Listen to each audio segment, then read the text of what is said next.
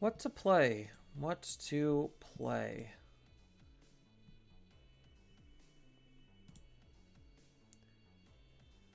Ayo, what's up?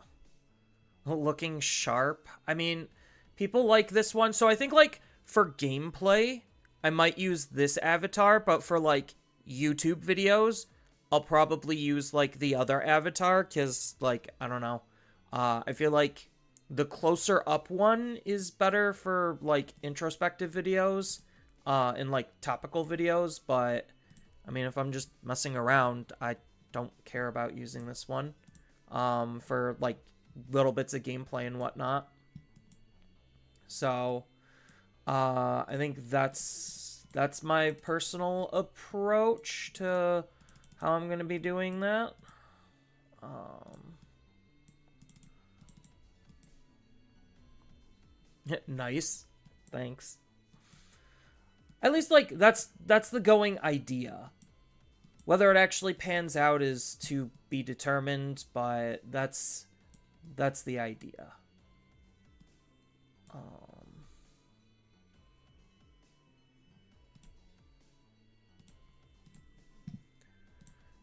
so, hey, do you have a shine list? You bought the cards, but you don't know the ratios.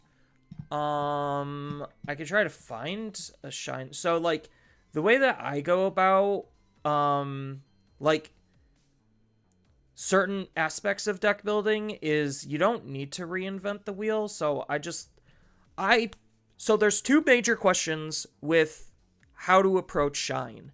Do you want to play Shine like a control deck, or do you want to play Shine like an aggro OTK deck? Because those differences in philosophy will dictate the rest of the cards that you're going to be using. So I personally like Shine like an OTK deck rather than Shine like a control deck, because I know control in Digimon is really bad for 99% of decks, and it's not worth pursuing unless that literally is your whole entire game plan. That's that 1% that's left. Otherwise, you're probably just better off OTKing the opponent. Let's see. Does Japanland have any updated Shine lists? I'm just gonna give a quick look at Japanland to see if they have anything. Because sometimes they like to surprise people when it comes to just, oh yeah, there's this one deck that topped a locals one time, so that is fun. Sakuyamon. Okay, so they do not have a BT23 Shine list. Do they have a EX10 Shine list? Just to see if there's any new ideas floating around.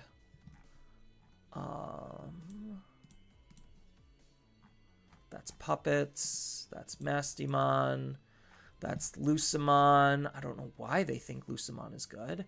Let's go back to BT22. Because I know Shine in US, good luck finding results on that. You'd have to go, like, really far back. Okay, so there is a Shine list in BT22. So this will probably be... I'll show it off real quick.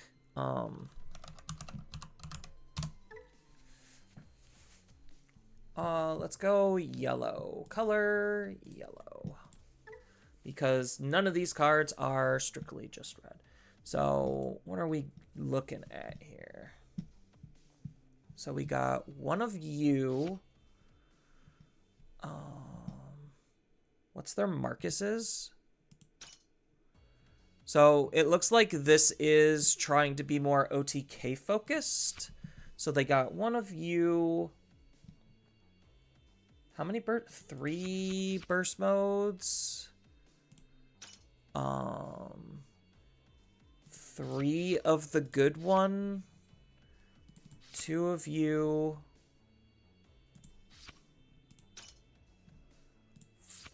4 of you.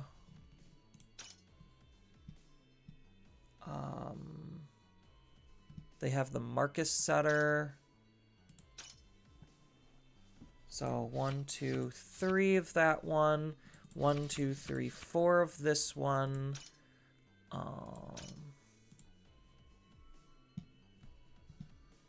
Then they're using this one. 1, 2, 3, 4 of this. 1, 2, 3. Yeah. Okay. Then we need Agumon.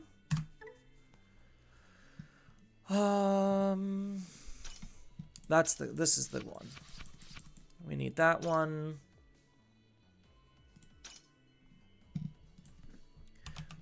Marcus. 2 of this Marcus. Then we need Rise. 1, 2. 1, 2. What is this one doing? Oh, Alliance and Rush. For the turn, one of your Marcuses. Okay. And then 1 Rise X. And then we just generic option it out is what I'm looking at. Oh, Koromon. So they're all up on this Koromon. I mean, I guess that makes sense. It's just card draw. Then training options. Card type option. 1, 2, 3, 4. Memory boost. 1, 2, and then 1 scramble. 1. So I'm 3 cards short. Where am I 3 cards short? Oh, Ukomon. Duh. Ukomon's not in yellow, though. And he's also not an option. Alright. So this is what Japan kind of feels like they're doing with Shine. I don't entirely disagree because it does feel relatively aggressive. Like, obviously, you still have the old OTK using this Shine and this Marcus and then the burst mode. It's just in case that doesn't pan out, then you're going to try to basically do the inverse and use this Shine to try to be aggressive with and try to get some good value off of these. So it's not terrible.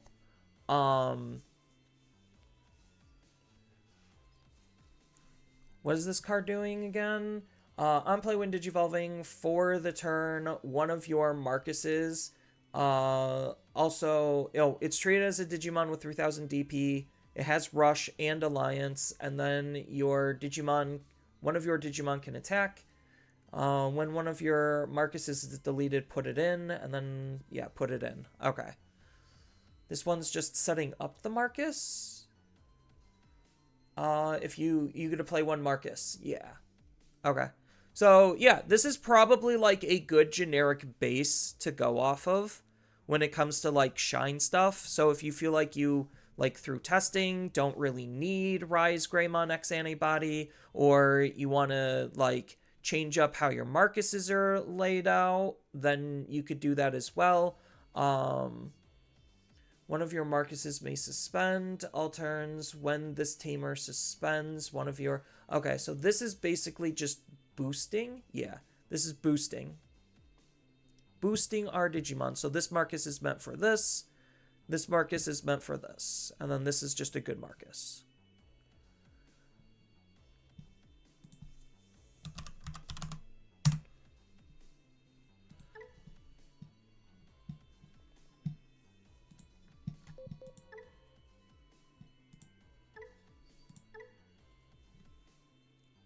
I don't know how many rounds of Shine I want to play. I'll play like at least 1 or 2. Because I have to remember how the old OTK works. Because it's you go up into Shine. You swing with your Marcus 2 checks.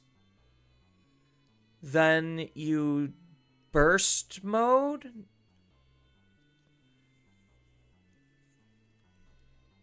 I don't remember exactly how the OTK works.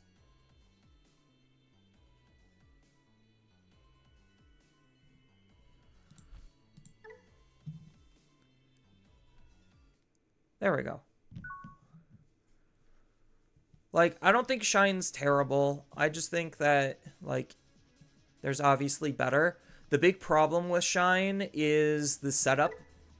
Like, you need too much setup at this point because the game moves way too fast. So, like, that's... Shine being not super great is a perfect example of, like, he's doing some really strong things. He's still a good OTK deck at the end of the day if you build him towards that. But because he requires too much setup and the meta currently moves too fast, that's why he's not good. He's not good because what he's doing isn't good. He's not good because things are moving faster than what he was initially created for. Do we hide this one in raising, or do we... I think we do just do this one in raising. Do I actually pay the one, or do I go 0? What is this? When any of your Marcuses are played, you could Digivolve. Okay. We'll actually just pay the 1. We'll be annoying. Because then I could try to, like, Physical or Agumon to get something going.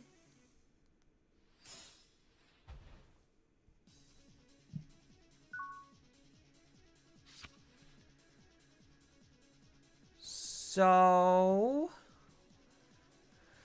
they are a Dark Masters list.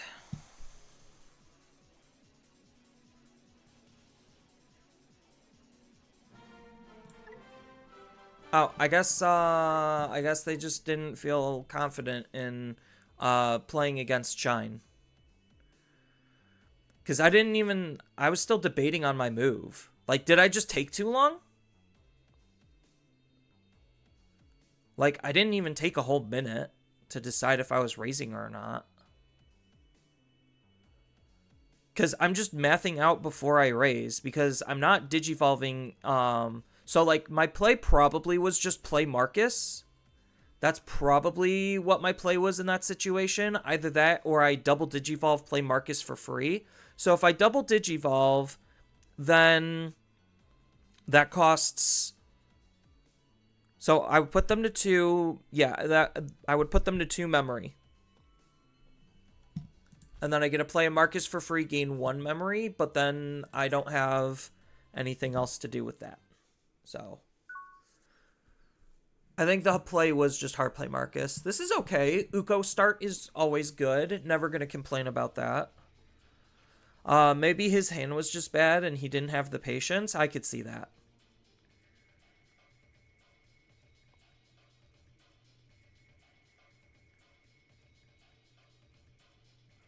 Like, I know against control decks, like, obviously the best thing to do is slow your thought process down and actually think more critically. Even though for, like, events, that's awful and it's terrible, and that's why control decks don't do well, is because they force the game to be slower and they force more critical thinking half the time. I mean, like, I probably didn't really have to spend that long contemplating my move when the probably obvious answer was just tame or pass.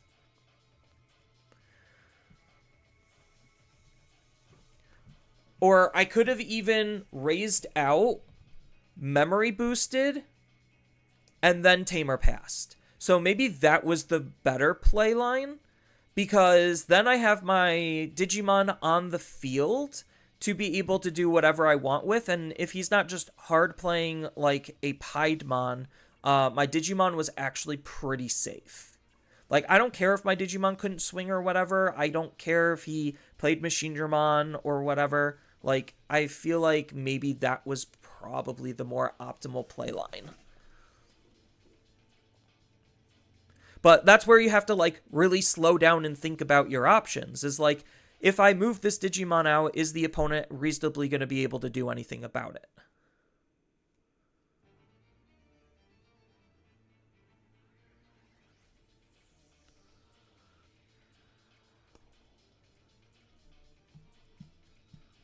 This opponent is taking, like, a really long time contemplating their mulligan. I like this hand. I want to play this hand. But they're just taking really long with their mulligan.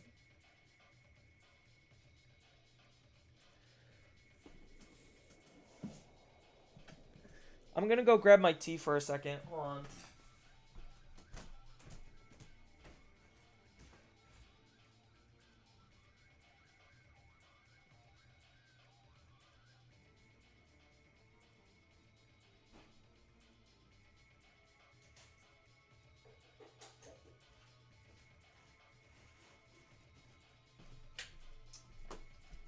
Ah.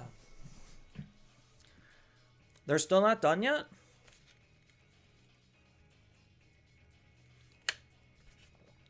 How dare they? Alright. I don't feel like sitting here for 15 minutes waiting for them to think about their mulligan. I could just boot up into another match.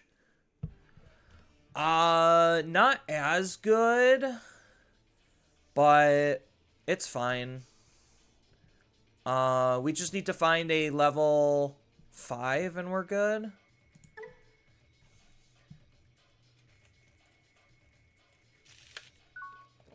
So I'm probably just gonna Evo for 1 to choke them to 1. Like, cause there's no... Okay, that's a pretty okay draw. There's no real reason for me to waste his Wind Digivolving ability if I don't have to. So this is a Lucemon deck. So that means this is going to be a pretty easy matchup. So I should move out this Digimon because he's not going to be able to, like, reasonably kill this. So I could Digivolve here for 2.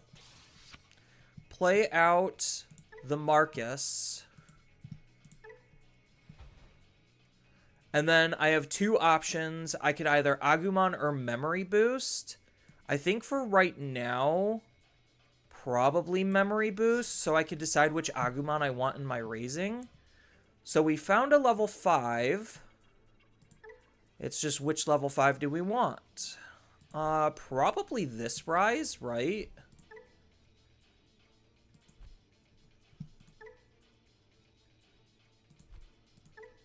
Yeah, it's probably this Rise. Actually, this is probably the proper order.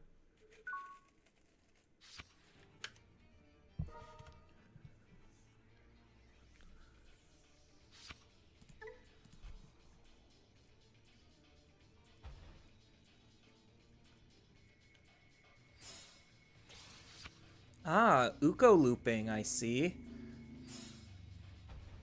Beelzemon. He just hard drops a Beelzemon? I mean, that kind of sucks for me.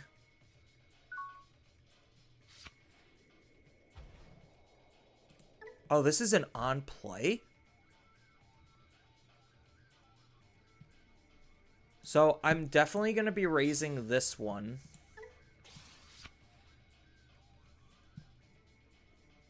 We're going to play out the Agumon. We're going to dig for another Greymon. Probably this one.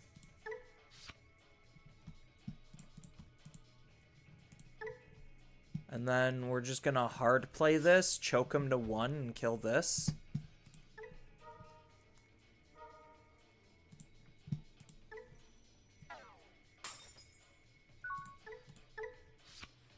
Because, like, when attacking...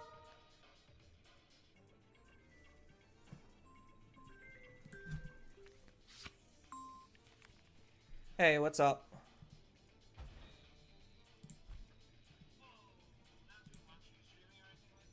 Yeah, I'm streaming.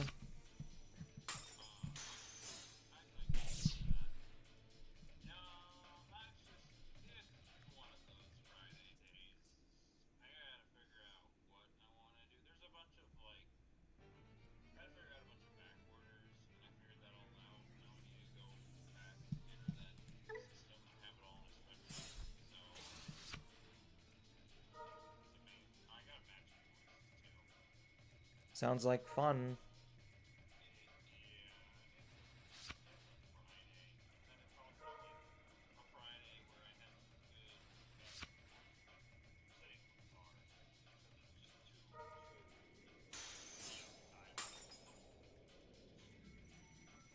Okay.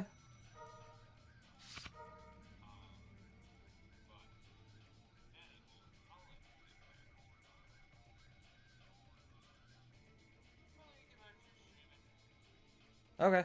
Talk to you later then. Bye.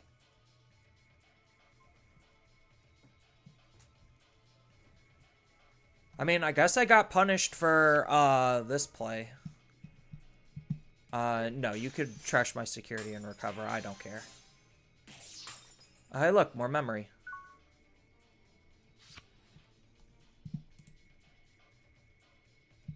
No.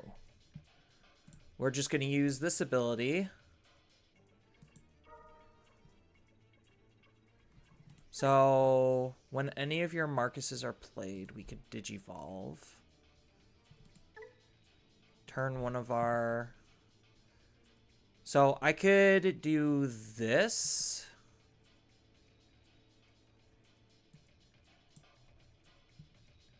Oh, he's got blocker here. So I think I do this one then.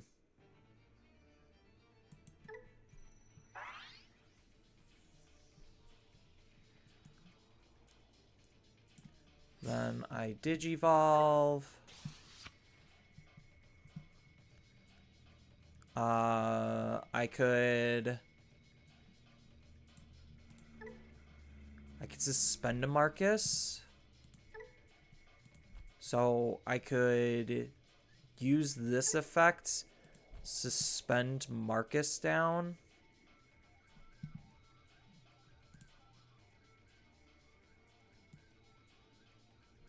Do I pop the memory boost? The Beelzemon definitely makes things way more complicated. I will definitely say that. So I hard play the Marcus. That allows me to Digivolve into the Rise. Because I'm suspending this Marcus down. Then the Rise will give this Marcus Rush.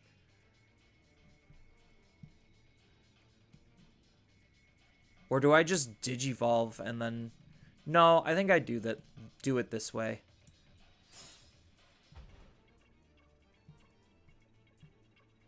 So we get a Digivolve into a Rise.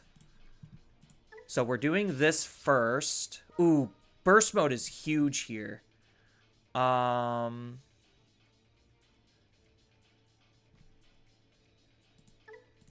We get to select a Marcus to make it into a Digimon. So we're going to select you.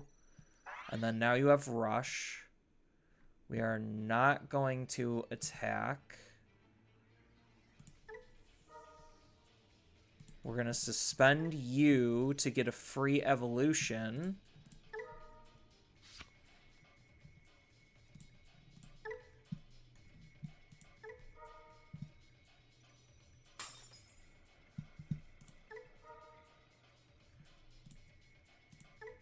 So I could go into either of these.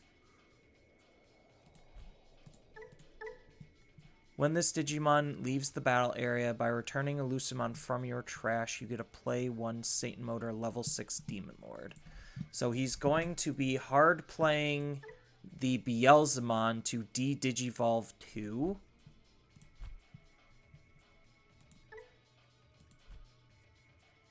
So that means I need to waste damage in burst mode. So let's go into this one if that's the case. By suspending a tamer, it gets plus 3,000 security attack. Or not plus 3,000. Plus 3,000 DP and security attack plus 1. Yeah, so I'm just trying to be insular for the stupid blast mode. So I think we just burst Digivolve here.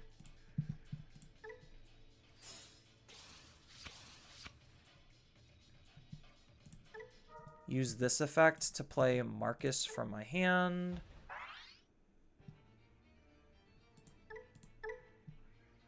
And then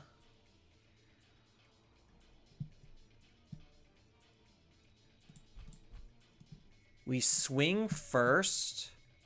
I know it's missing damage, but again, I'm trying to play around the blast mode.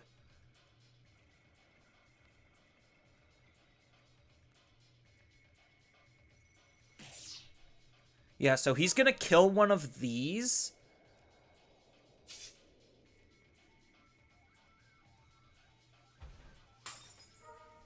Oh, he played Leviamon. When did he have that in his trash? Hold up. When the fuck did he have Leviamon in his trash? I thought I double checked.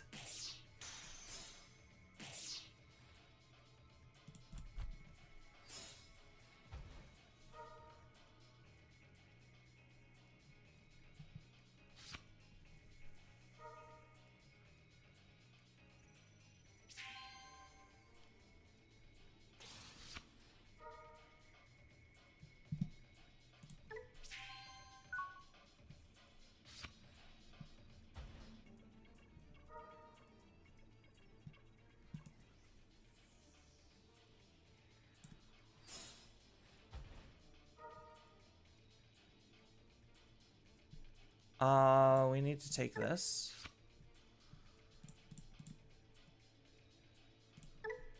Unfortunate lose. Oh, we should have took the blast mode.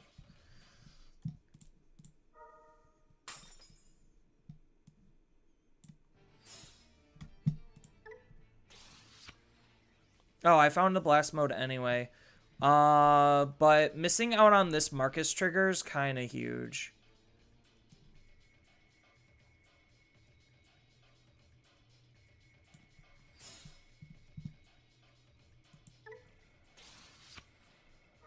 So, which Marcus are we turning into a Digimon?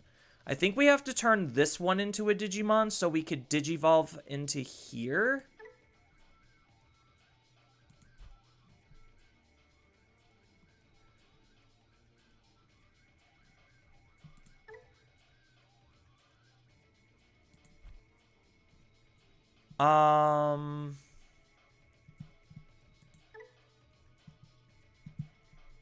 That's plus, that doesn't do anything.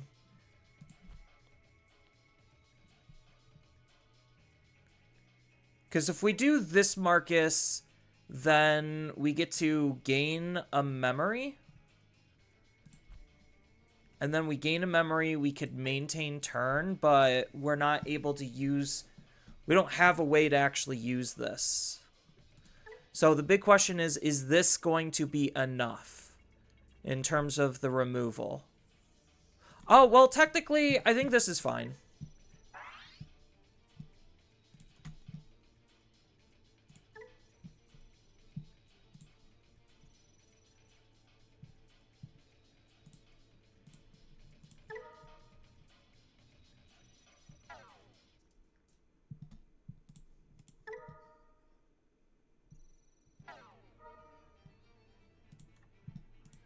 So, unfortunately, it's 12k.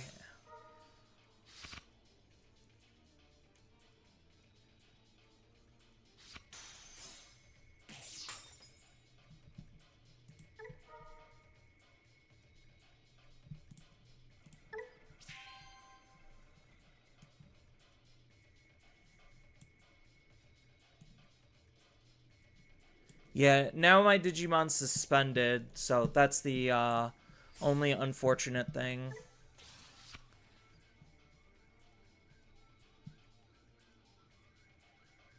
So do I just have to forfeit this? Is that like what I'm actually thinking about?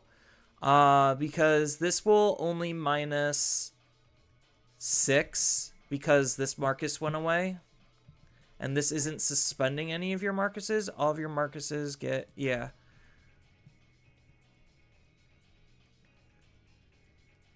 So I think physical training might be an okay option.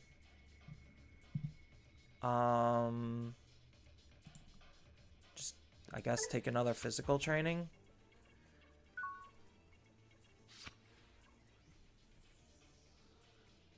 If you only had read chat, see my comment. Or a Leviamon to pop. I totally missed the Leviamon.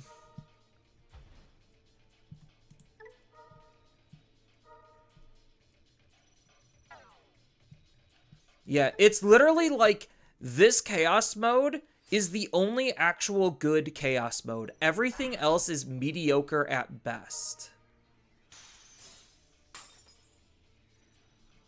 Yeah, and then he just makes the swing for game. I totally missed it. So, like, that's a perfect example why, like, Shine's kind of just mediocre still. Where it's just like, he doesn't have any protections. And you have to, like, if you're not playing towards the defensive side of things, you don't have any protections. And not having any protections, especially if your OTK is worse than other people's OTKs, like, it really does show why Shine is not good in this current environment. I normally almost never lose to Lucemon. That's, like, one of the easiest matchups in the world. It's just the fact that Shine does not have good tools is, like, part of the issue.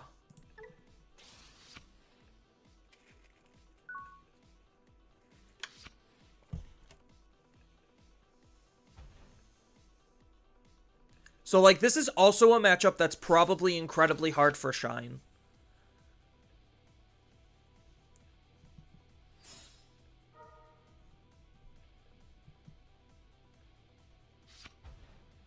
Yeah, so the problem is, now that he took this card, I literally cannot play my Digimon.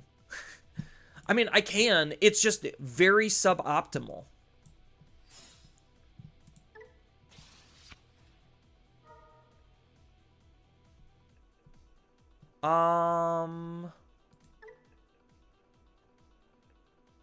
See, this is for the turn. I need this to be for the like through the opponent's turn. But I'm forced to take this one.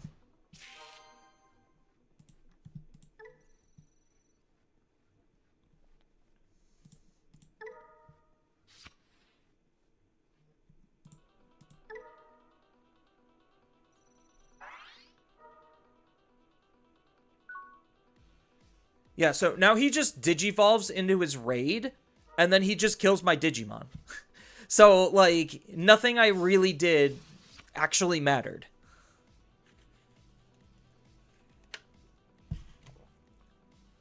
Like, I'm sorry, Shine just is very currently underperforming. Like, I really have to, like, double down and line up the OTK, but even then, like, if the opponent just has the ability to wall out my OTK, because there are OTK decks that just fundamentally are worse than others because they could get walled out easier, then Shine just really isn't doing anything. Yeah, so now he just raids, kills my Digimon, gets a free memory, and a free card draw.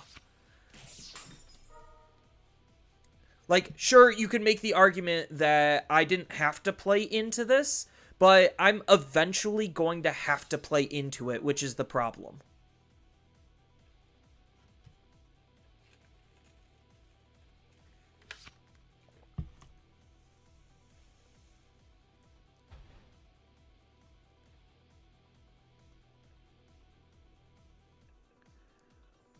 You don't like Lucemon and its adjustment decks. It's very boring and slow. Yeah, Lucemon is not a good deck. Like, Beelzemon Ace does a lot to make the deck better, but the deck is 110% hinged on consistently seeing and reusing EX6 Lucemon. Otherwise, like, the other Lucemons are, like, literally not even worth running. You're forced to run them just because they say Lucemon in name.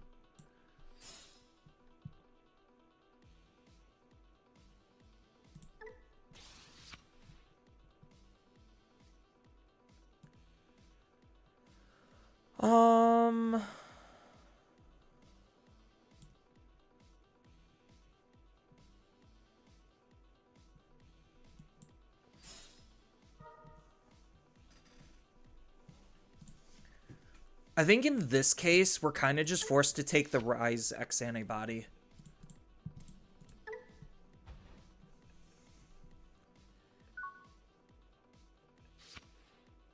Is that Spanish?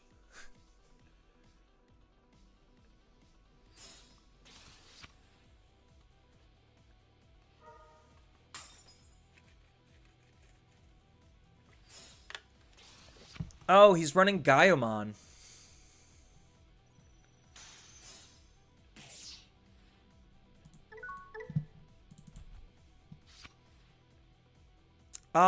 Can I do my thing here?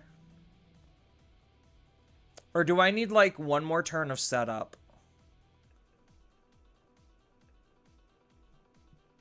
So, I move out, I Digivolve. No, I need, like, one more turn of setup.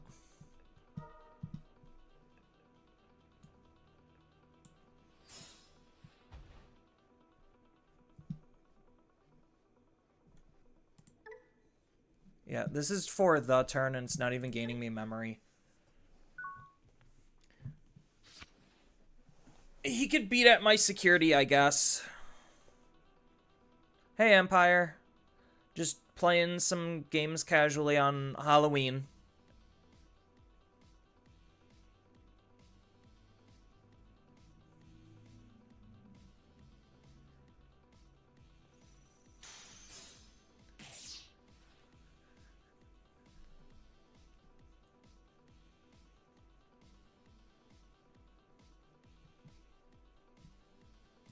Yeah, this stack isn't, like, incredibly spooky.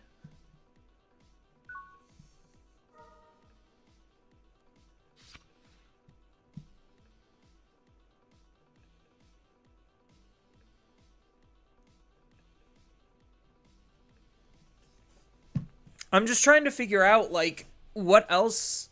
What am I going to be playing to try to... Like, what's my play line to actually try to kill my opponent? I think I'm forced to move out here. And then I can make him Marcus a Digimon. We will make this Marcus a Digimon. Then... Do I pop the memory boost here, or do I save it?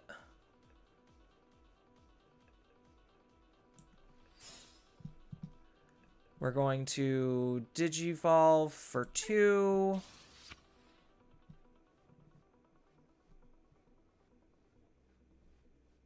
We are going to...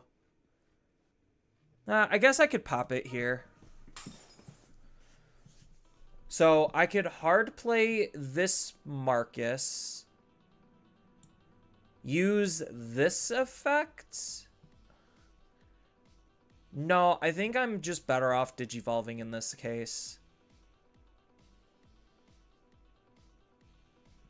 Because if I hard play this Marcus, then I could use this Digimon. Then I could Digivolve into here for free, which is, I'm paying 4 for it. So it's not super great.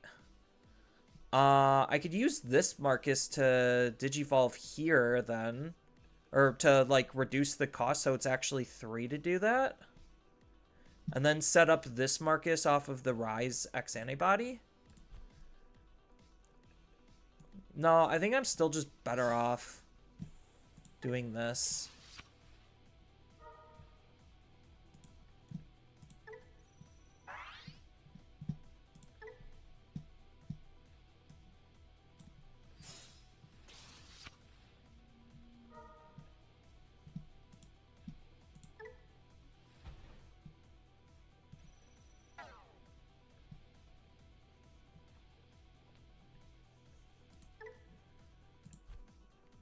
So, this one has Alliance, right? Or does this have Alliance? I can't tell which one of these has Alliance. It's not saying either. Because that's what? Rush and Alliance. Yeah, so this is the one that should have Alliance. So, I could swing Alliance with this Marcus. And then this should DP boost this one.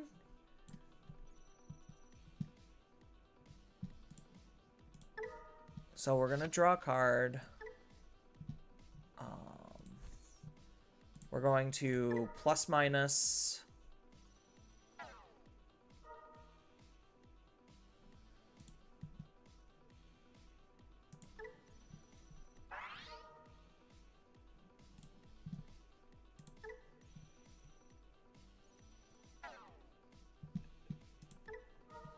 That deletes his Digimon.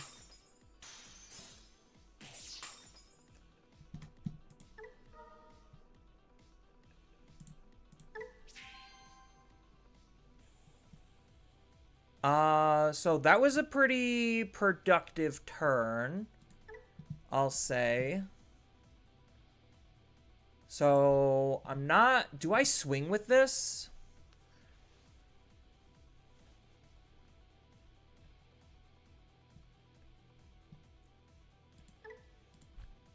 I think I just hold onto this. So he's going to go to 3. He gains 4. He evos for 2.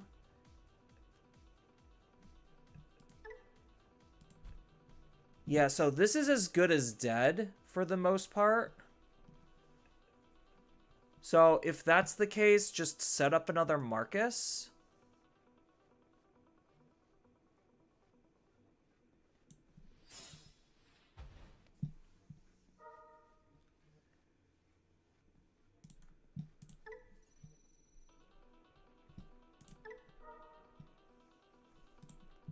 I mean, I'll Evo into here anyway.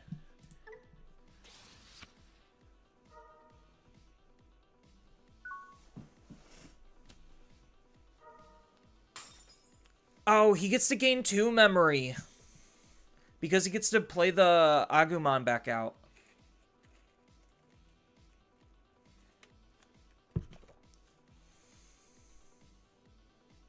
I think this is going to be my last Shine Greymon match. I don't believe the deck is good enough in, like, the current environment. So now he gets to gain 2 memory. He gets to go to 5. Evo for 2, Evo for 3, out my Digimon. And then Evo for something else, kill a Tamer or something, or Gaiomon and hit hard.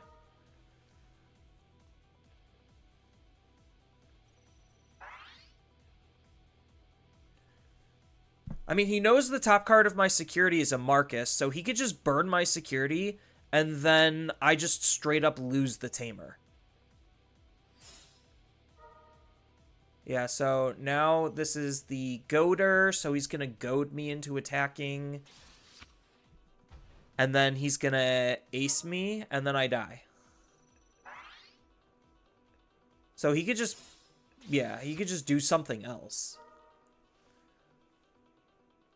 Is he going to Gaiomon me? No. Interesting that he... I guess he's just trying to build a new stack. So, like, Digivolving here doesn't really matter too much. Because I'm just going to be forced into attacking, which means I get forced into an ace play.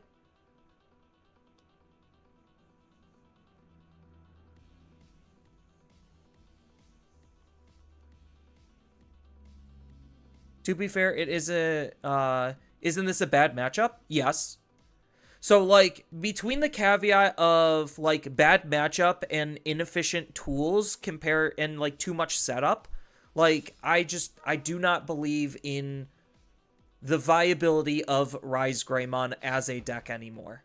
Like, the power creep is just so far above what he's able to do.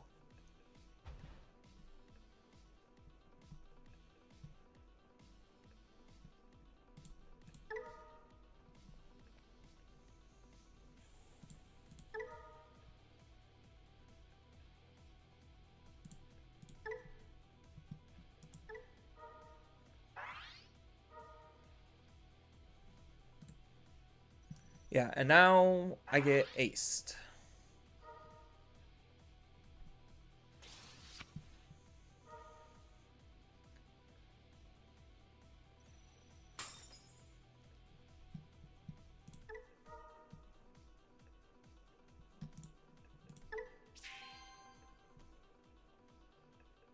And now he blocks me. I lose 1 memory. He gets to draw a card.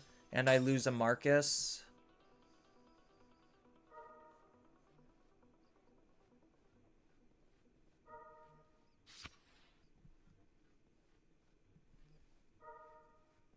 Oh, I lose 2 memory, right.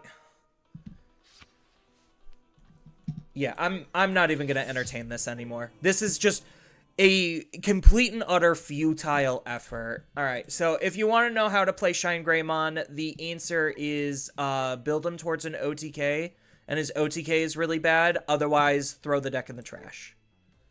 Because he is just not... Like, when Aegis-Dramon is better than Shine Greymon, that really says something to how far Shine Greymon has fell. I even think, like, Dinomon is better than Shine Greymon. Like, the big problem is there's just so many things that just beat out what Shine Greymon's doing and can wall out what Shine Greymon's doing, to where it's just like, even his OTK isn't that great. Because it's just like, in those situations, like, what, I'm just supposed to sit there, take a beating, and hope my opponent doesn't actually have an answer to my OTK, which they most likely will?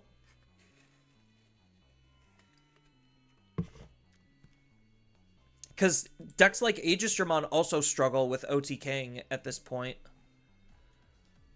Like, Rocks and Minerals is just very easily the best like, one of the best OTK decks next to Hoodie.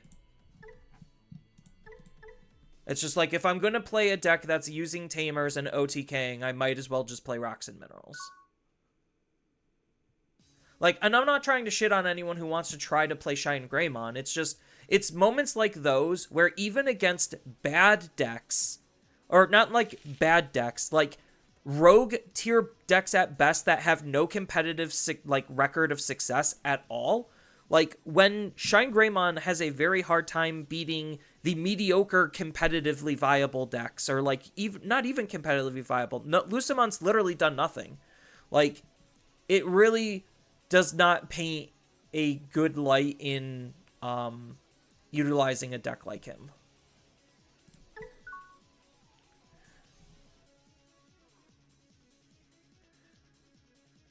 So, like, that's probably why the last recorded Shine Greymon deck, even in, like, the Asian formats that did anything, was all the way back in BT22, before Black War Greymon and Lucimon even got better. And I'm not even saying, like, he was already struggling in BT22.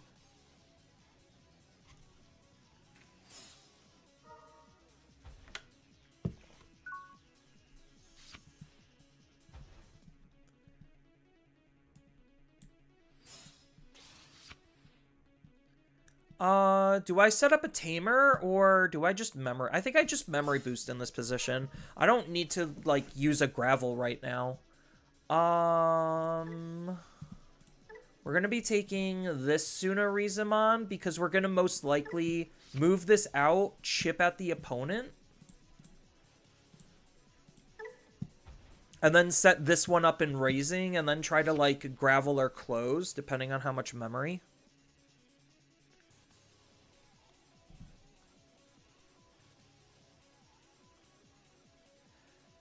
Like, I get that the people that play Digimon card game online, like this client, are very heavily skewed into using very specific decks. So, like, I see Black War Greymon decks fucking everywhere, and I see Lucimon decks fucking everywhere, and they are just complete and utter nonsense and annoying as shit to deal with. So this is definitely a closed setup. Like, they're not competitively viable decks, but they're annoying as shit. And the fact that those decks kind of, like, gatekeep a lot of, like, other decks from being even remotely playable is kind of the sad part. So it's just, like, the same could kind of be said about a locals environment, where it's just like, oh, your casual player might be interested in playing a Black War Greymon deck. So if they build a Black War Greymon deck and they build it competently, and you're strolling in with a Shine Greymon deck, you're gonna have a bad time.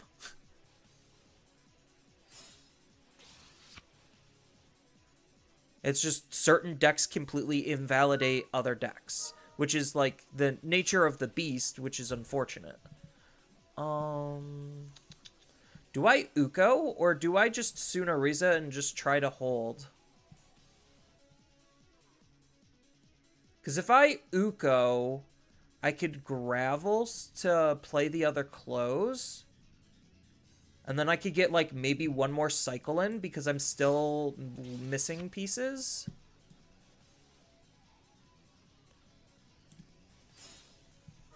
And then this sets up my Gravel.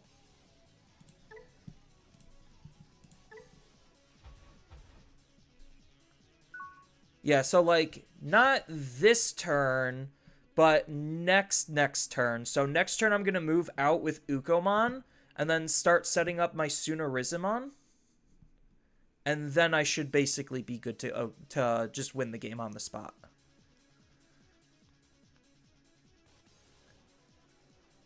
Lucemon gatekeeps. It's more Black War Greymon gatekeeping. Lucemon is just a bad deck that most people don't know how to play against. And, like, if a bad player doesn't know how to play against Lucemon, then it could kind of gatekeep because of how infuriating the control game is.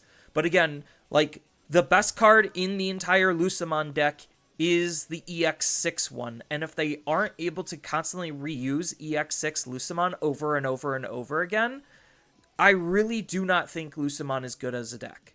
Like, it is honestly the strength of that one specific card that even remotely makes Lucemon a thought of, like, actually being a deck people would want to play. Otherwise, the deck is literally just a do-nothing deck. Like, literally do nothing. So, I hope my opponent realizes that they are officially on a 2-turn clock.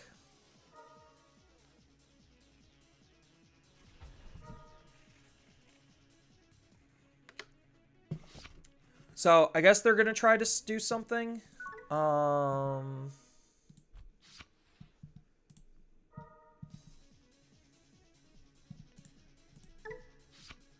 Yeah, we don't need the other Ukomon. No.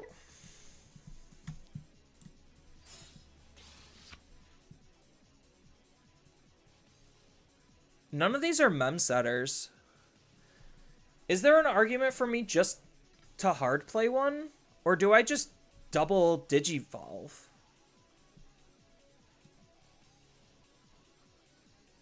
Because this is free to Digivolve here. So I'm definitely going to be swinging.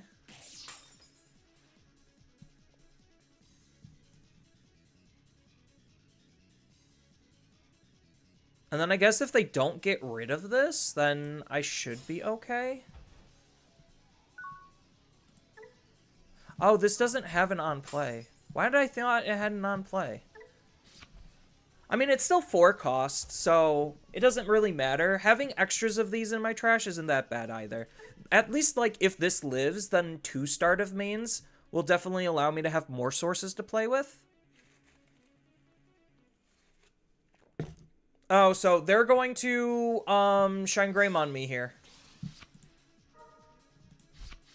Yeah, so that's their game plan, is they're just going to Shine Greymon me. So they bought themselves 1 whole turn.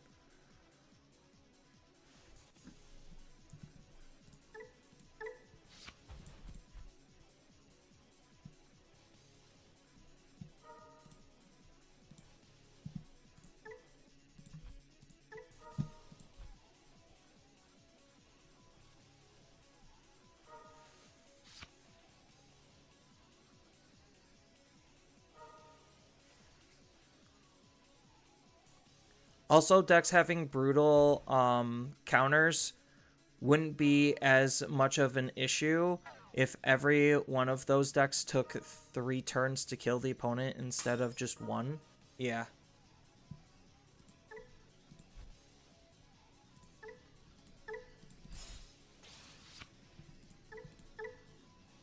I mean, my opponent has to realize I'm just going to OTK if they do not ruin mode me.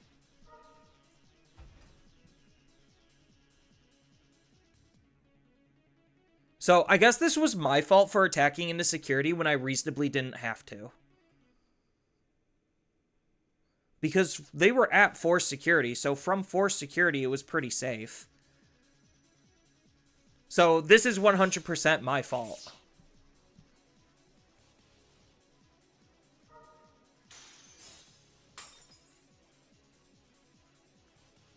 So now they just Digivolve. So they swing, Digivolve into Shine Greymon Ruin mode.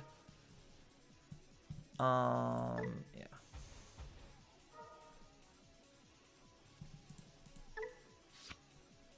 And then they win the game because I can't raise my Digimon out.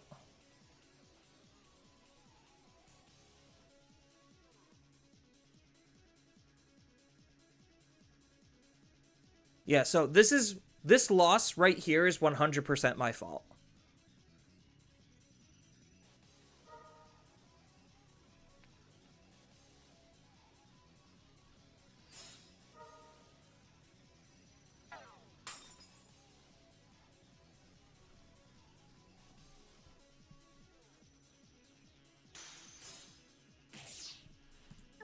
So I needed this to be like a magnetic or something. And then they Digivolve into Shine Greymon Ruin mode and win the game on the spot. Okay, cool. Yep, that was 100% a loss done in by me because I decided to be greedy and attack security. Streamer I'm throwing? Oh, 100%. I did not need to make that Ukomon attack. There was no reason for me to even make that Ukomon attack other than pure greed. Granted, it wasn't necessarily the most insane greedy of attacks. It's just I reasonably didn't need to make the attack to begin with.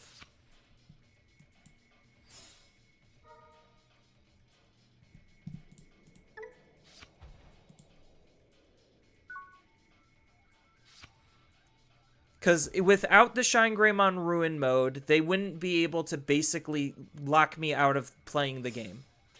Like, that's what makes Shine Greymon Ruin mode so infuriating, is they build those types of board states, and then they just lock you out of the game. And nobody really enjoys those lock-type situations. I mean, granted, nobody really enjoys OTK-type situations either. Like, I really want to make a video on just how awful competitive Digimon has gotten. Like, as much as I love the game is not in a good spot. It is like borderline toxic and unhealthy as all hell. It is literally turned from one of the greatest card games I've ever played into basically secondhand Yu-Gi-Oh! One of the worst card games in the current market. Do I need this Landramon? Or do I just take the other clothes? Like, I have a clothes, but it's not like my ideal clothes. And I have a Landramon. I'll take the Landramon still. It's probably correct.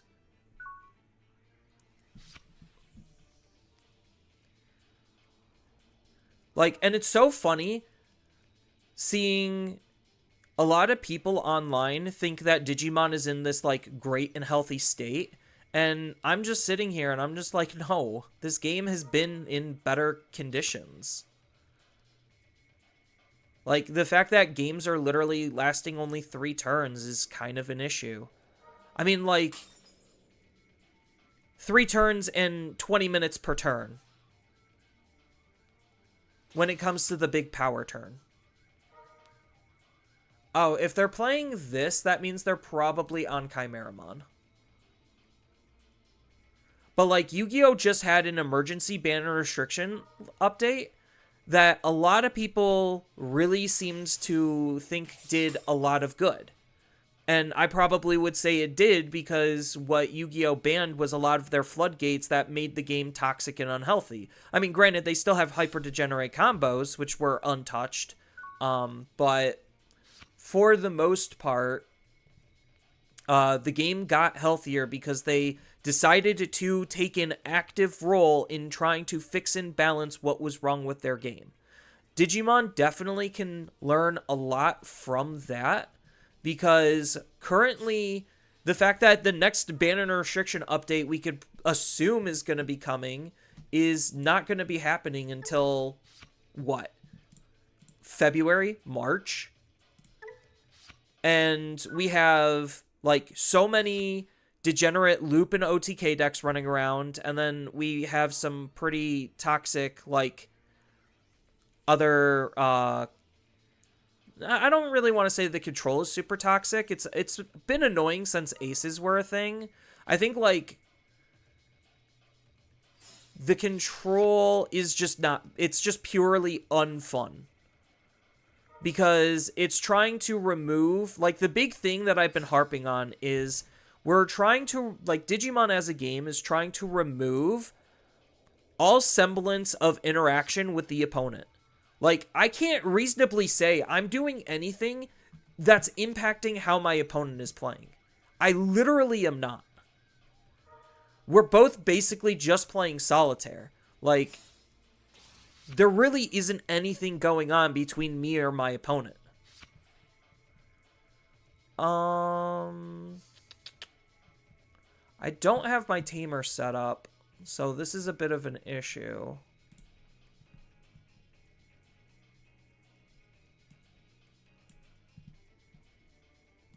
Let's just digivolve into here. Gain plus 3,000 in blocker. And then we can remove this to delete the Gabumon.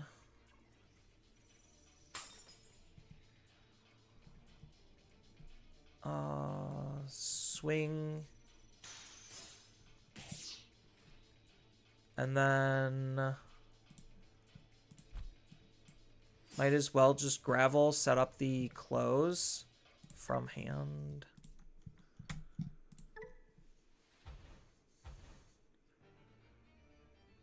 So I'm not going to be able to be like super toxic with this combo and setup just because like I'm only going to realistically be able to use one Tumblemon, but like still. Gallantmon prevents you from playing from the trash. Like, we're getting into this section of Digimon where they're introducing more and more like high-level floodgates, and the high-level floodgates are just not fun.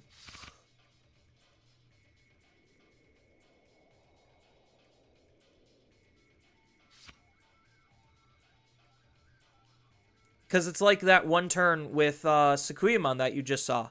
It's just like he went into a high-level floodgate, locked me out from playing the game, and I automatically lose because I have zero ability to respond or do anything. And like, sure, yes, that was self-inflicted because I didn't need to make a greedy attack. So, like, you got me. Am I blocking this? Probably not.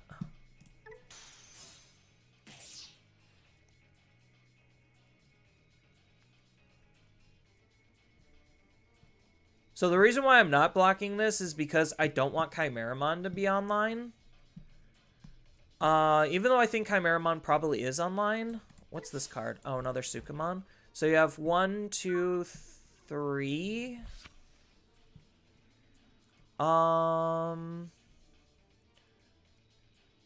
So he has his Digimon now. But I don't have my close set up. So we're going to end the breeding.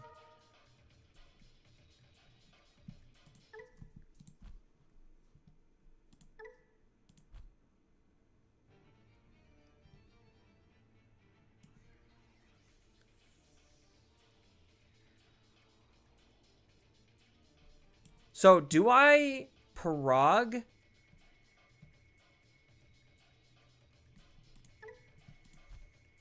Do I have two hand Parags? Or does it not really matter? Because I could Parag, kill this, and then play close.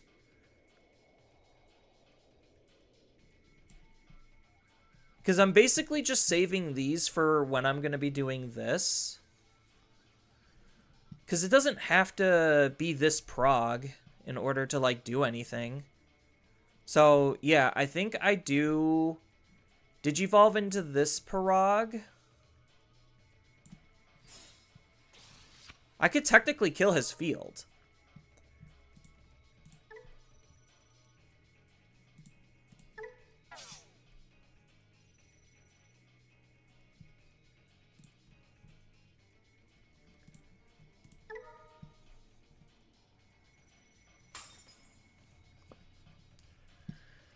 Do I need to put anything underneath? Probably not.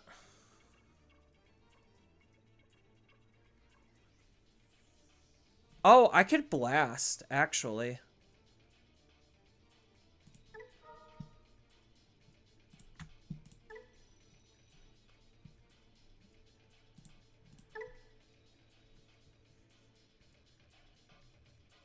So this unfortunately won't get me a blast, Digivolve into Blastmon.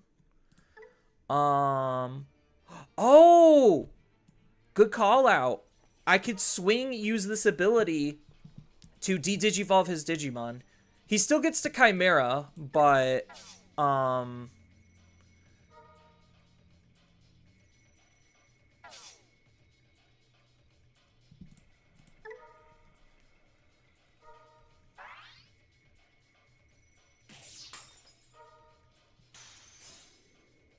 oh, that's annoying.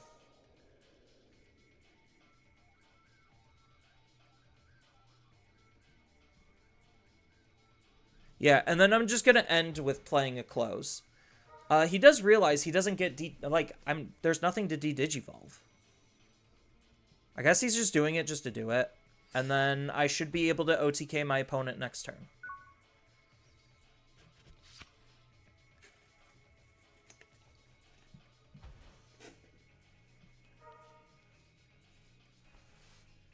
I mean, now he has everything that he needs for Chimera, but I don't know if he's reasonably going to be able to, like, fully use Chimera. Because Chimera, he has 1, 2, 3, 4, 5, 6, 7. So he does have the 7 for Chimera. Does Chimera have ways to unsuspend itself?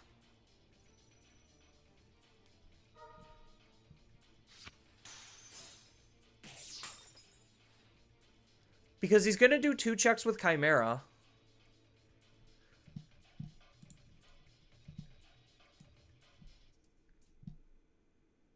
I guess if he Chimeras me twice.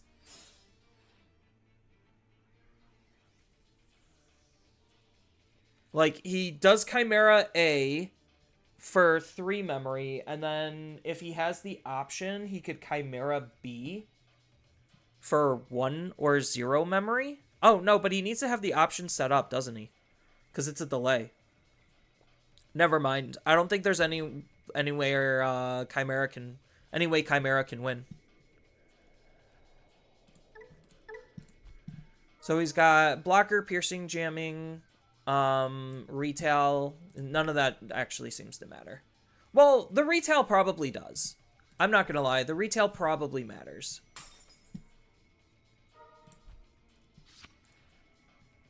Well, no, if I just de-digivolve his Digimon and then just delete it, I guess it really doesn't matter.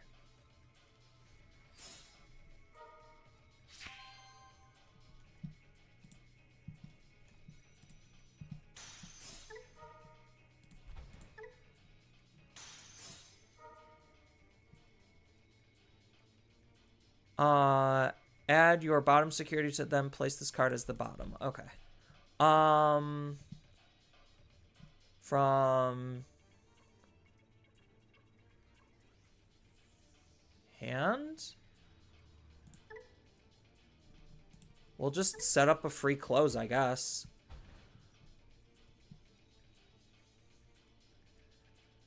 Yeah, so there's no way my opponent should reasonably be able to live unless he is able to kill me at 0 memory.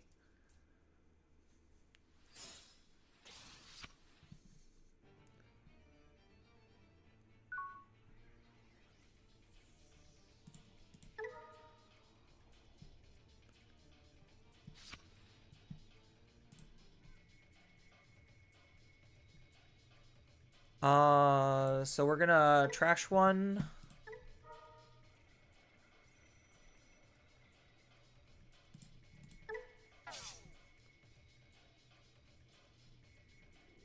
I guess tuck the land.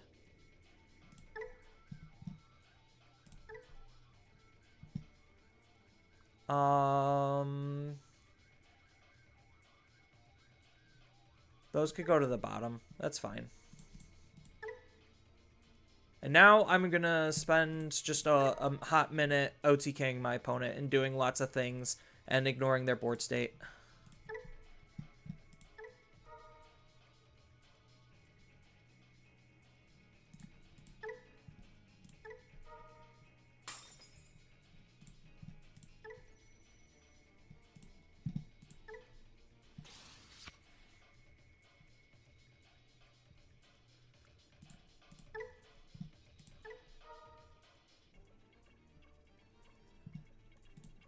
Tumble and de-digivolve.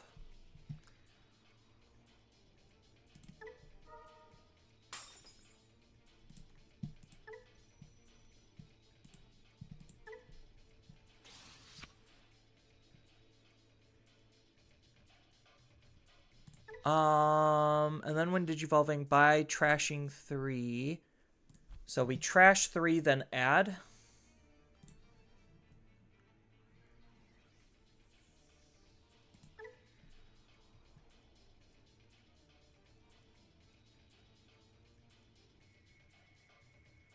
By trashing 3.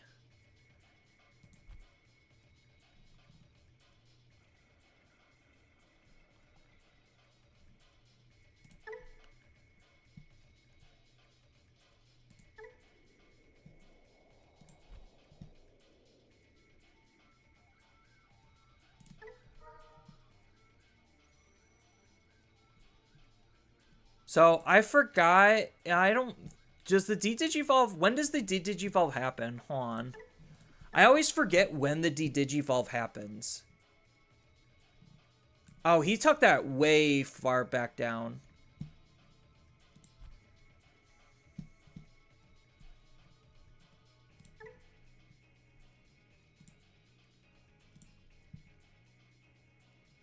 So maybe this is a mistake.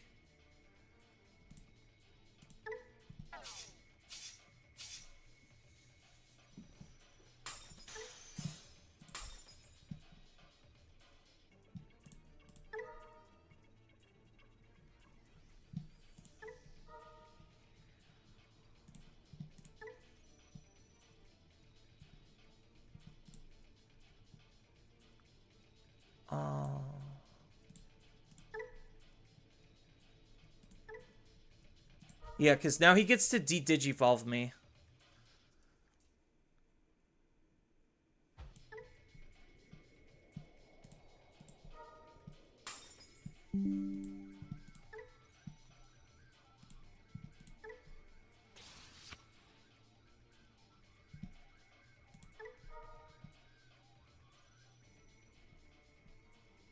I mean, I guess this just makes things a little bit more annoying. This is a 4 play cost. So do I need to gain the memory?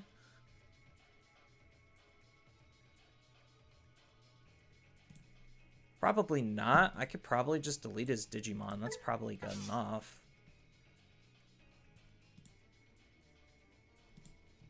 We are adding this to hand. And the rest will go to the bottom. And then his Digimon dies.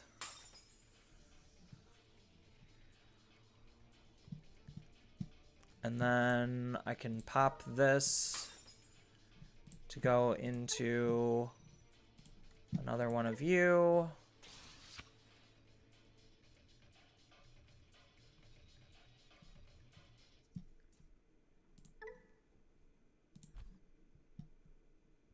Do I just end in blast mode?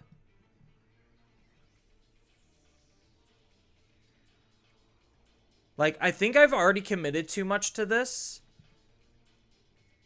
Because, unfortunately, now I don't have any way to, like, keep turn. So, like, even if I get rid of this one Tumblemon, then I'm still not able to keep turn because I used up all of my saving stuff. So, I think I just attack. And then we just fragment.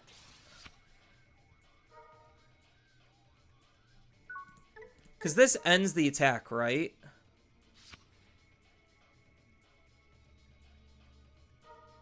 Oh, no, this doesn't. So attacking was a mistake. Alright. I played myself again. Yeah, I should have tried to play a little bit more around the D-Digivolve. I could have ordered my eggs to be, or like my inheritables to be way better insulated against the D-Digivolve 1. Because the D-Digivolve 1 took me all the way back down into a rookie. Because I was silly on how my things were going to be triggering.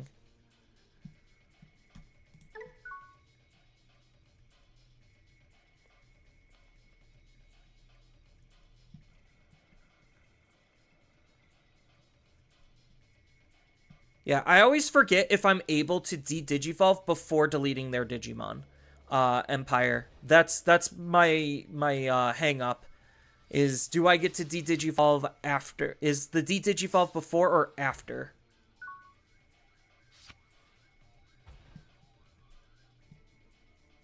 Because if I ordered things correctly, then I probably would have won the game.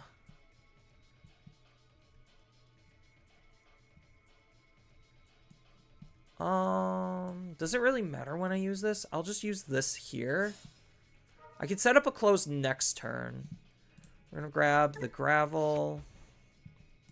And then we're just gonna digivolve here and choke. I really wish I had the Ukomon, but oh well.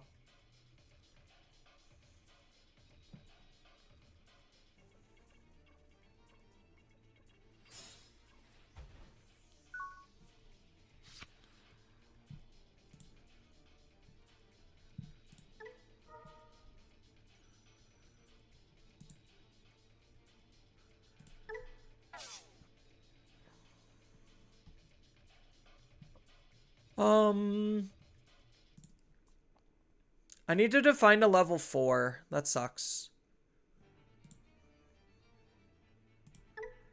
So we'll put these into my Digivolution source. I'll place those on top, I guess. So that way I could draw into the close.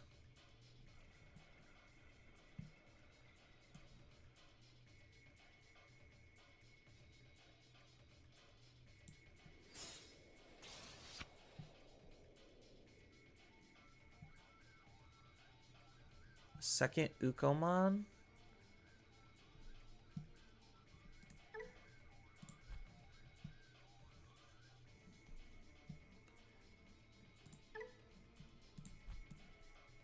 I mean, I guess I might as well, right?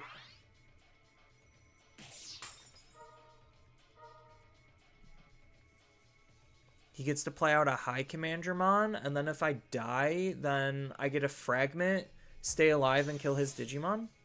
I did not die.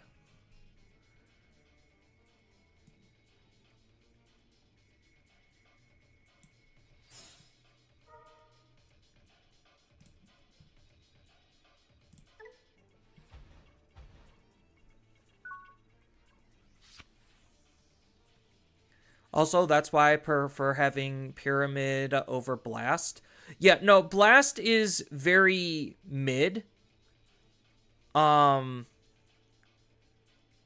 Like, he's mostly there just to kind of, like, so I shouldn't have made the attack that turn. And what I should have done was I should have just held on Blast and saved him for a blocker and a Floodgate play.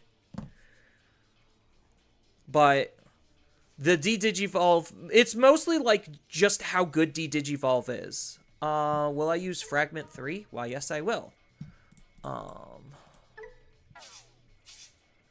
So Fragment 3 should clear his field.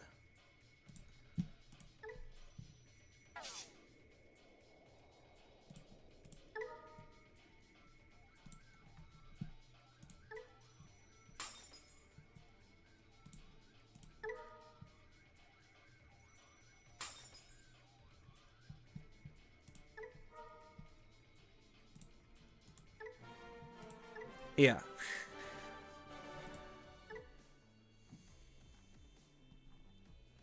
Yeah, so like All Force is probably a deck I wouldn't consider playing either. It just doesn't feel super great in this current format.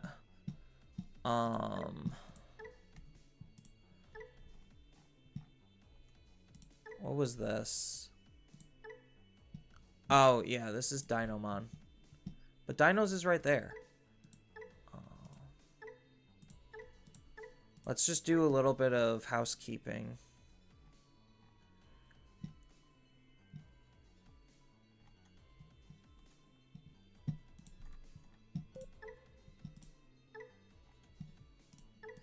Let's play some Aegis, because I just find this deck to be incredibly fun.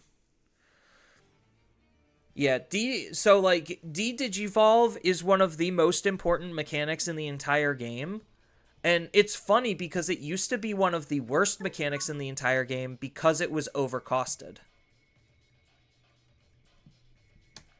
I probably shouldn't have kept this hand.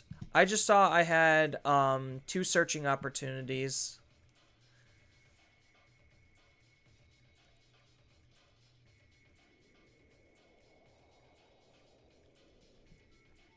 I think I could have done better.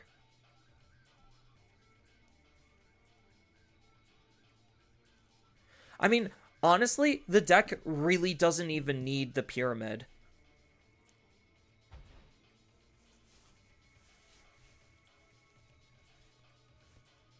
So I think we lose this matchup just because they're probably faster at their OTK than we are.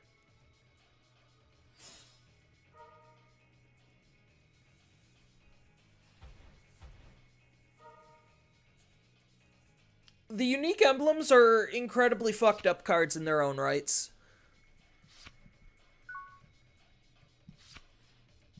Okay, we see a level 4 Digimon, which is good. Ooh, Invisi. Do I just actually try to, like, make an Invisi play here?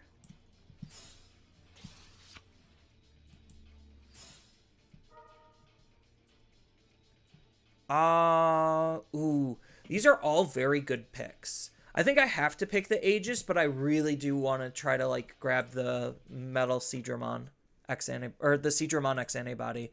But it probably is correct to take the Aegis. Because if I could use Invisimon and then, like, line up a second Digimon, then that's going to make Aegis pretty easy to use. Do I have jamming? I do not have jamming. That's the only issue.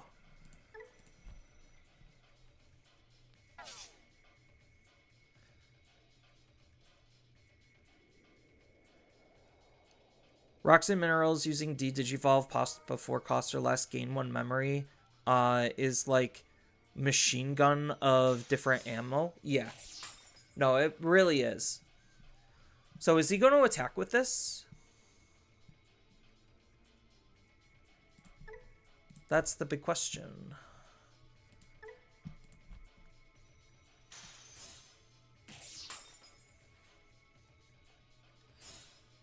So he puts me to 3. Ooh. Does Marine Bull change my playlines? So I Marine Bull...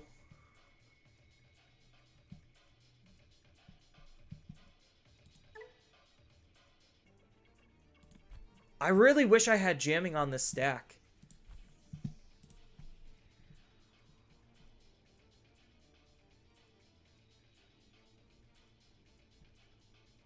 So what does Marine Bull actually get me if I use Marine Bull? Because I don't have jamming.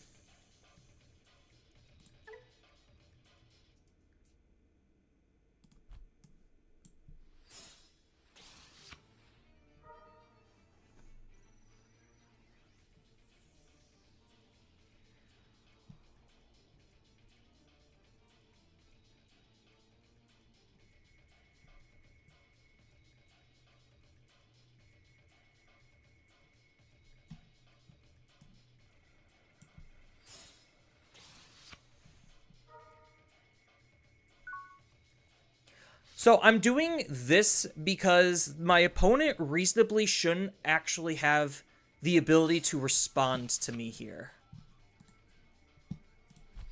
So that's the reason why I'm doing this play line.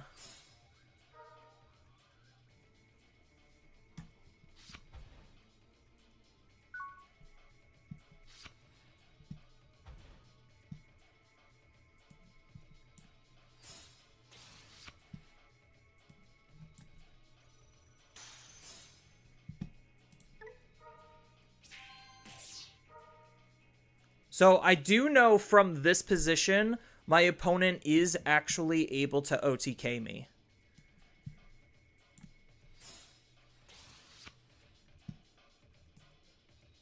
So what's the last card I'm looking for is Plesio. Oh, we found the Jukwai. So at least that's something. So we're still kind of just hoping to see a Plesio or something.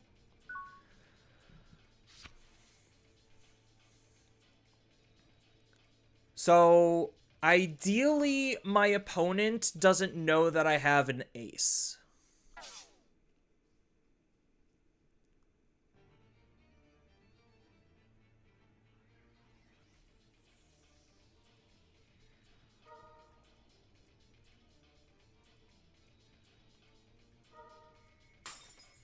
Oh, I guess it doesn't matter anyway because they're just going to delete my Digimon before I could even use it.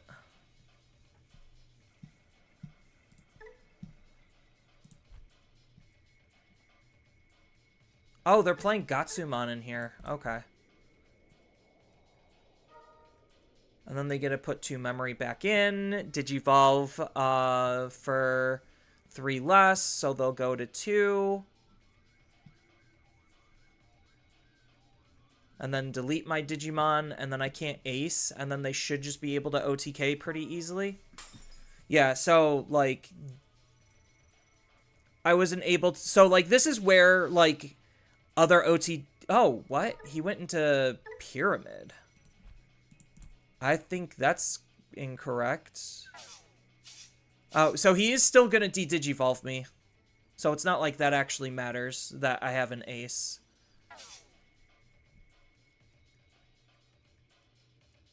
So is he going to try to OTK using this then? No, he could just Digivolve into 4. So he has enough memory to just do both.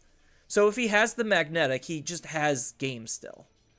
Because he gets to unsuspend, burn, kill my Digimon. No, Old Pyramidi is probably the best level 6 for the deck. Like, he honestly, like, no lie, is the best level 6 for the deck.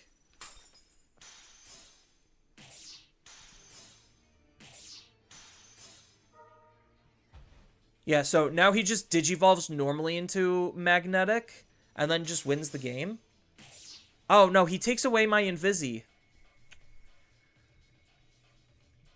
Well, he still could just Digivolve into the Magnetic, and then... No? I'm confused.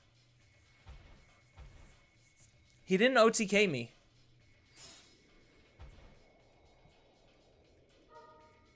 Chat, he didn't OTK me. Did he just not have it? If he didn't have it, then I might not have wanted... Like, I might not... Well, I'm so kerfuffled.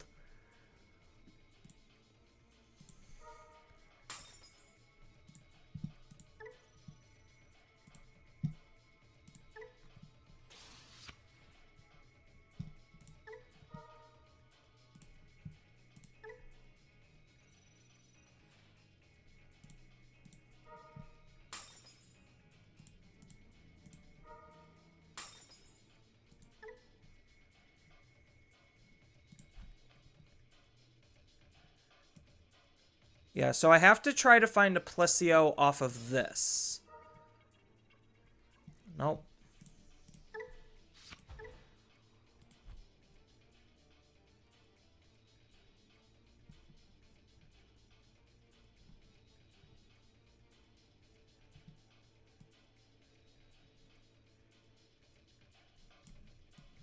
So, swing. Gain memory.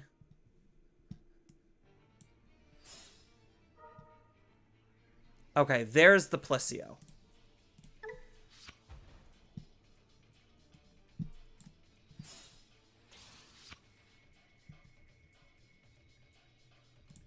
So play out a Digimon, use the effects. We're going to play out the Jukwai. Gain a memory. Draw a card, gain a memory. Digivolve. Unsuspend because I can.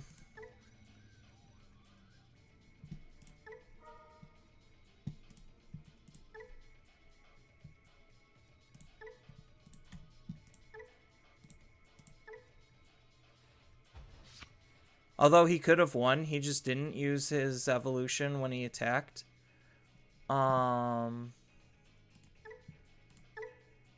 Return up to 14 worth. So this does have fragment.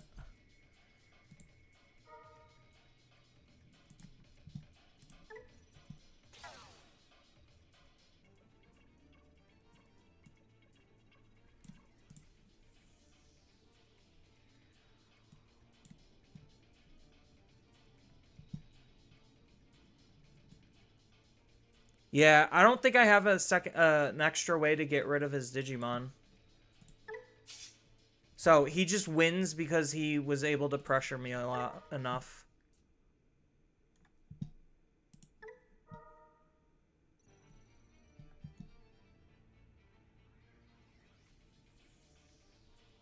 So I could eat this up.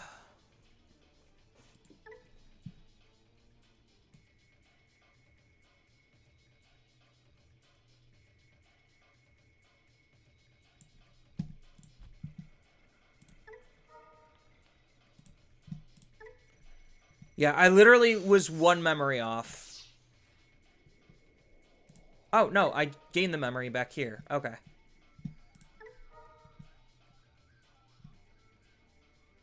And then return one of the opponent's level 3.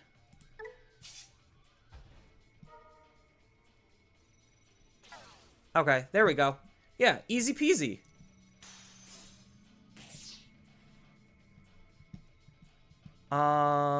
Now I, what, just digivolve into a marine bull? That doesn't feel correct. I think I just do this and then give one of my Digimon blocker. There. We'll just play it on the safe side because now this is a Digimon he can't reasonably do a whole lot about either. There. We mathed our way out of a bad situation. Aw, that's cute.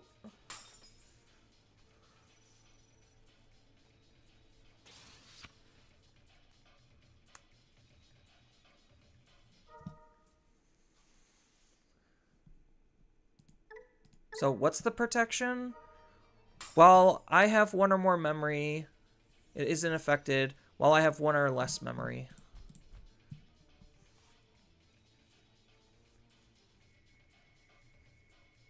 Oh, is he just gonna try to like hardcore de-digivolve me?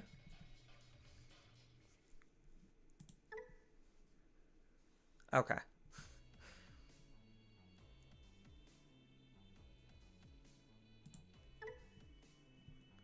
Well, that didn't exactly pan out the way we would have thought.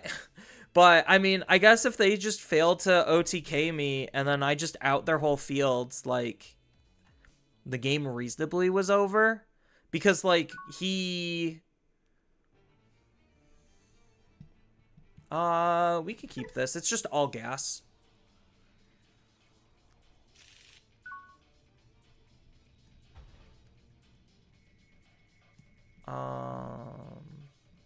Yeah. Because this is the searcher. Ooh, I think we still just take Marine Bull. Marine Bull is just such a good card.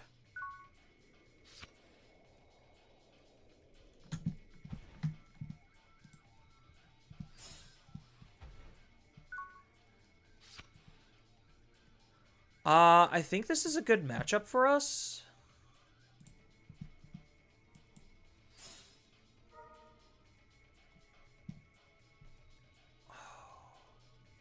I think it is just the Zhukwai.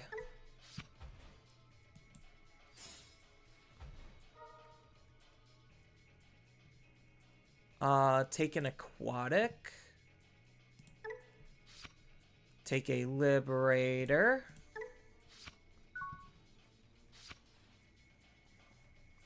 This is actually pretty tough because of how much security I'm probably going to have to fight through. I mean, if I ideally just get, like, Aegis Dramon set up, I think I should be okay. Has BT23 set dropped? You think Ghost is a lot more fun now?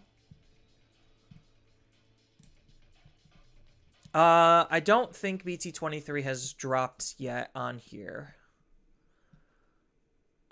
These are on plays. So I think I just attack.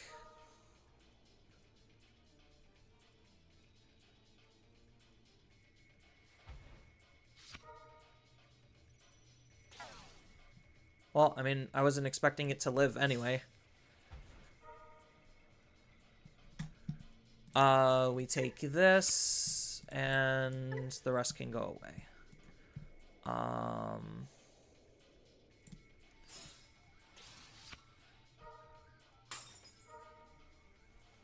That is annoying that basically, I didn't do any damage to him. I will say that.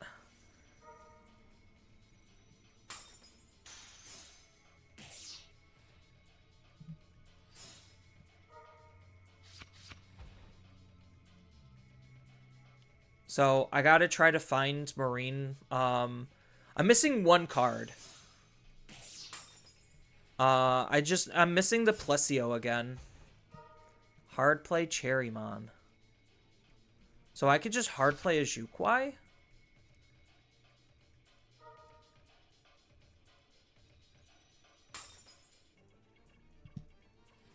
Or do I just hard play Invisimon? Oh, well, I guess that changes things. So I get to wait one more turn. So let's Digivolve here. We'll get some cycling going. Oh, well, that's the card I needed to find. And now I failed at doing so. Should have considered Digivolving here.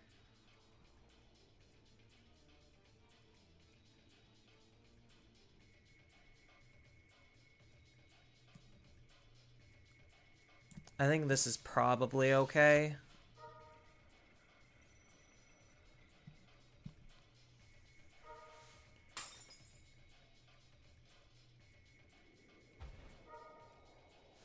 Yeah, I really don't care about that Digimon. It doesn't matter. Although he's aggressing, it sucks that I had to bottom like the last card that I needed.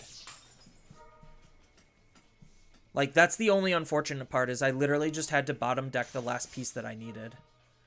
Well,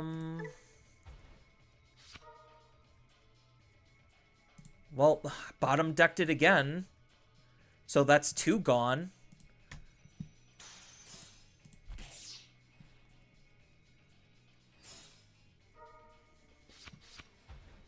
Yeah, this is what happens when, you just don't find the cards to your combo.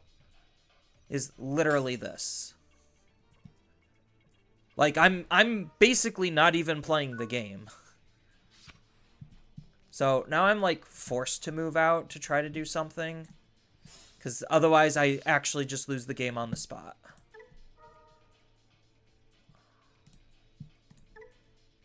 I already have jamming. So, oh, I already just used one of this up. Do I just tuck a Marine Bull? I think I do.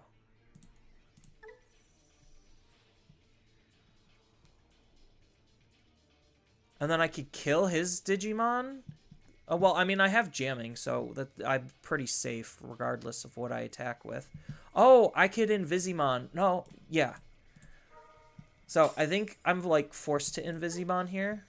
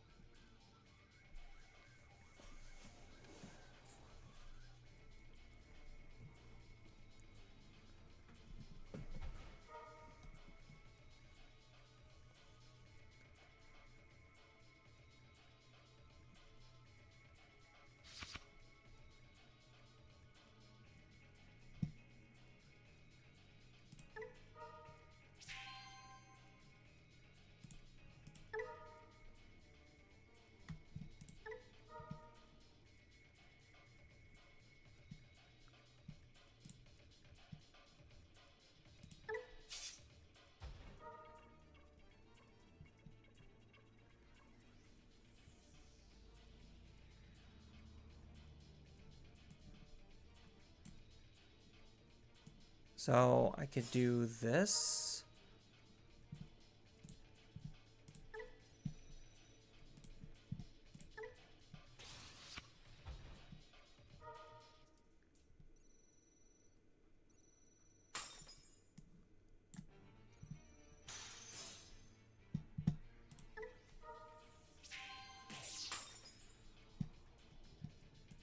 All right, I think we might actually be able to get there.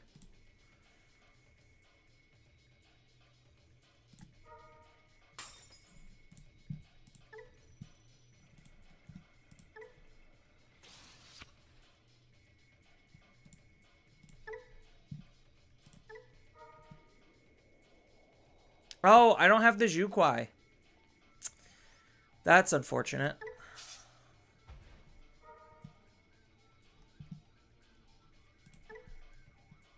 Yeah, I didn't have the Jukwai in the Inheritables.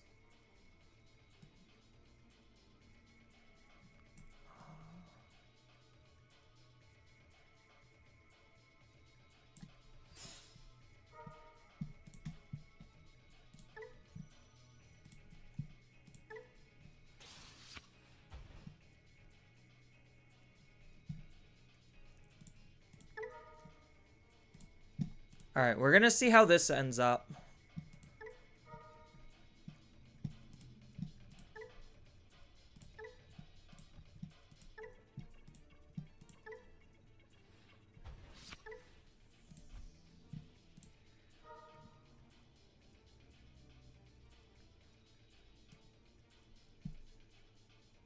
So I think I play out the Plesio.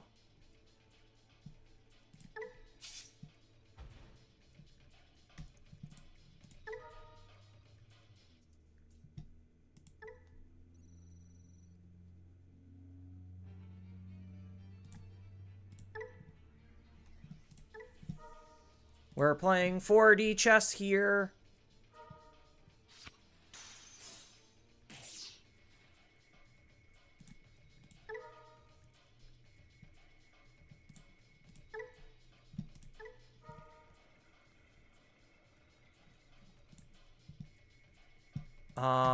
I guess it doesn't really matter.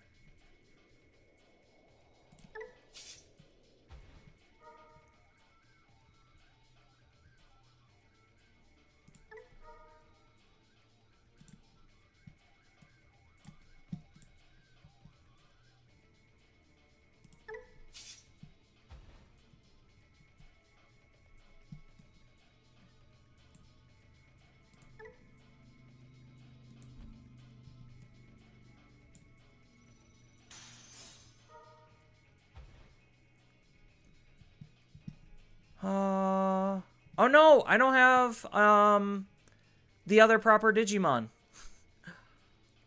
I just realized.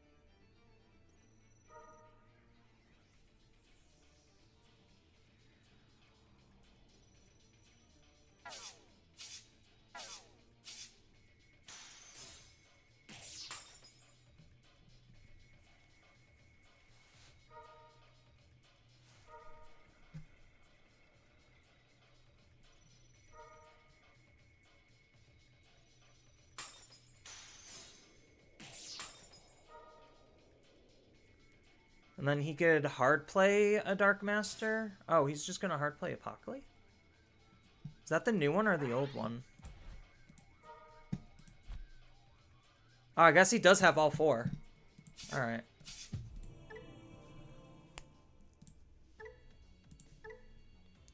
Yeah, I probably could have used some of my cards a little bit better.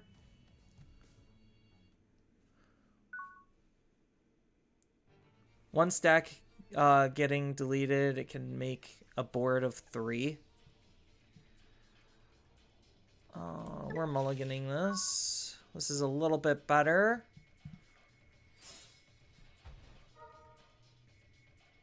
Whoa! Excuse me, a Fanglong deck in 2025?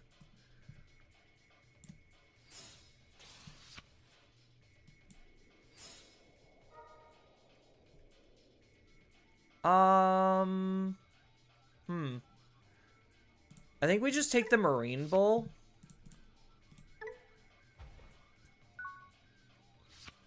I'm just going to be throwing options in. And then just trying to find other combo pieces.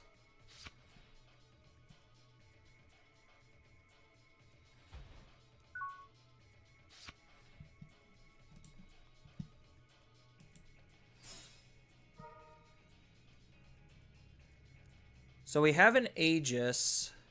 So probably just take the Metal Seadrum on Ace.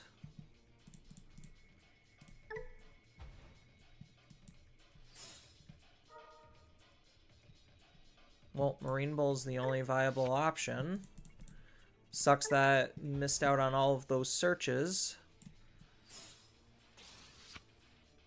Okay, so I have the Jukwai for my Marine Bull. So I have almost all of my parts and pieces to my combo. I just need the Plissio again. It's always the Plissio. I wish Plissio counted himself as an aquatic. That would have been nice. Whoa, I have like 0 viewership.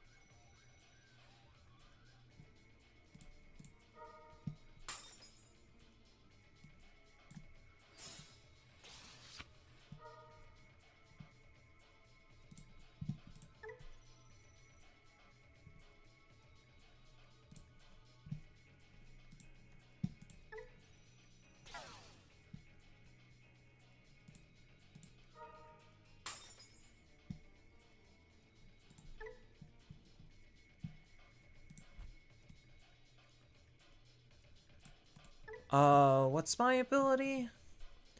We get a return.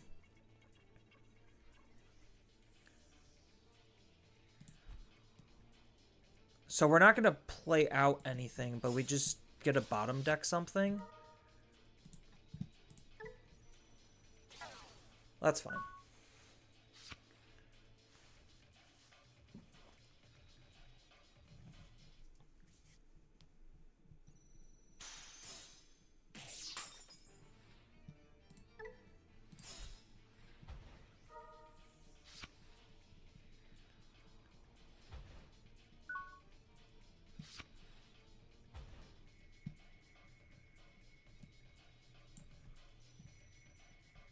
Go ahead, ace me.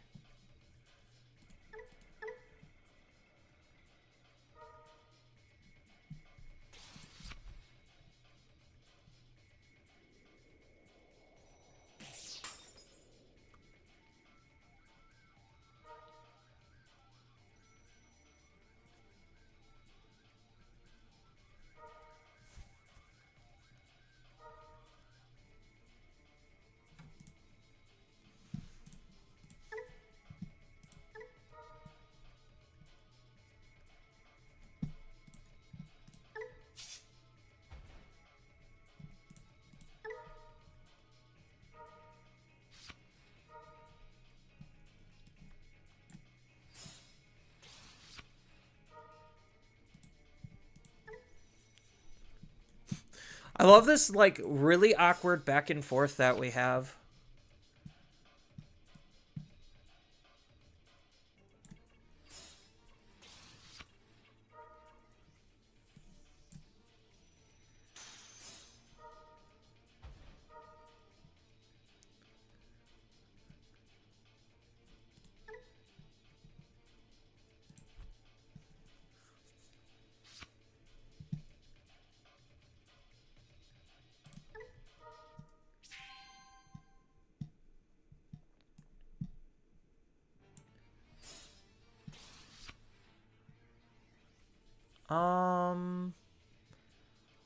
I wish I had a 3 memory play.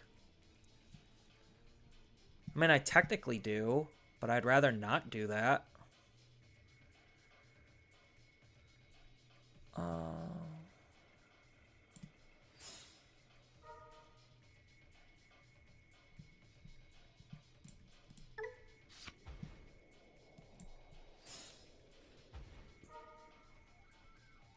Of course.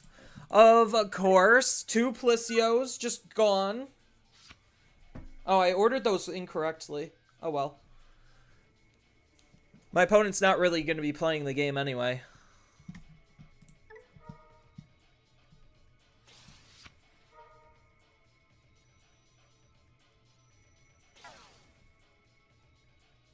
Look, I can ace too.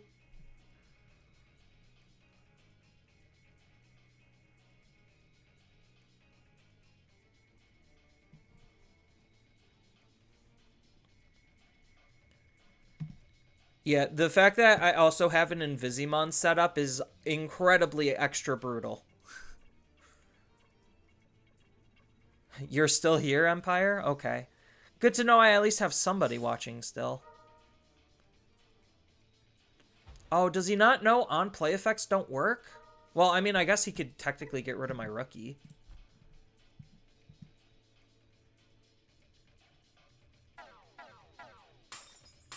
Oh, I guess they do work. What?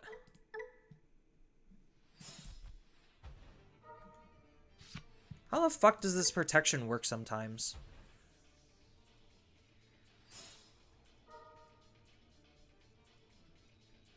When I have 1 or more memory, none of my deep savers are affected. While I have 1 or less memory, your opponent's Digimon can't activate on play effects. Isn't that the on play effect?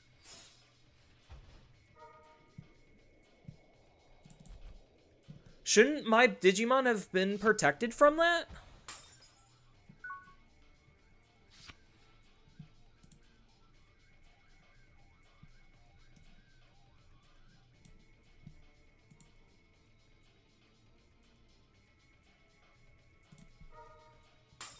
He's unaffected? He's unaffected so that way he gets his on play effects? I'm so lost on that logic.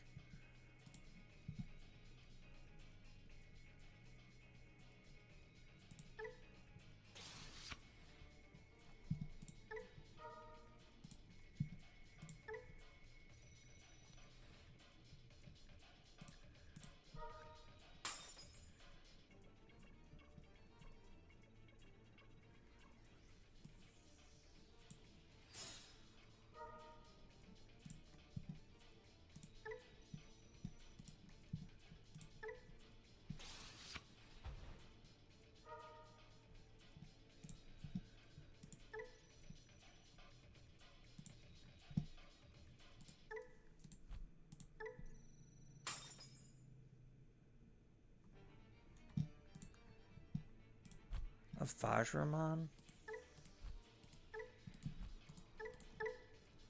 All turns, this isn't affected by effects of the opponent. Okay.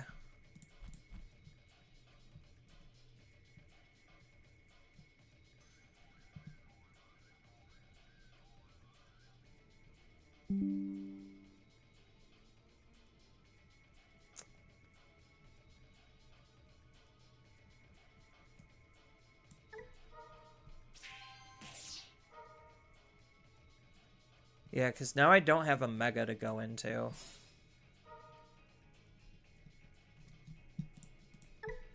Well, I found a Mega to go into. But I don't think I'll be able to gain enough memory.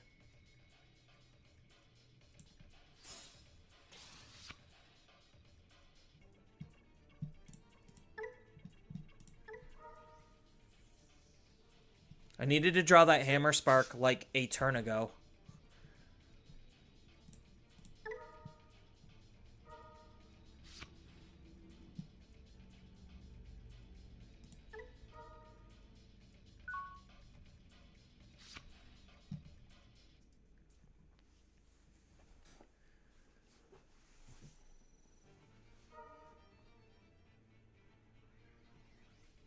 Because this'll nuke my field, right?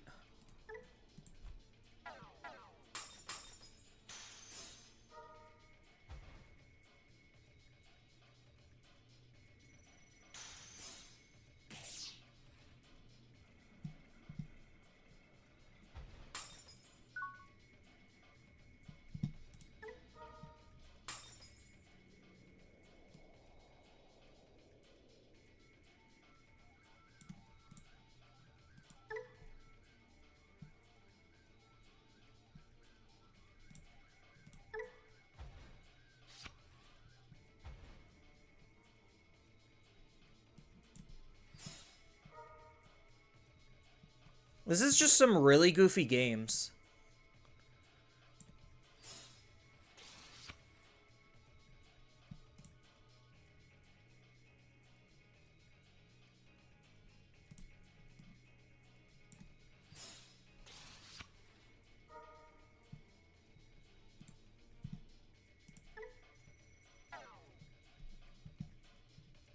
So I pop this to digivolve into a Marine Bull. Then Marine Bull is going to tuck. Do I tuck a Mega Seedramon? Or do I just tuck Memory Gain? Because I'm going to digivolve into here, spit out a Digimon, then digivolve. So I think I just do the Memory Gain.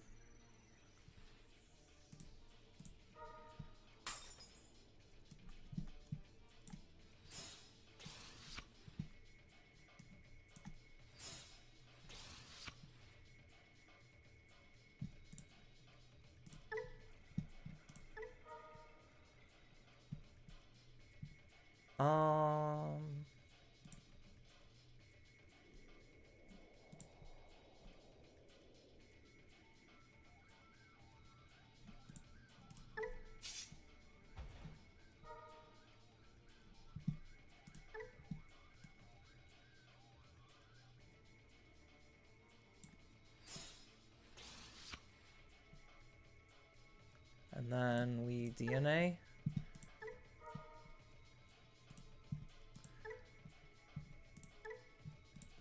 Yeah, it's mostly because I don't have an answer to frickin' Fanglong that this is becoming, like, a lot more extra annoying.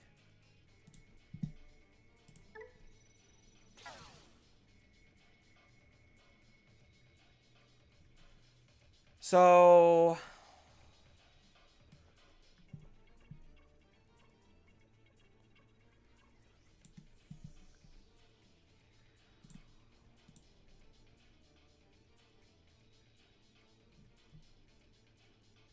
I can maybe try to get up into a second Aegis if I take out the Plissio. So if I take out the Plissio, then Marine Bull. Yeah, so I do take out the Plissio.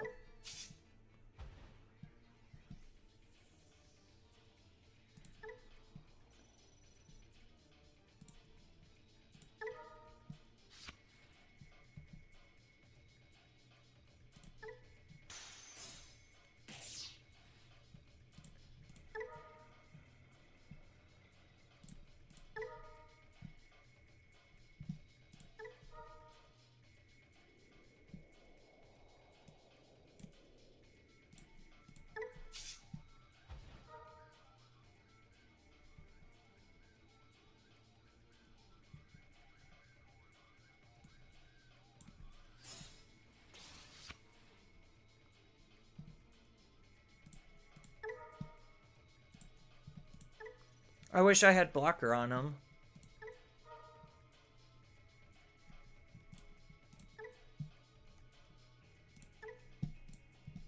I think I just have to suicide into his Digimon.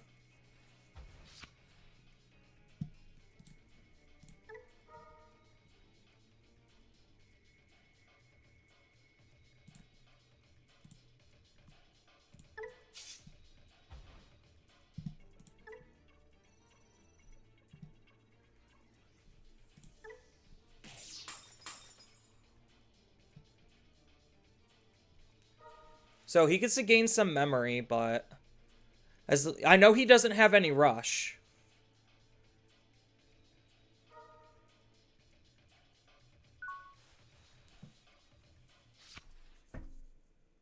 Unfortunately, I had to do that. Is this Fanglongmon's first ever win?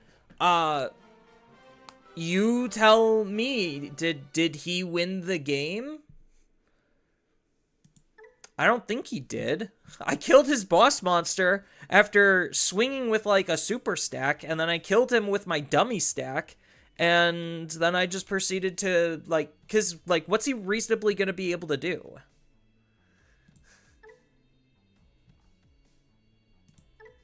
Like, in that position, what was he actually going to be able to do?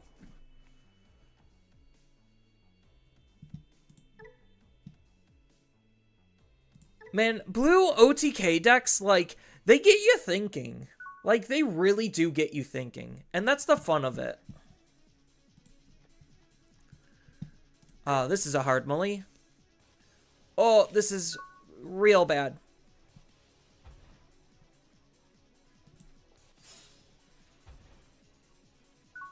Oh, that's the wrong one. All right.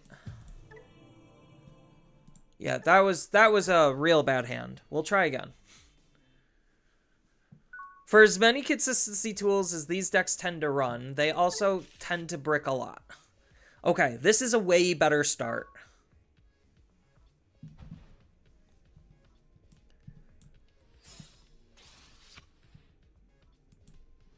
Garbage Vmon.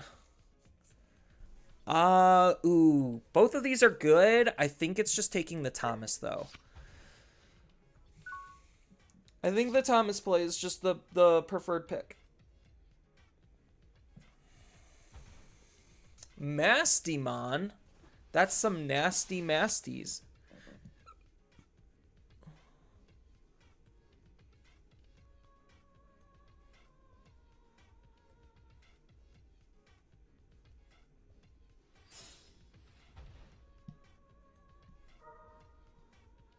Discard, draw 2. So my turn in response is memory boost. And then next turn maybe set up Thomas.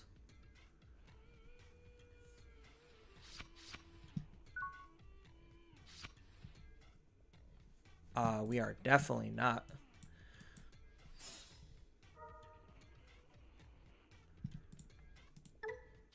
Not an ideal pick, but can't really do much about that. And then next turn it is Thomas or hard play Vmon. One of the two.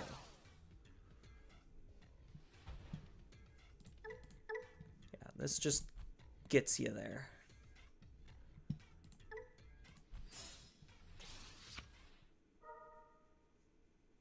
No, it looks like it's the Thomas play. Because they're going to probably pass over 3 memory to me then. Unless they have a scramble or something.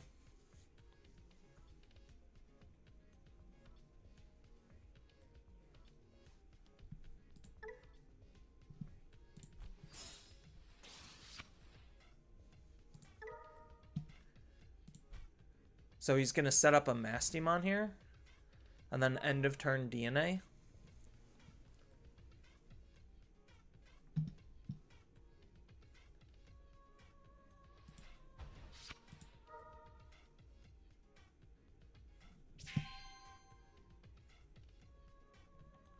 You miss Takumi Kazuchi? I mean, Rocks and Minerals is kind of basically just the same thing. I know I'm dropping frames like crazy and buffering, chat. I do apologize. Sometimes the internet likes to be a little unstable. I don't know why, but it just does. I think I just wait one more turn. I got the Honkoon, but I want to like see if I can find anything else worthwhile.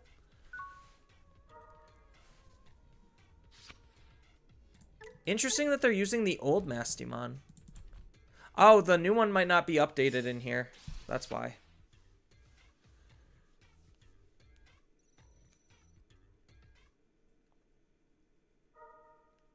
Star-Lord meme. How's Galgamon? How is Galgamon a spooky deck? Spooky me right now with a spooky deck. I never said it was spooky. Oh, you want to see true fear? This will put the fear into anyone. That's the true spookiness.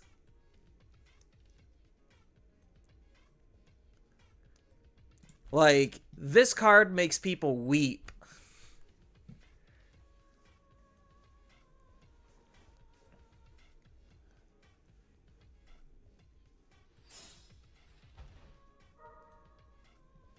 So, unfortunately, I don't think I have any, like, super great response in terms of, like, an anti-ace play.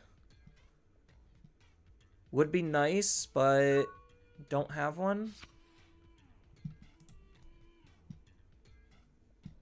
Alright. So, first things first, we're going to mental training.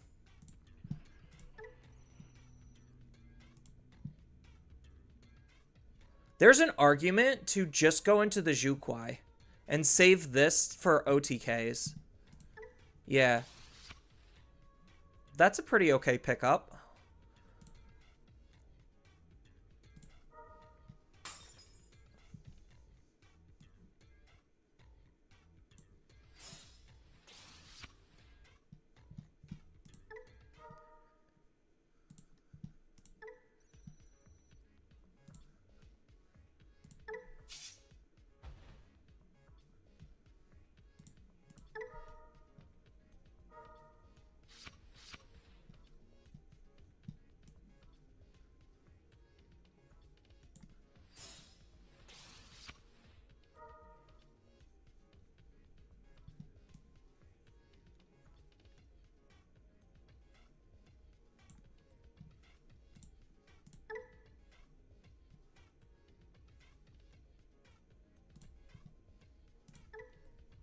Yeah, it sucks missing out on a lot of potential damage just to play around an ace.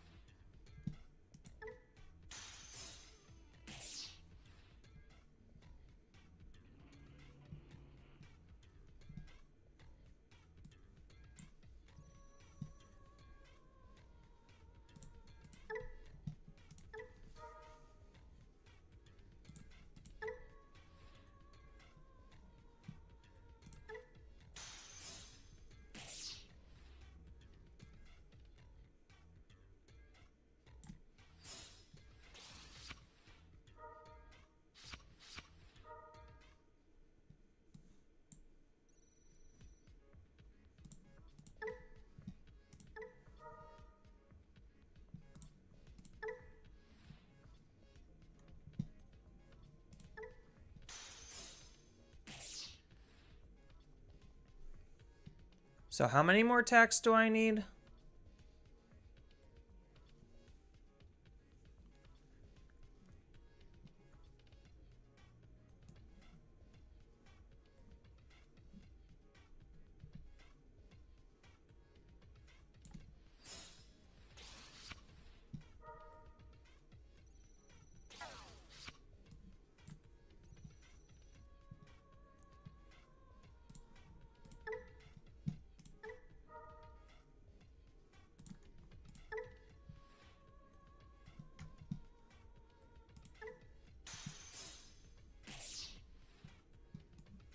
All right, we got there.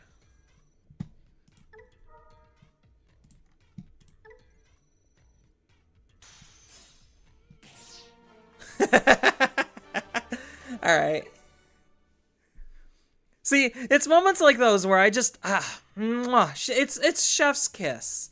He didn't do anything wrong other than me playing the deck that I did. Was that fearful enough for most people? People are still scarred by Mirage to this day.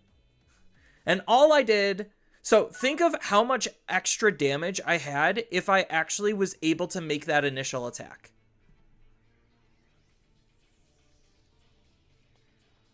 It's a shame. I even missed out on damage playing around an ace. I was hoping for... I hate this card so much. Like, it's just so not Gaugamon.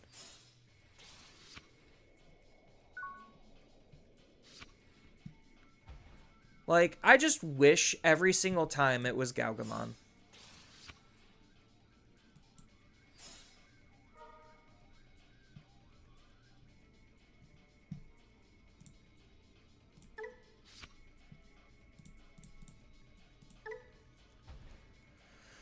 So we have a line all the way up. It's not great, but we have a line. So what egg is he using? He's using the Digimon egg? No, he's not. Is this Machine Dramon then? No, they're using Analog Youth. So I guess after this, I'll run to the restroom really quickly, and then we could try playing something else, like a purple deck. Yeah, he is playing Machine Dramon. I was right.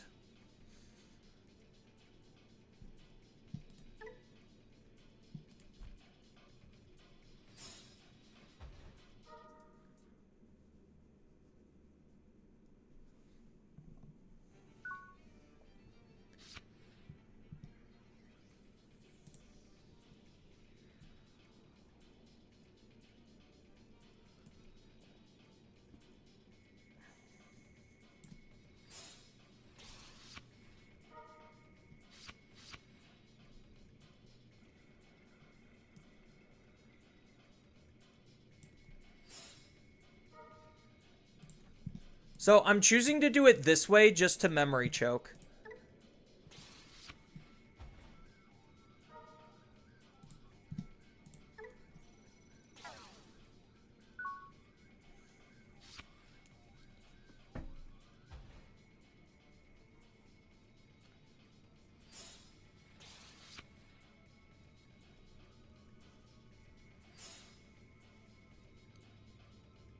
Does that kill me?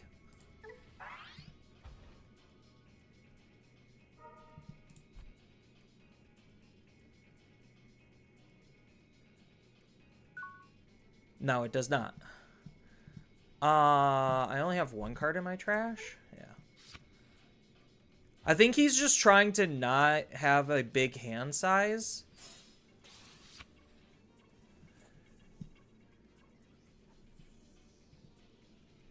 Honestly...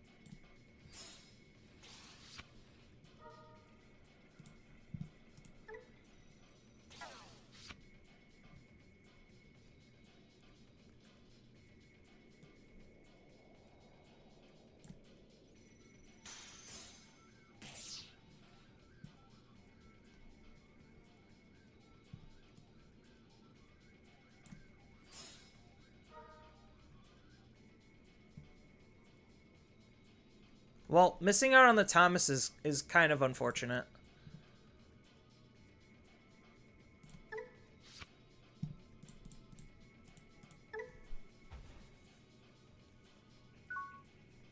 Yeah, so he's just trying to get his hands... He's trying to do hand management.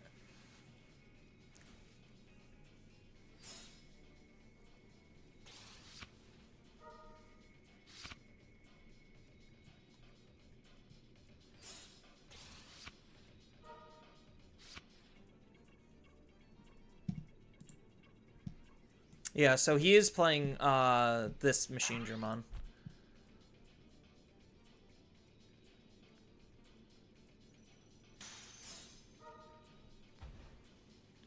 I guess robots are scary. Yeah, so now he deletes himself. He gains 5 memory for doing this.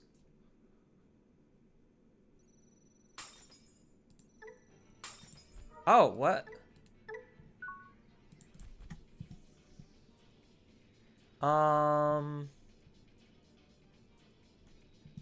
So what's my play line? Do I grab back the... I think I do. So...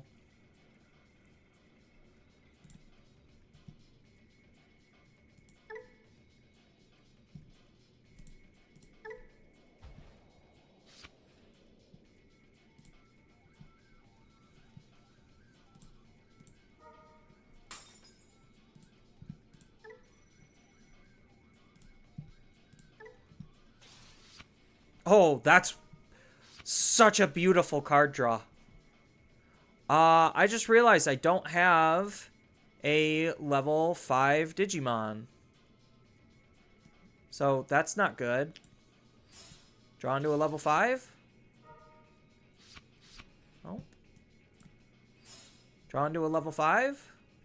Okay, there's the level 5. Had me going for a second. Woo! Was thinking I would never find one.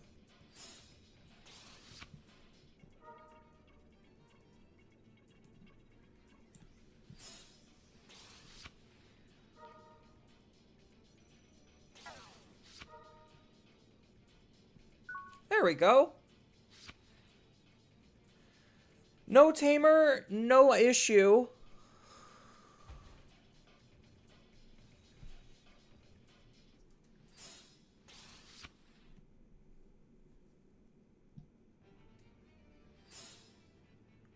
Oh, is that gonna de-digivolve me?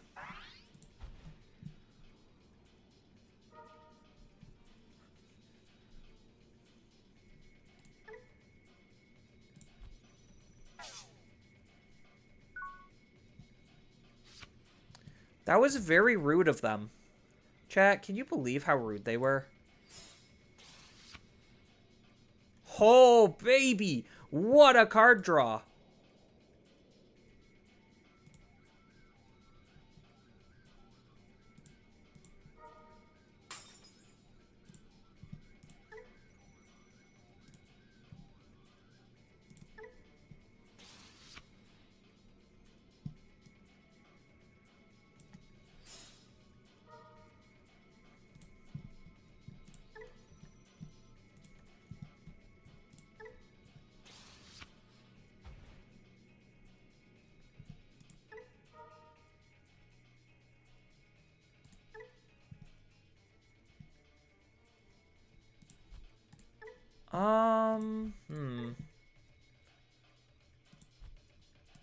No, I need to do it here. So I can play out the card.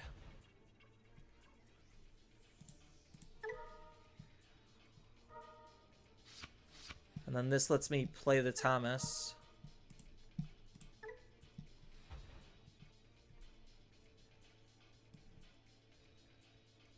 And then I can swing. Force both of us to draw a card.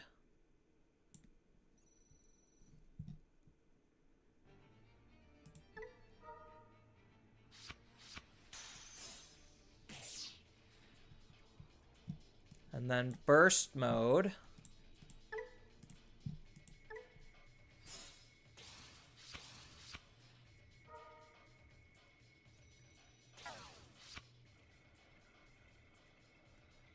Oh, shoot. I didn't realize I didn't have the unsuspend. Oopsies.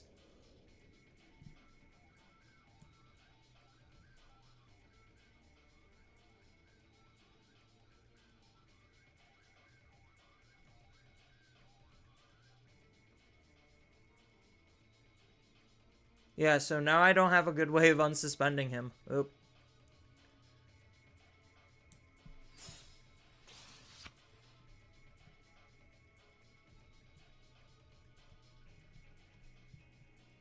I totally just fucked that up. Hardcore. Wow.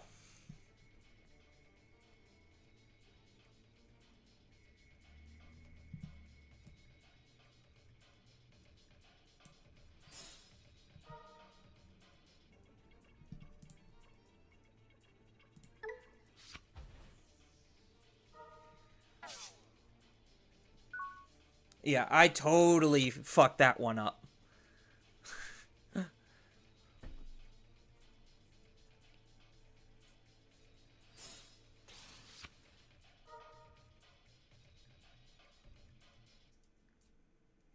I'm actually giving my opponent a chance here.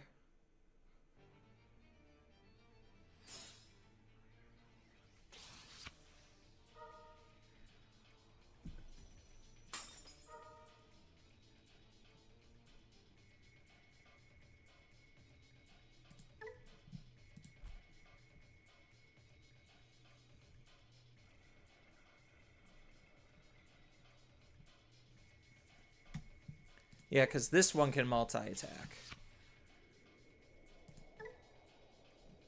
Oh.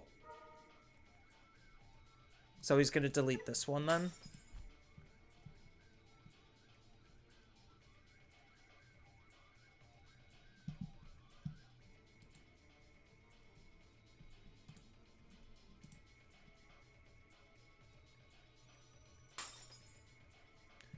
Why is he using the bad Chimera?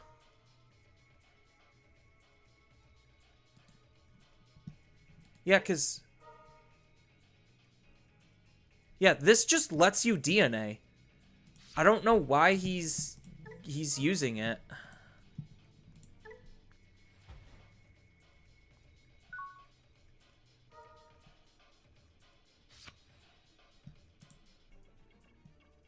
Alright. Let's not fuck up this time.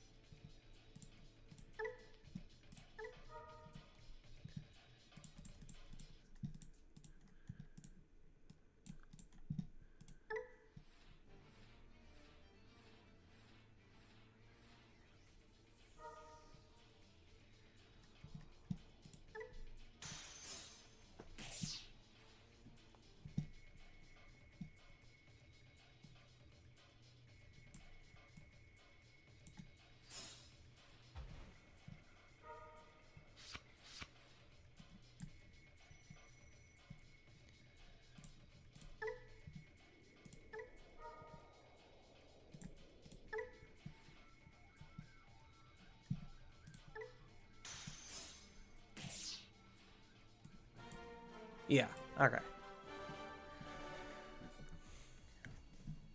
Alright, so we could play a different deck. Give me 1 second. I just need to use the restroom real quick. And I'll be right back. Hopefully the internet will stop dropping frames and stop being a butt.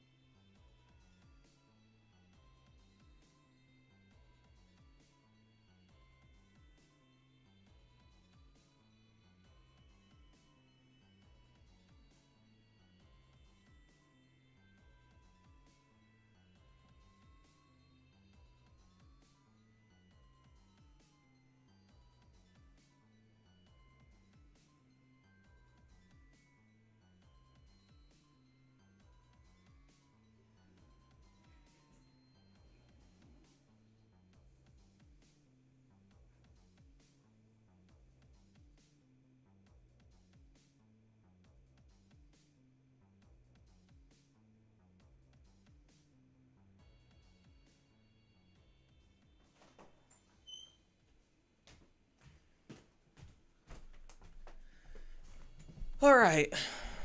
So, what deck should we play? You'd recommend Ghosts, but yeah, Ghosts is unplayable right now. Like, without the new stuff on the sim, I'm not even touching Ghosts. That's like asking for rage. Let's see what is a good fun deck. Like, I know this meta is just not very good or fun. Yeah, as far as like topping decks, I guess maybe I could play like Levia.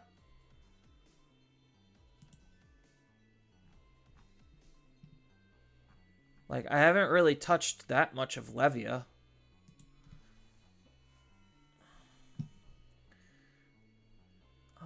Export, copy to clipboard, import. All right, so this is Momon's Levia list. And the only change that I would want to make to it is maybe to try to squeeze back in the option. God, I am dropping so many frames.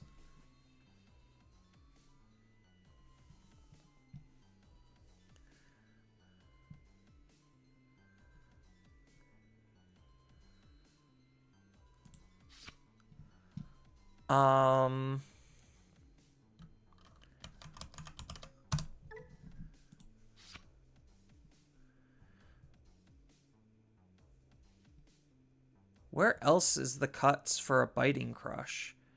3, 4. I'm cutting one Protoform for a Biting Crush.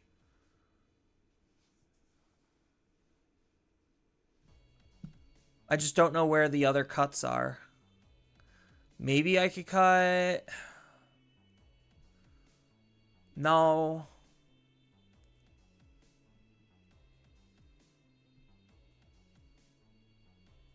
I think that's like the only place is like a Protoform for a Biting Crush.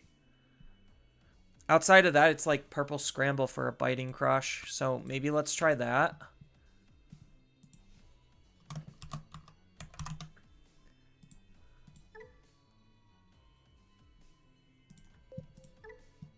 I'm not the most seasoned of purple players.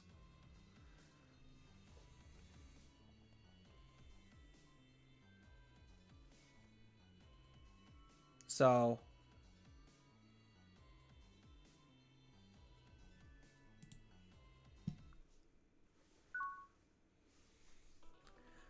Playing a big scary crocodile.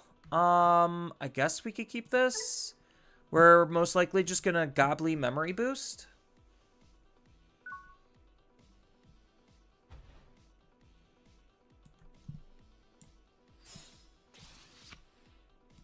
Try to find a level 4. Well, we found a level 4. I almost would rather just take the level 6, but I think we don't have a choice.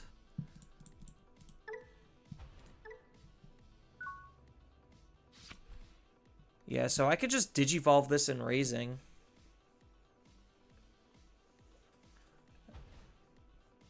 Ooh, Negamon.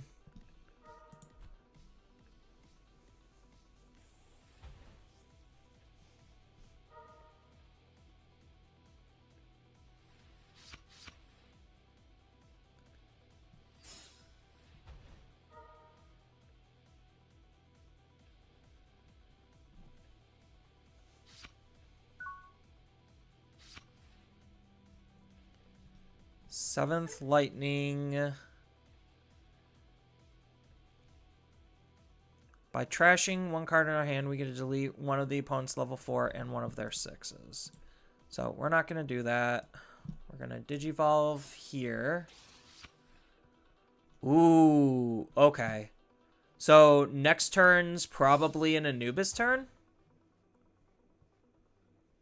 No.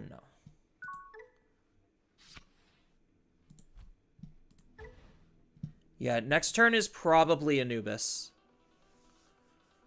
And then hopefully, like, Anubis can get us there.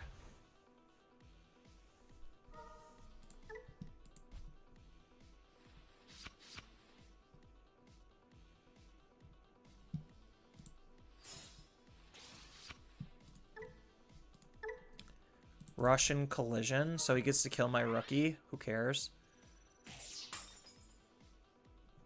Like, literally, who cares? Training. Good.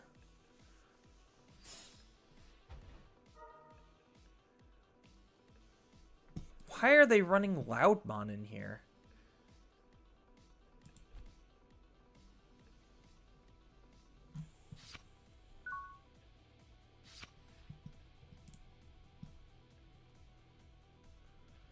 So I could Drago here then? A level 4 or lower Digimon from their trash suspended. What is... These just have on-play effects? Otherwise, I'm just drawing and discarding.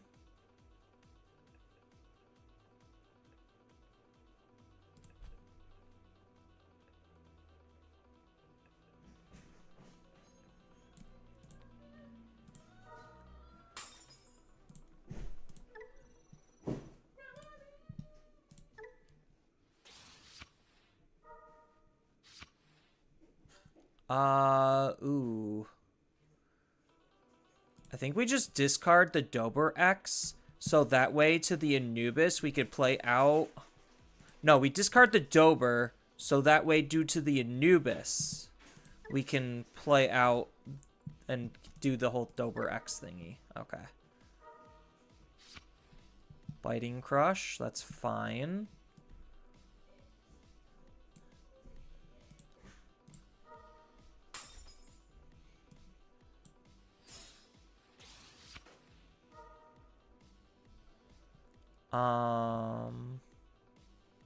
We discard 1, 2.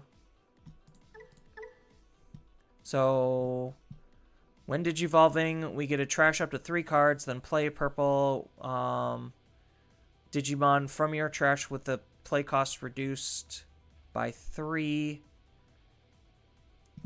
So I think the only cards I really need to trash are probably just these two.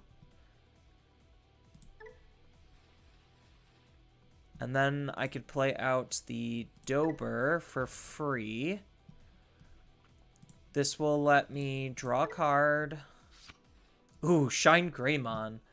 Deletes.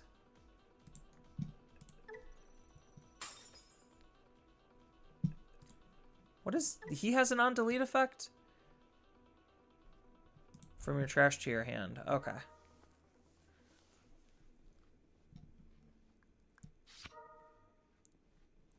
We'll give you blocker.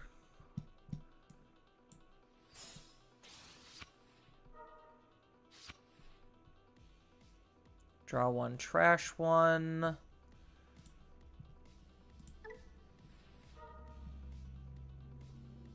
We'll give you retail.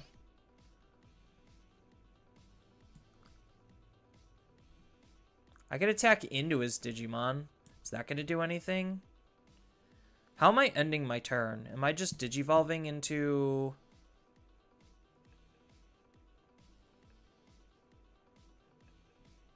a Cerberus X?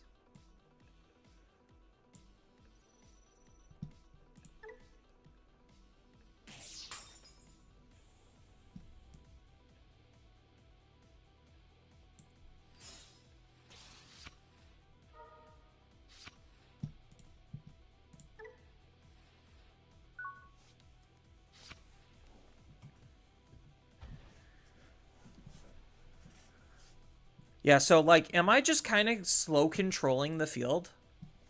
Like, that kind of feels like what I'm trying to do. I'm actually just trying to find the Levias. I think, like, that's one of the big things that I wasn't super thrilled with of this deck. Is, like, he's what, running 3 Levias and 3 Levia X's? Oh, he could kill my Digimon. I don't think that matters too much.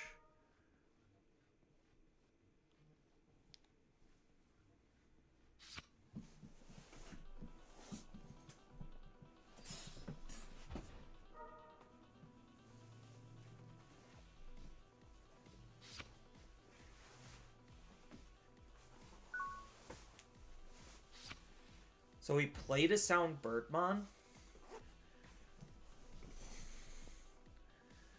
So we go here. Oh, Gabu. We activate his effects.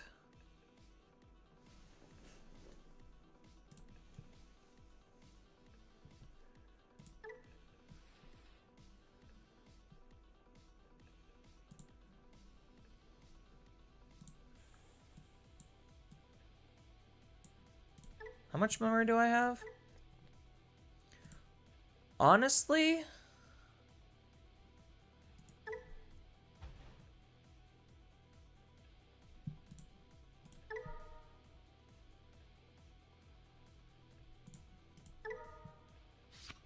there's the Levia. Okay.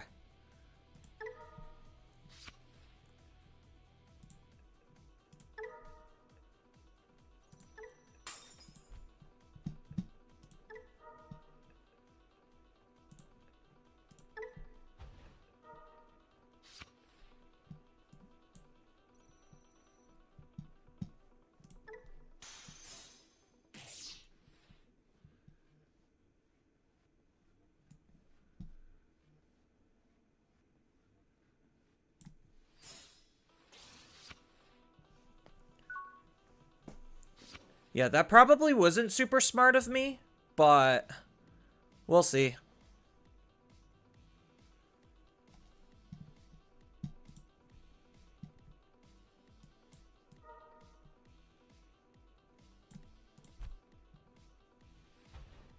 The rare mon. Oh no.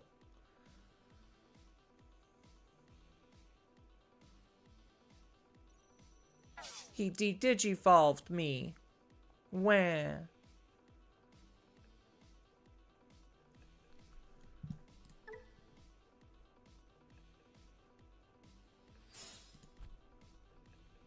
Ah, I guess that's kind of annoying. So he pops this, attacks into this.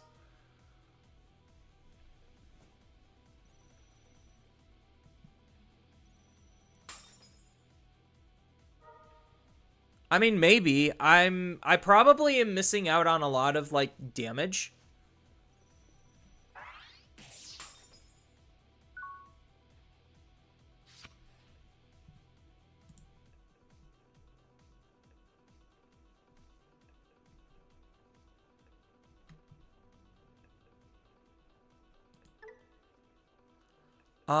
By trashing one card in our hand, we get to delete a level 6.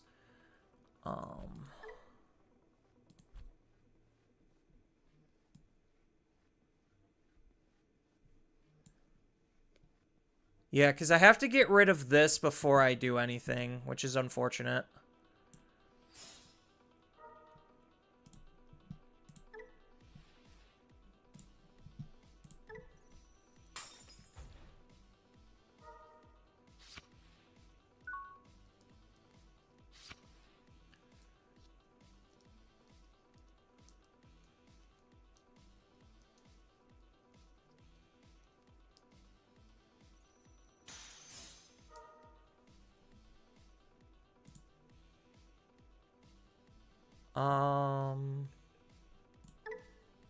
Sure. I'll just play out another Gobbly.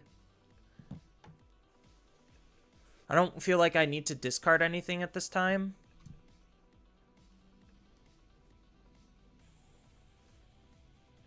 I could have discarded the Gabu.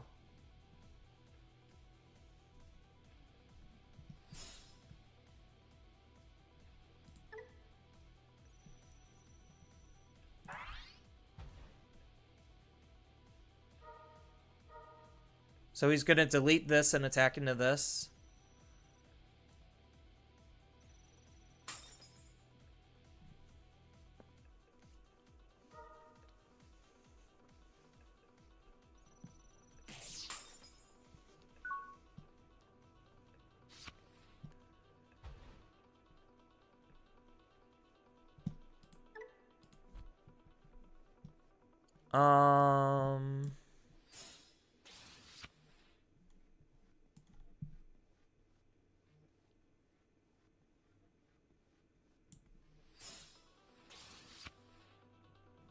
Ooh, the Serb is really good.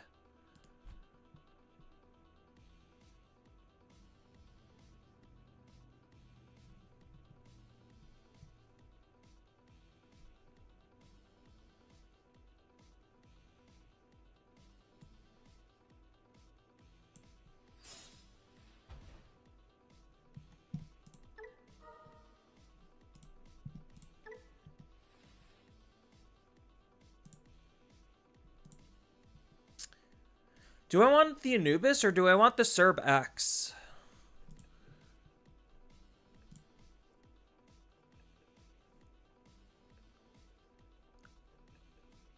I think for the situation that I'm in, I think the correct answer is still just Serb X. Oh, fucking Medieval Gallantmon.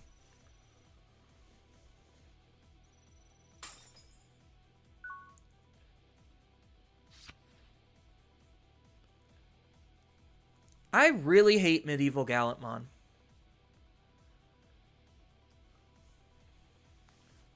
Will you see Negamon complete? I mean, I'm just fucking dirtling at this point. Like, I don't really know what I'm doing with this deck. Like, I'm just trying to line up an OTK, and because of fucking Medieval Gallantmon, I can't even do that.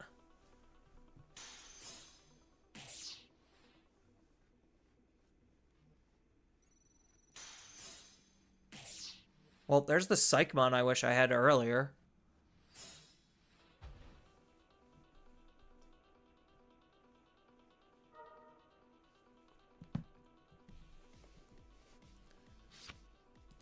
This is what? Delete the lowest and delete the highest? Yeah. Oh, that just kills this?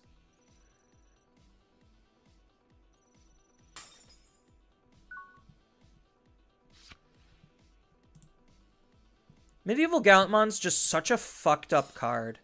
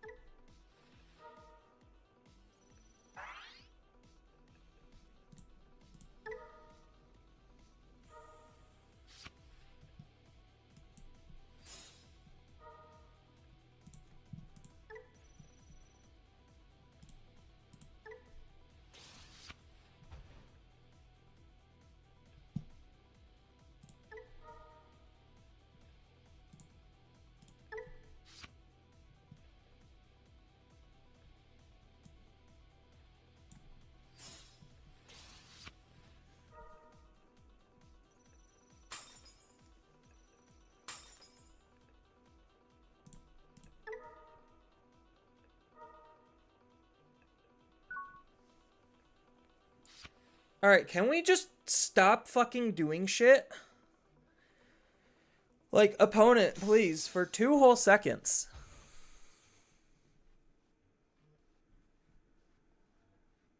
Like, stop playing fucking Medieval Gallantmons. Stop just doing shit in general.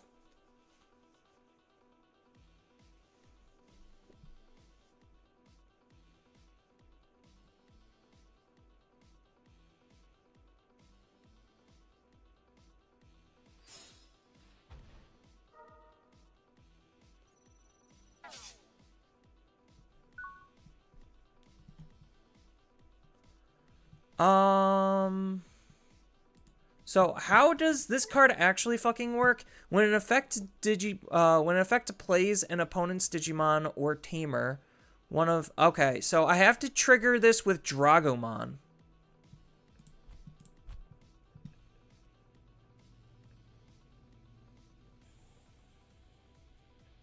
So, do I use this? I don't think I do. Like, what am I grabbing back?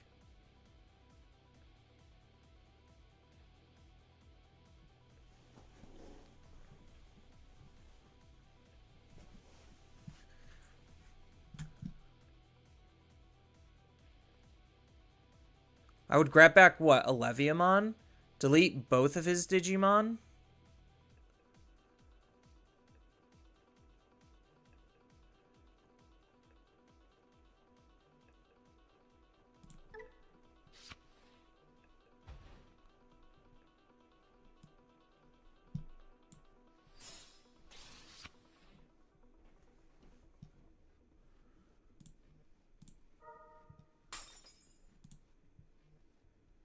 Oh, oopsies. I forgot to digivolve into Cerberus X. Meant to do that. So, 1, 2, 3. Yeah.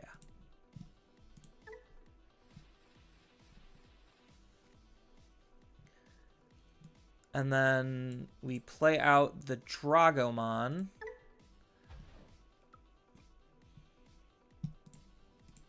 Gain a memory. Draw a card. Give rush.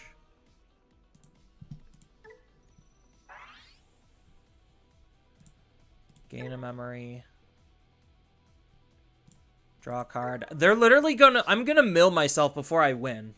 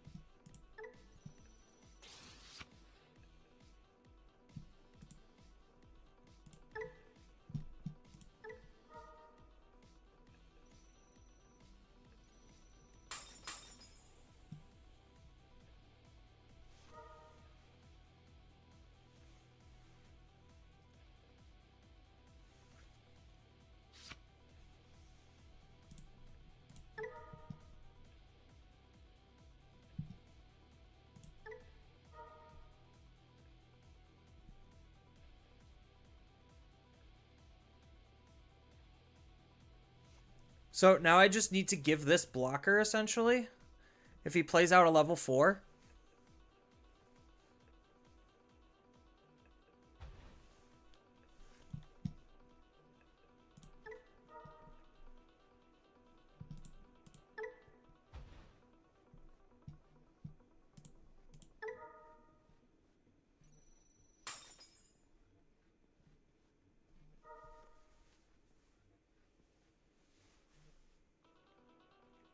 And thanks for the donation, Empire.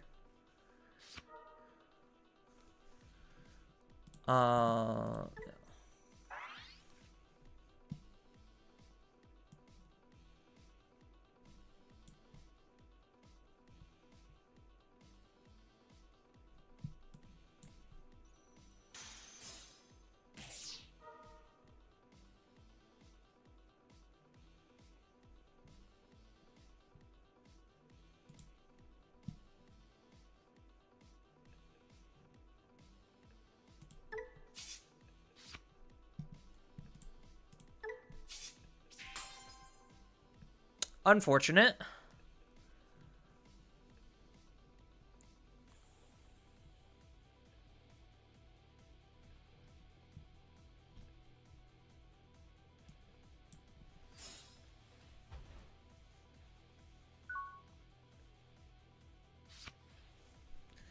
So how does this card work?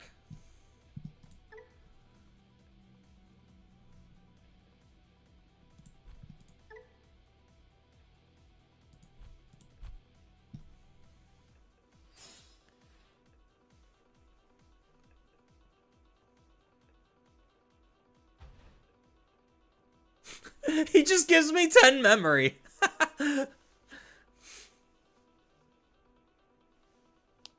Thanks for the memory.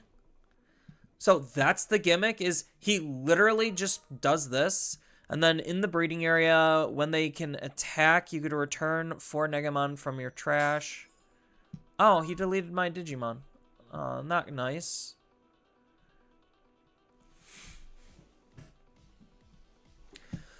So what does this do? When moving, by placing 3 level 6 or lower with Negamon in their text, you get to delete all of the opponent's Digimon of the lowest level, which is currently just Psychmon.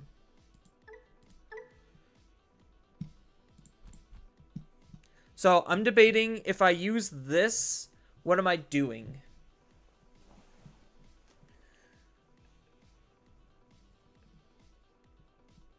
So what am I grabbing back if I use this? That's the question.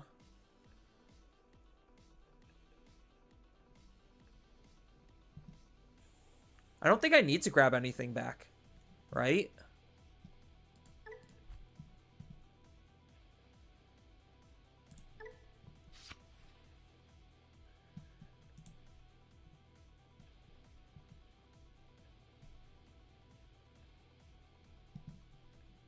So this is basically forfeit.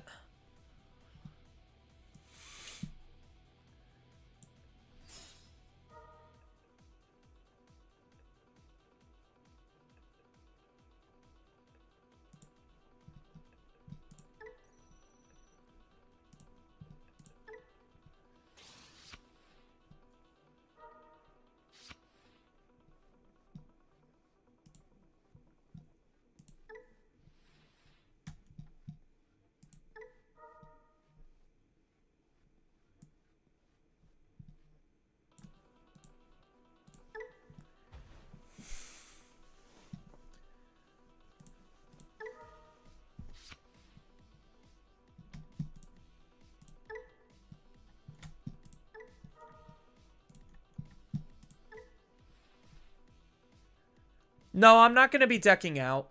Not this turn.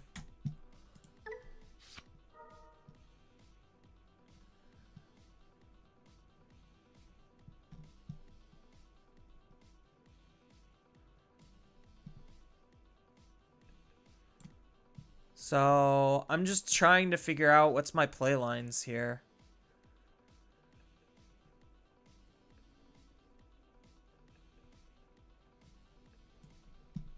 I think it has to be this.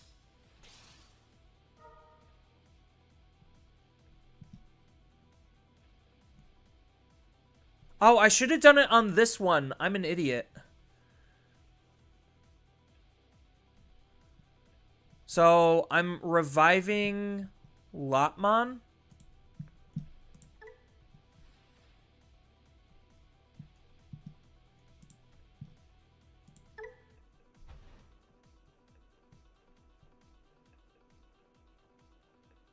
Oh, I can't. Right. That was stupid of me.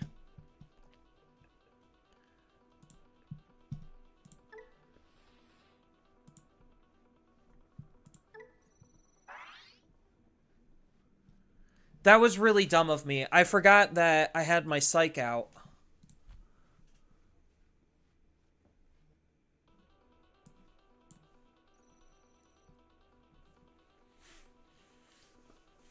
I just threw really hard.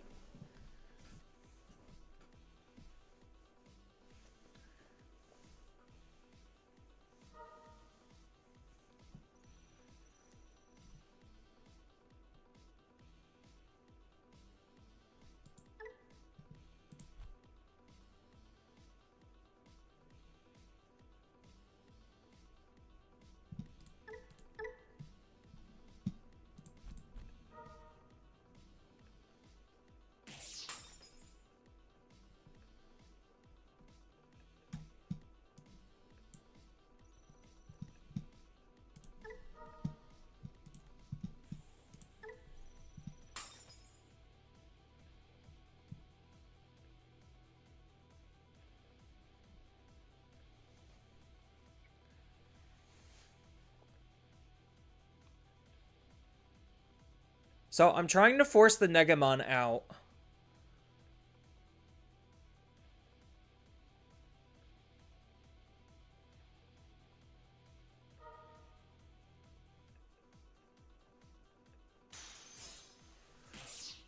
Really?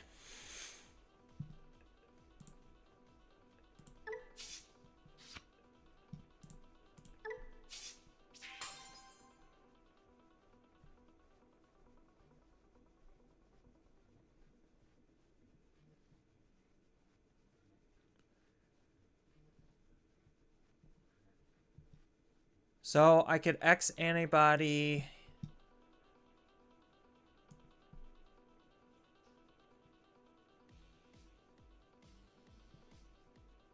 So if I X antibody, Digivolve into the level 4, then Digivolve into a level 5.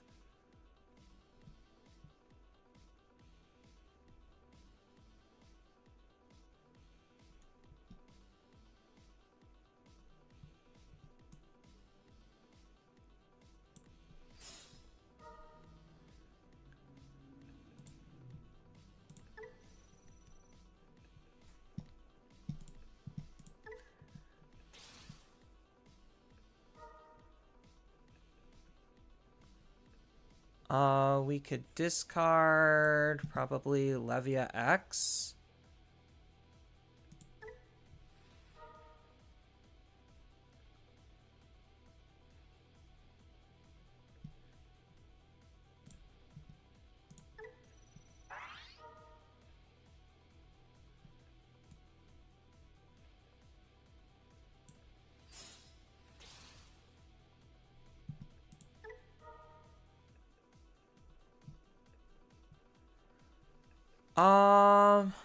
I think I still, unfortunately, just have to take Anubis. Like, as unfortunate as it is, I think I still just have to take Anubis. Oh, he gets to delete.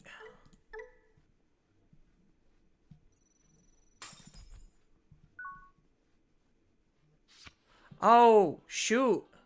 Now he moves this out and both of these die.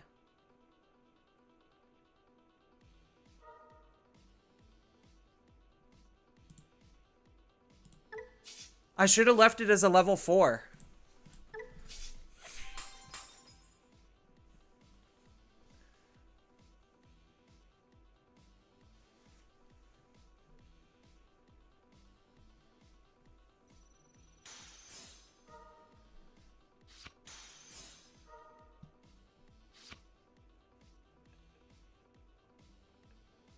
So now I have to take the level 5 into my hand. So I need to win like this turn or set up a 7th lightning.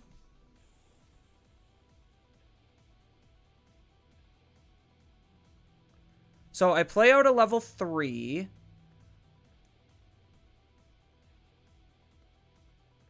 I have a level 4.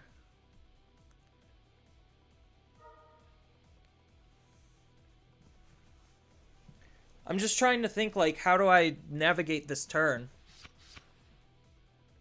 Because the only thing I don't have is a level 5, so I have to add the level 5 back into my hand.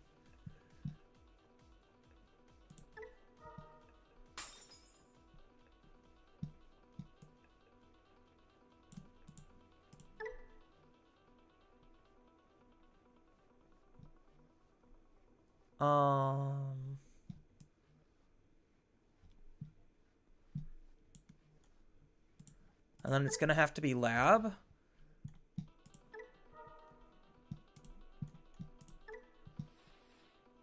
So I could use lab's effect to grab back the other level 5.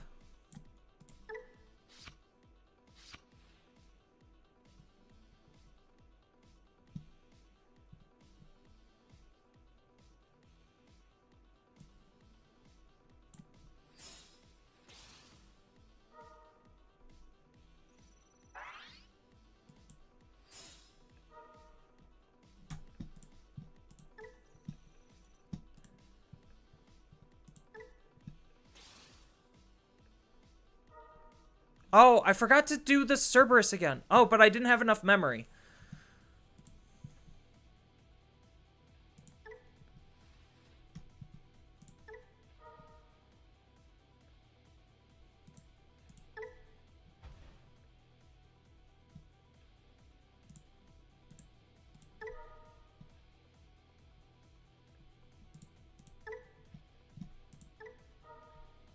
No, I think I just decked myself out. I don't know what I'm doing with this deck, chat. I really don't. Like, it's so unconventional in terms of how it wants to OTK.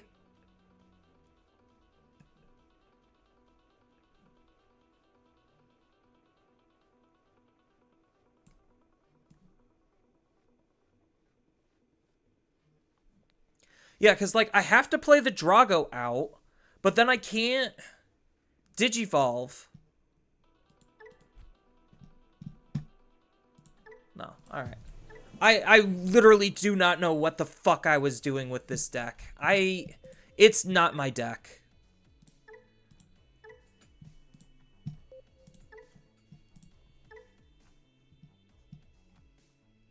Like, I need something, like, if I'm just gonna be killing the opponent, I just need something straightforward.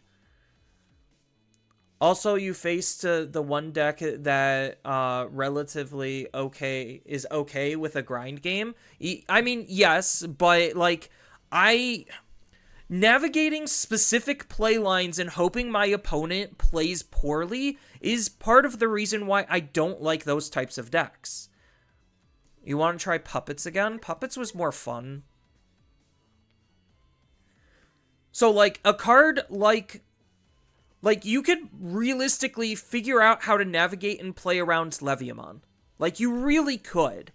So, like, Leviamon feels, in part, like a deck check, while also a skill check.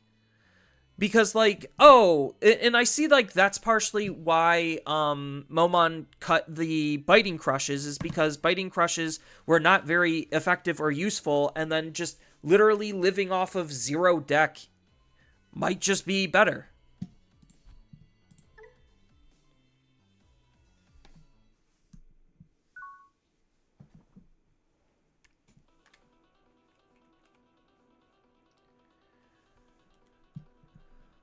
That's not a good hand, though.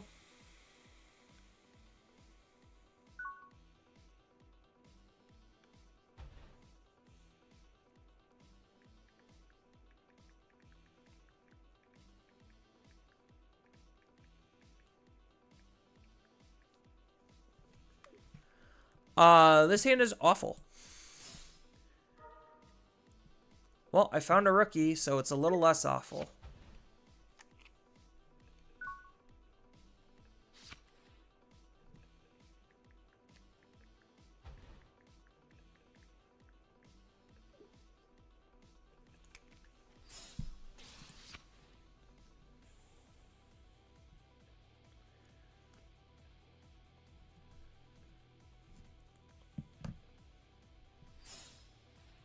Armor Rush. Or is he actually not armor? I think because of this, he's definitely most likely armor.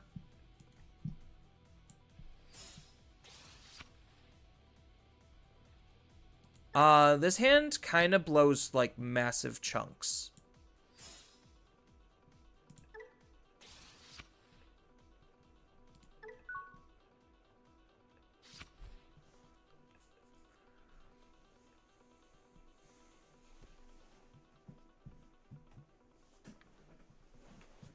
I probably could have held off by doing this, but I wanted to try to choke him, so maybe I could, like, use Pawn Chessmon or Orisa next turn. Yeah, I figured. 10k.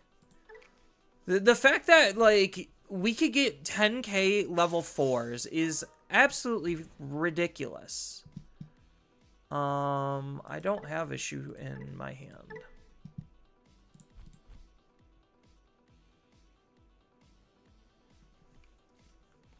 Like, it really feels like we're going through, like, DP inflation.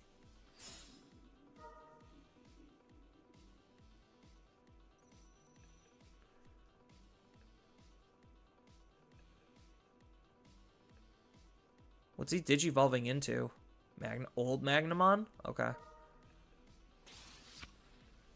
I mean, he already just reduced it, so... So I guess the play line is definitely throw this out. Discard the Namekamon. Okay, there's the Karakurimon. So next turn, I might be good to do something. So that's assuming my Digimon gets to live. Because I could use this to go into the Shushumon into Karakuri. And then maybe try to do stuff from there. And then I can raise this out to, like, gain additional effects or whatnot. Or I could just use this to sacrifice to the Karakuri. No, I think the Shushu play is still correct. Assuming it lives.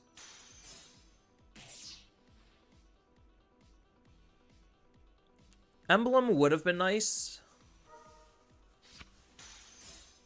I mean, I'll take another Arisa, I guess. This is what? If my opponent has a memory gain... Oh, okay. So, I get to start with one additional memory this turn? I feel like my opponent is going to be in for a very bad time very quickly.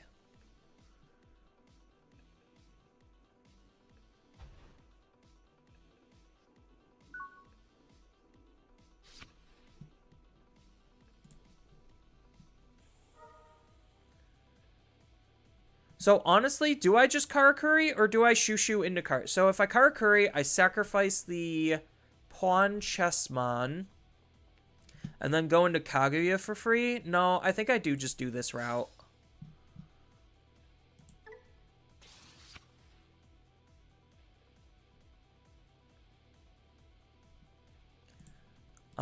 Gain a memory.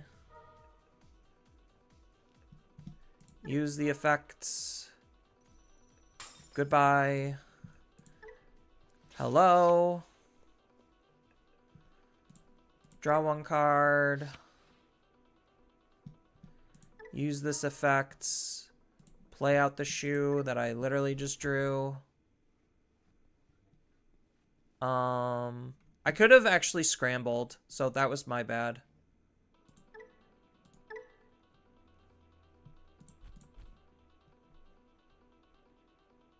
Does this have overclock? It does not.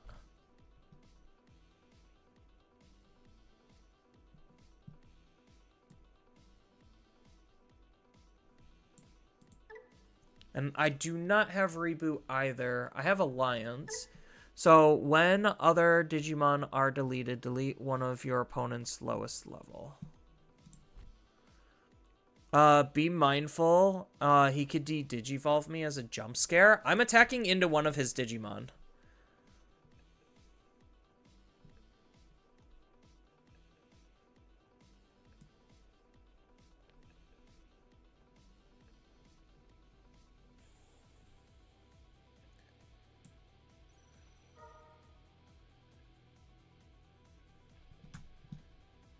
No.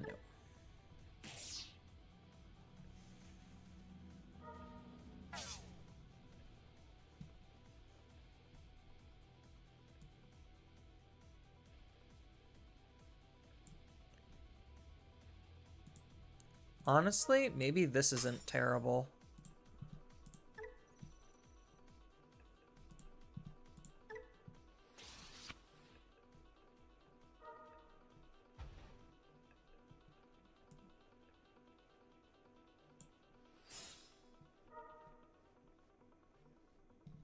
Grab the rookie.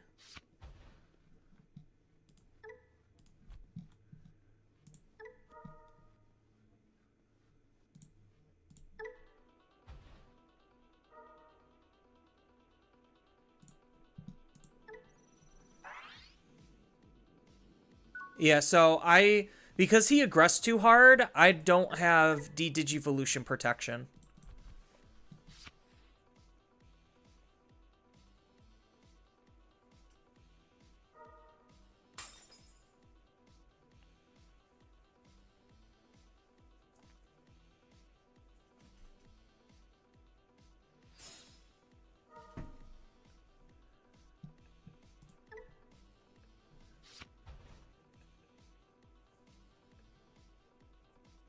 Oh, this is a consistency tool?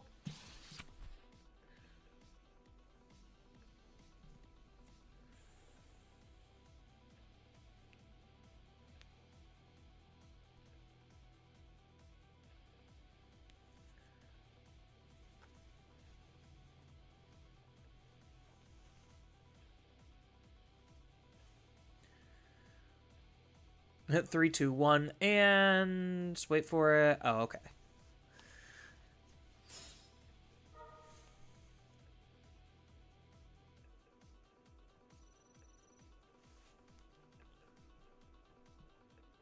I mean, this is stopping their aggression pretty easily. Oh, there it is. Look, it's that card. I mean, he gets to bounce, what, my level 4?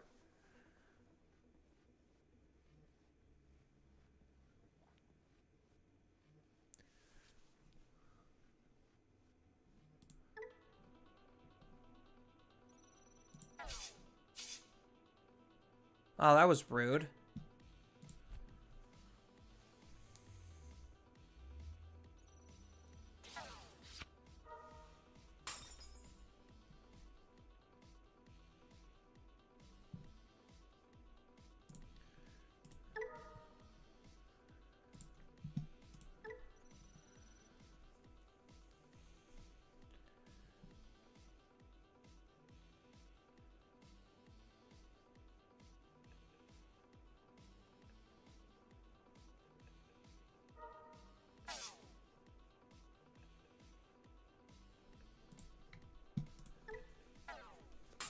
Dead.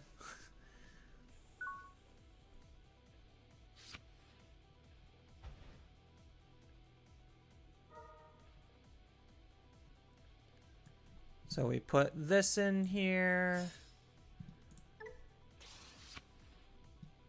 Ooh, the Shuman's good. And then we play this out. And then we put something here and we'll shake it all about. I was hoping to find a level 5. Where are my level 5s? Level 5s are betraying me.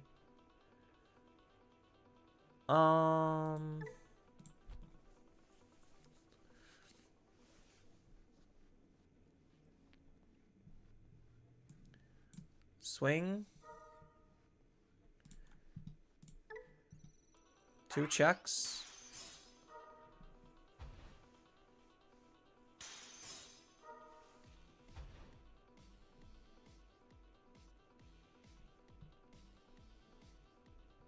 I'm almost considering and going into a Neon boot. Like, for real. But I think the correct answer is just playing another Pawn Chessmon and discarding the Namekamon again.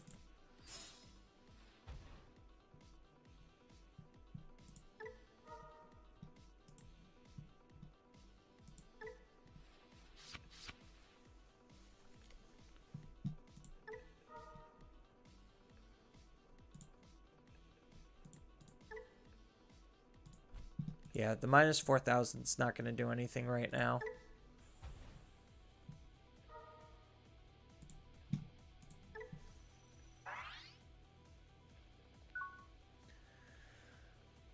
Until he gets rid of my Kaguya, I don't think he's really able to do that much. What do these even do?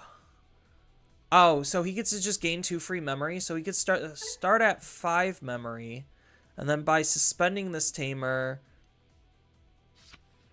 he gets to trash the armor form, so that pops the armor purge, which then would trigger this. But this is only from hand.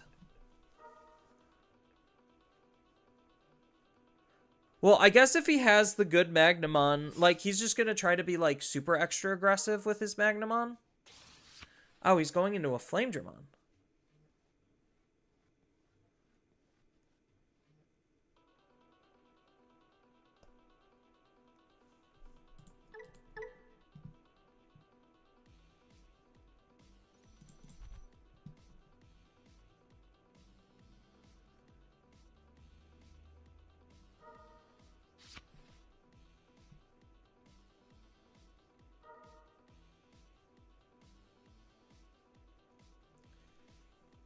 He could raid into me. Oh, wait, that's the wrong one.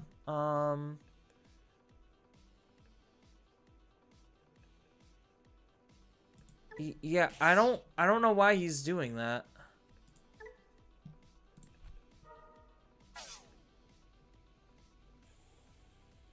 Like, he could just use this to trigger Armor Purge anyway. I really don't understand what the point of that was.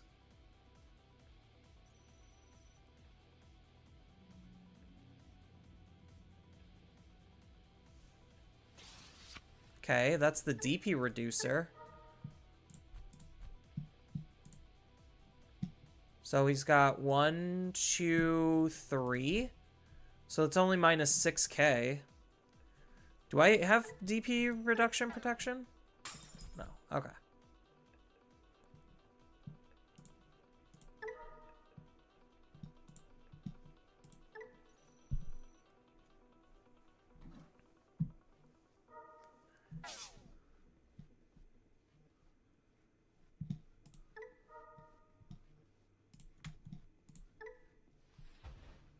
Can I see a level 5? Look at that, a level 5. Not exactly the level 5 I wanted, but we'll take it. Where she comes. Watch out, she'll chew you up.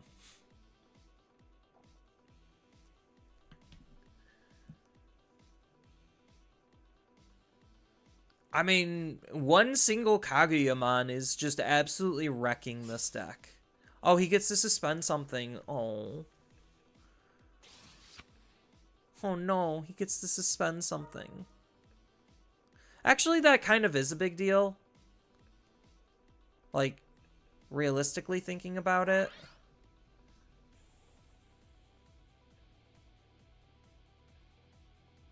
Because I do kind of need to protect my security a little bit. Fire Rocket. Should have used that, like, ages ago. That forces me to block everything from that guy. So I do have 3 blockers. He could probably, like, get rid of one of them.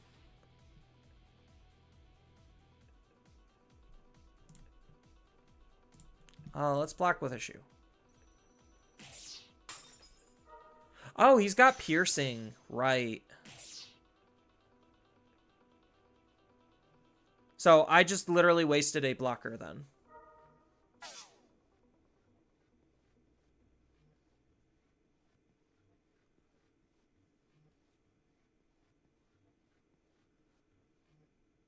I forgot the new one had piercing too.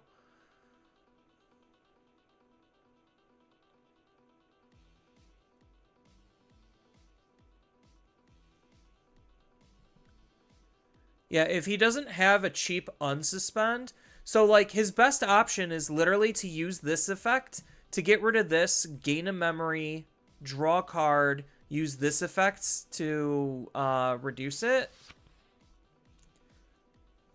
Yeah, I think he's kind of just giving up here.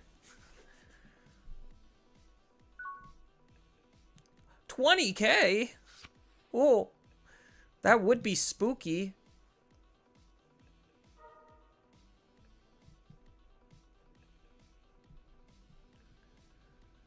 It sucks that I don't have the emblem set up, but honestly, I think like they just won't be able to fight through 2 Kaguyas.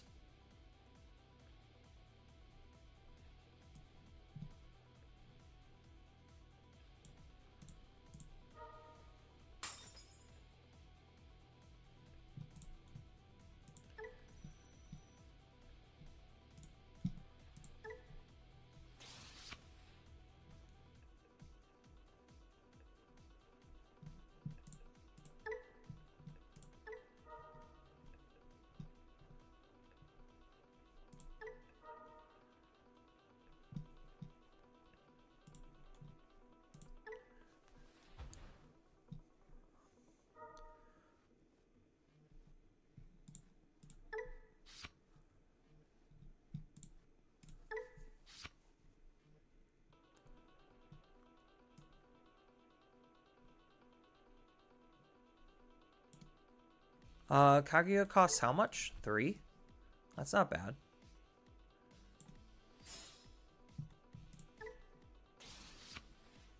Oh, of course, there's the Karakurimon that I would have liked to see earlier.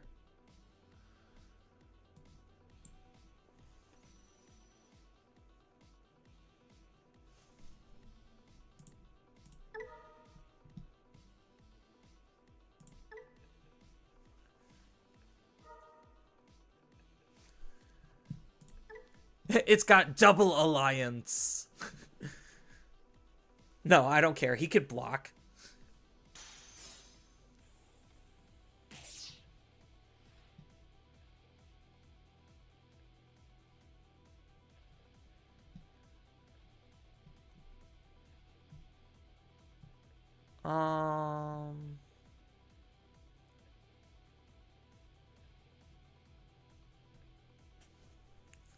Honestly, do I just set up an emblem?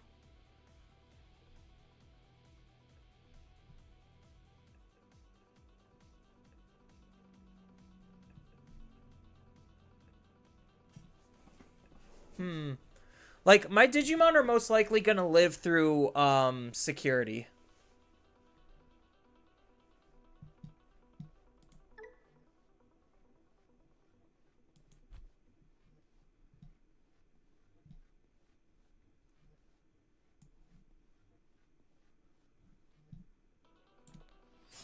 I think I just have to wall him out this turn.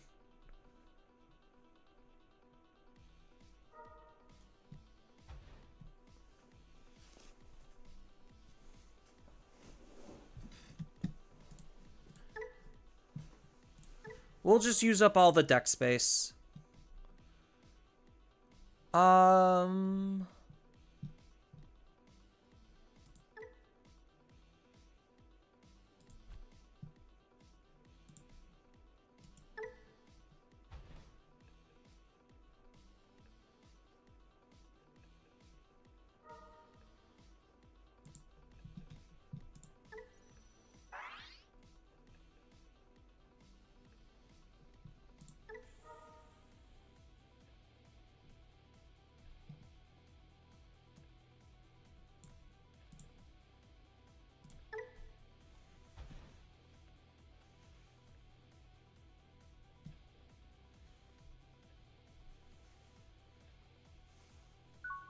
Haha, fight through this field! I think he's just like, what am I supposed to do here?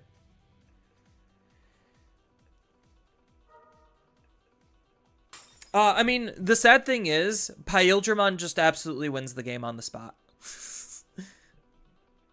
So, like, he could Paildramon, and then I lose.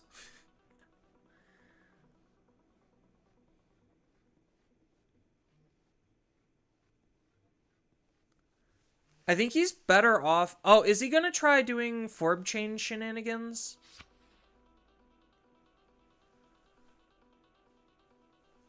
I don't know if that's going to work. Like, this is actually a pretty tough field to fight through.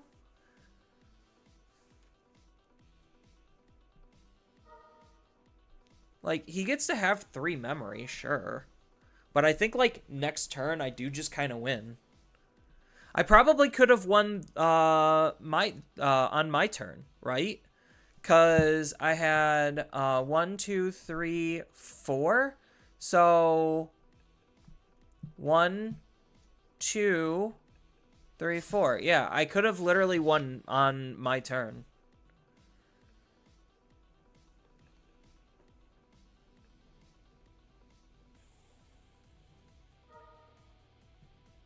Oh, he's doing his shenanigans. He gets to get rid of a Kaguyamon. Strip the sources and then bounce 1 Kaguya. I don't think he's able to get 2 Kaguyas.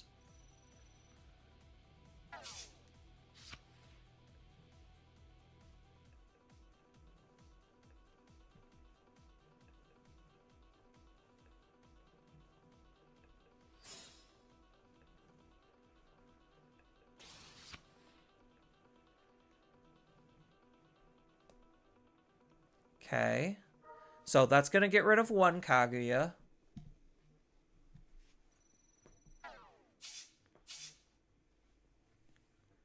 So I lose one on delete trigger then? Oh, he bounced the token. Interesting. Okay. He didn't bounce the Kaguya? Oh, he's just going to bounce the Kaguya here. So he's going to strip the other Kaguya and then bounce it here. So he had to get rid of the token, otherwise the token was going to, by default, trigger a single Kaguya.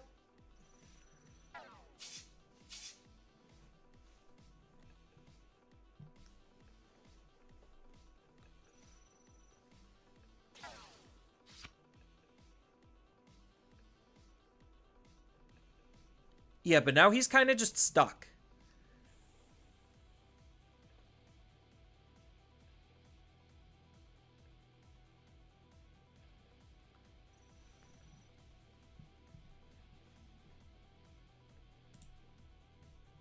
So I'm going to be blocking with the Kaguya first.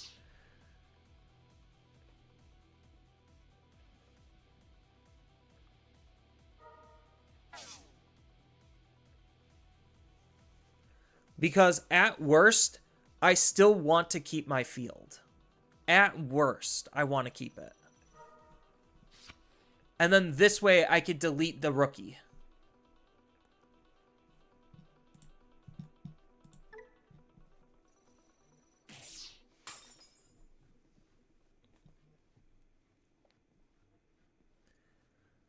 So now I get to delete the lowest level Digimon.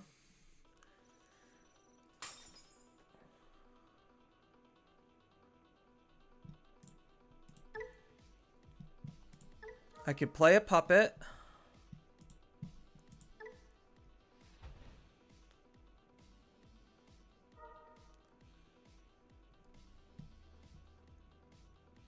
And then, since I'm not form changing, I think I just don't discard anything. Yeah. Like, there's probably no real way for him to actually win. Without, like, Paildramon in that instance, I do not think that there was a way for him to win.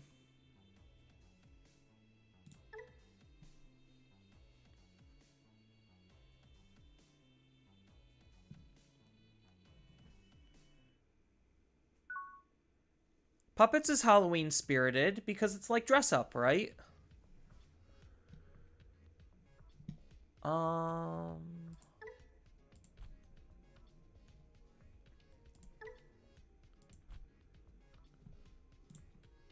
My opponent's going first. I think I could keep this. Because depending on how much memory they give, I'm probably going to try to set up the Orisa early, and then I could be like, Shumon and Raising Orisa, move out Kikoshi and kill something. Oh, is this the same person? No, this is a DNA deck.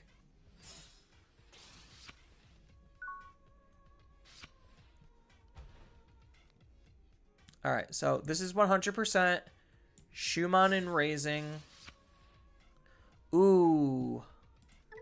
The pawn chess is really nice. Because I'm going to be Kikoshiing. So he's going to move out. He's going to get a card draw and... Oh, wait, no, he's not going to get a card draw. So the question is, do I Orisa here or do I Pawn Chessmon here? I think maybe the answer is Pawn Chessmon. Choke him to 1, and I don't think they have any 2 memory plays.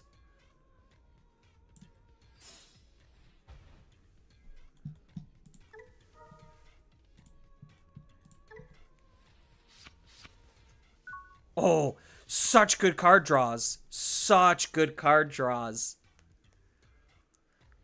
Yeah, so now I don't even have to Kikoshi. I could literally just go right up into a Kaguya.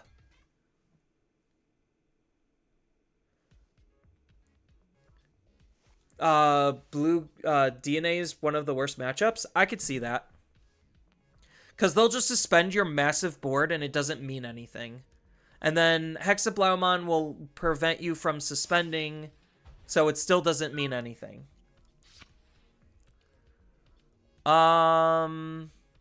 So if that's the case, do I just, like, make a early Kaguya play then? Like, do I just set this card up?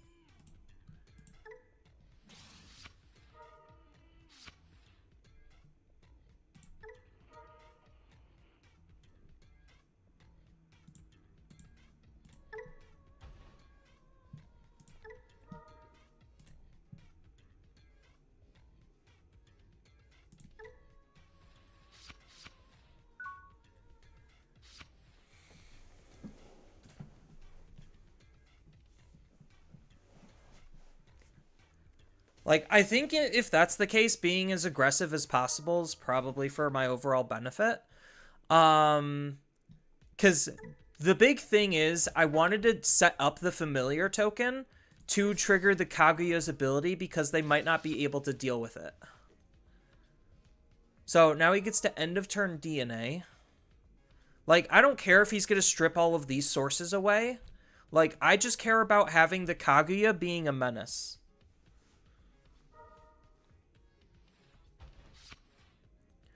Also, their tamer will strip your protections. Yeah, I could care less. I already know that I'm glutton for punishment when it comes to that, so I just wanted to set up a Kaguya.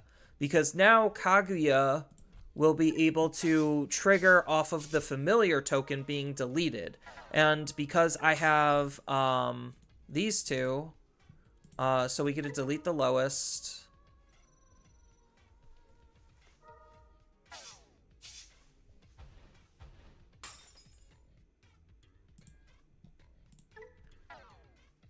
I mean, I guess now he goes into a new DNA. But, like, I effectively removed a good amount of aggression. That kind of sucks.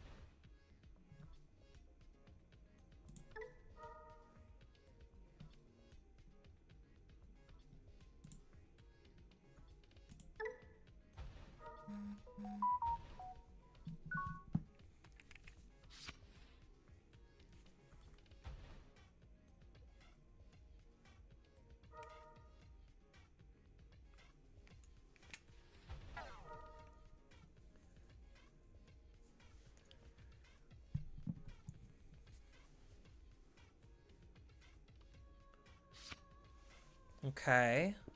So are they going to use that to get rid of Kaguya then?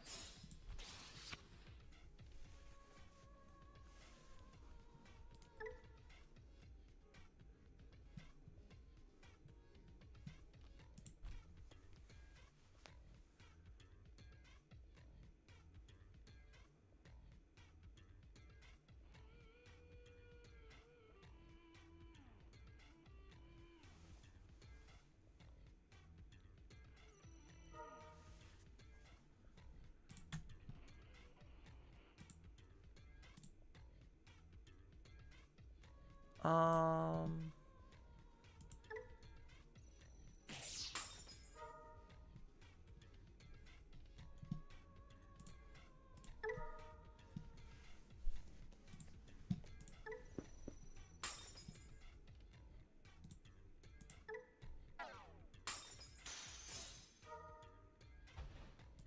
Oh, he does have piercing. Uh...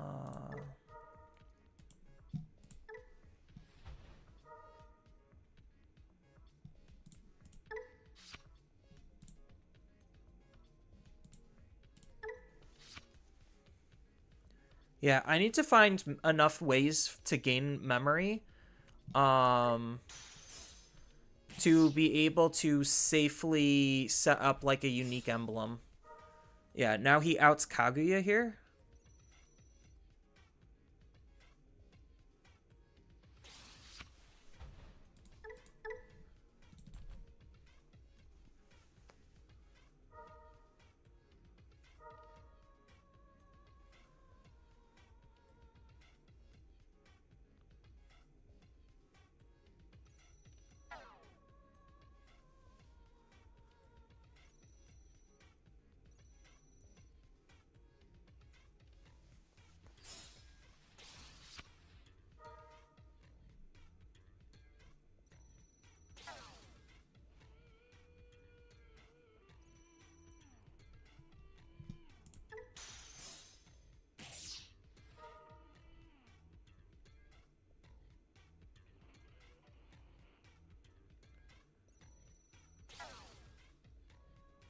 Oh, and then he just swings for game. Okay. Yeah, that's definitely... So, like, the thing that I'm now seeing with puppets is comparatively to other decks, puppets really does not have good memory management. Like, the best thing that you have is literally one singular level 5. Outside of that, memory management is really bad. Sorry, why didn't they return your level 6? They were just fucking around. Yeah. So, like, the big thing that I'm noticing with puppets, like, if I don't just magically have a field full of tamers, like, memory management is really bad in this deck. Like, it's incredibly bad. And, like, by bad, I mean it's just average. Like, I'm not saying, like, oh, my cards are so deficient that the deck's not functional. It's like, no, the deck is functional. It's just comparatively functional is not good enough in the grand scheme of things against good decks. So, like, if I literally don't have my tamer setting up, I just will not have memory to play the game. So, like, setting up your tamers as early as possible is, like, incredibly important, it feels like. Like, way more important than most other decks in the entire game.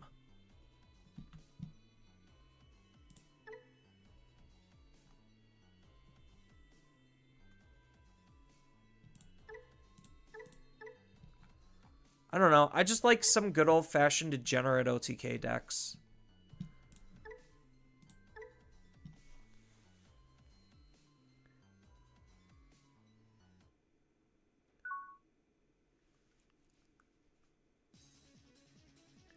Right, yeah. It's literally just memory off of the tamers.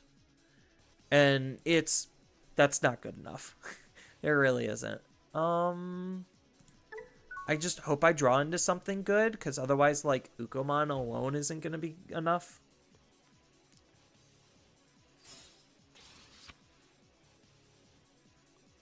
You're not understanding the Genku support? Nobody plays Genku.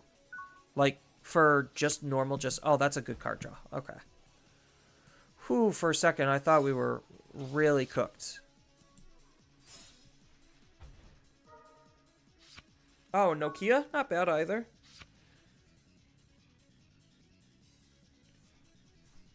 So the new Genkumon isn't really doing much for Jesmon. Like, you're just throwing in Genkumon, like the little Genku package, just to have, like, field protection. So, like, for Jesmon, you're already, like, using up an incredibly high amount of deck spaces. I think we just take the Gabu, right? Because we already have the Melga.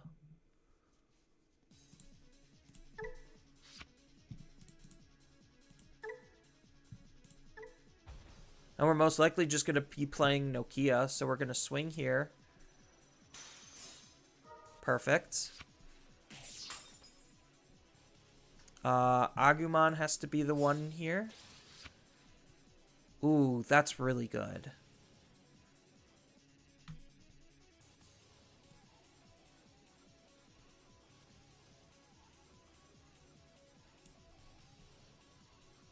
I think I could wait. Honestly, now that I have both my tamers set up, I think waiting is probably the play. They were going to go to 3 anyway, so I could have Nokia'd. Is the GX stack not worth playing anymore? No, GX is good. It's just turn 2, spitting out 4 bodies and dealing 3 checks is, like, a lot.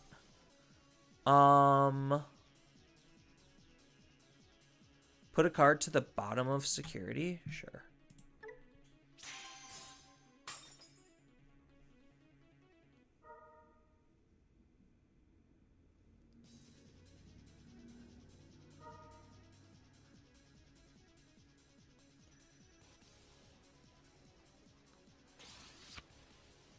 That what? Creates a token?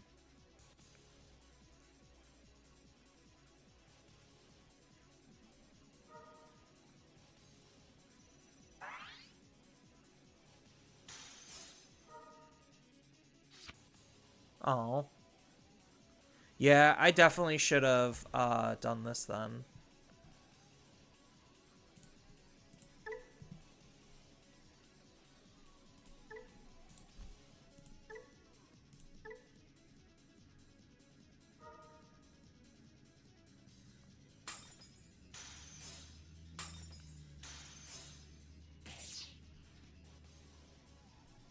Oh, at least I have the Agumon.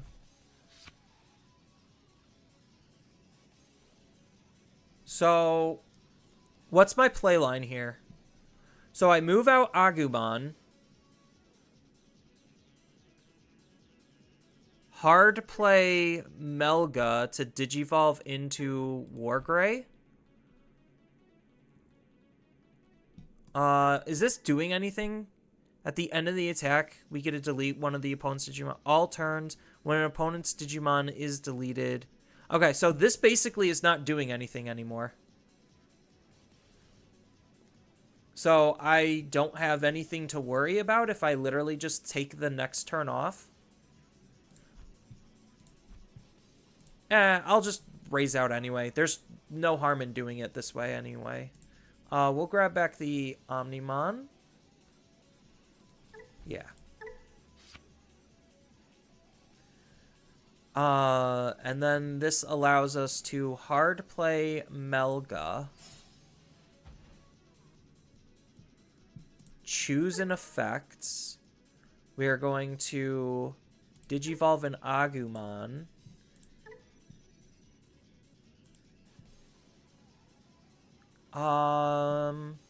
Which do we do? I think we just do this one.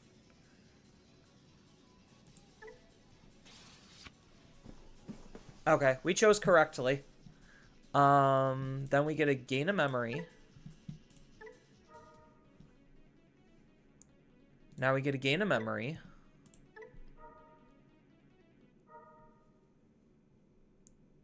Then we get a delete. Goodbye. I could swing into security. We could risk it. Risk worth. DNA.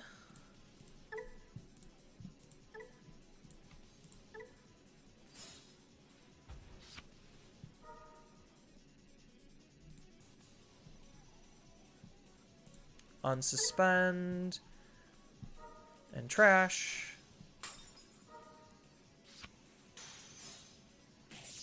Oh no! I lost out to their thing. So they're gonna go to 3 anyway, so I might as well just Wisteria. Grab the Agumon.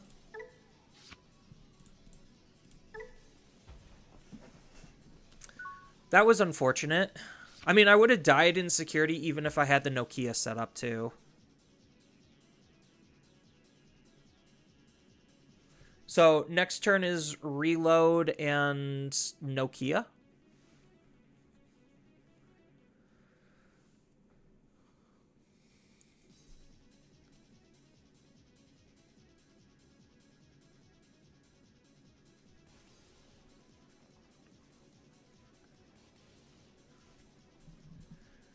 Yeah, so like with Jessmon, backtracking, with Jessmon, there's two ways to play him. You're either playing him like Genku Turtle, and like sometimes use Genkumon inside of Jessmon just because the protection's good, but like you're either playing Jessmon or you're either playing Genkumon. There's pretty much no in between.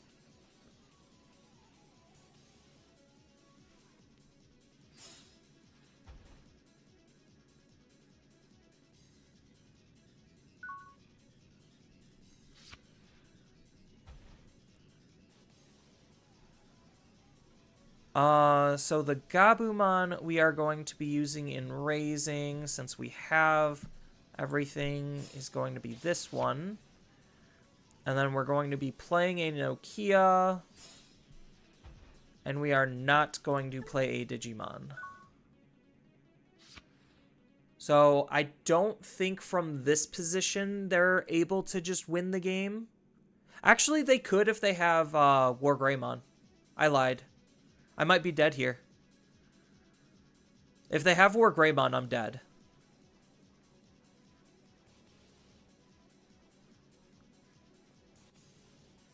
If they don't have War Greymon, then I'm alive.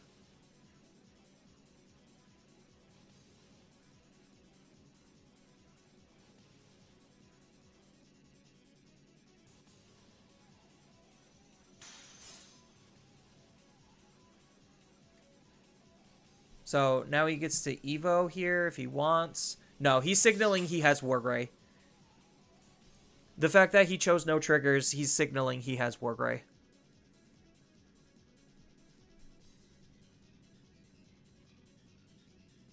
Because now he just swings and then hard plays Wargray, uses ON to end of turn attack because it has Rush.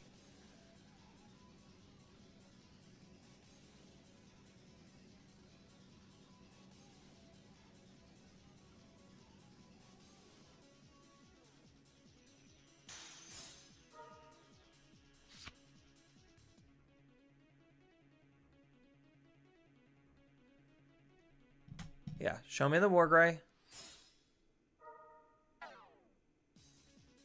Oh, that's irrelevant. That's so irrelevant.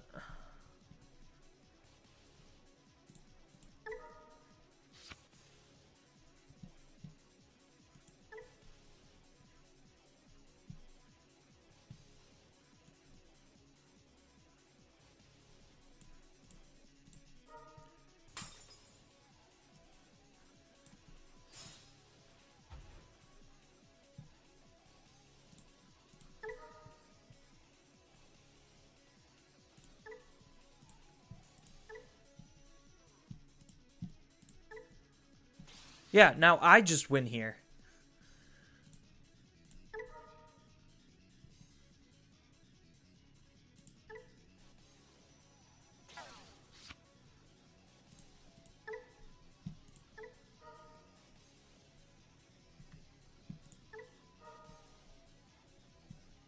Like, it doesn't even matter which Omnimon I use. Because I swing and I burn the security.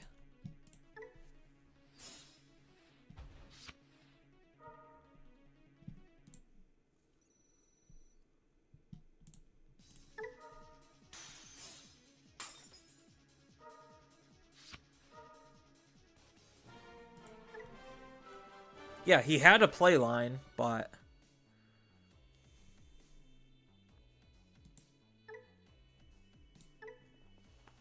they chose not to have it. So that might have been a deck building issue or a skill issue. I don't know. But they had it, and they chose not to. I was just like, oh, if they have Wargrey, I'm dead here. Oh, they don't have Wargrey? They're just dead here. Like, I guess the Crimson Blaze was kind of cute. It forced me to have the correct card, but I had the correct card anyway.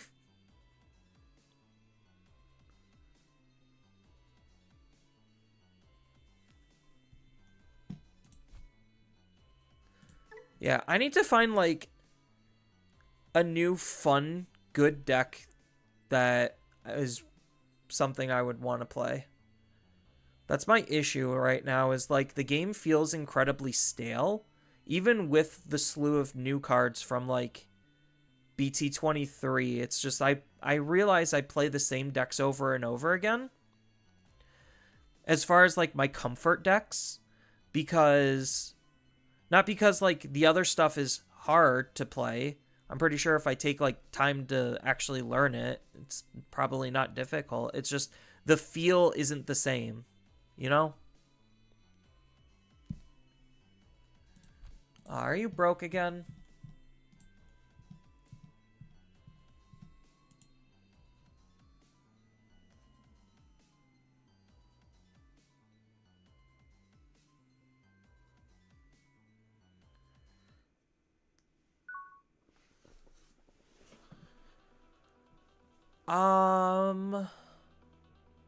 Going first, most likely it's just Gabu into Wisteria. I could keep this and see where it goes.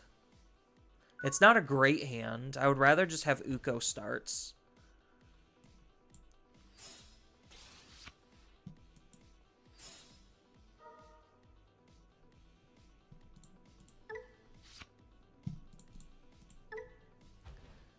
Yeah, this one might be a loss.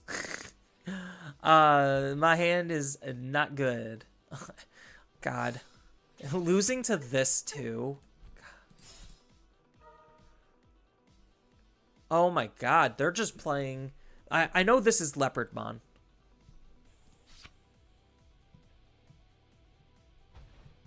So they took a Pangeamon? Double Mem Boost setup? Oh, that's rude.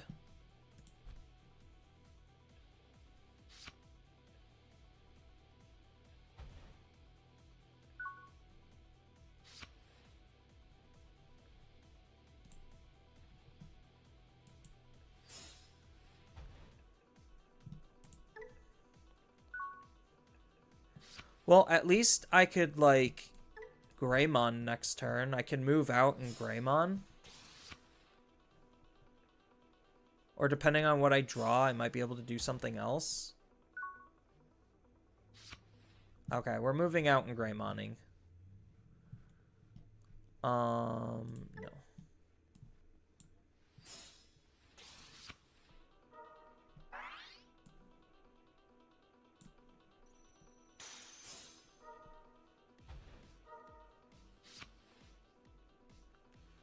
A second Taiga?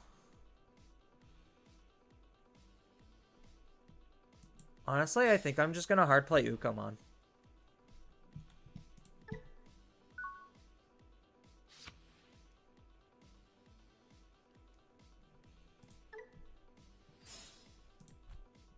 Pangea to set something up.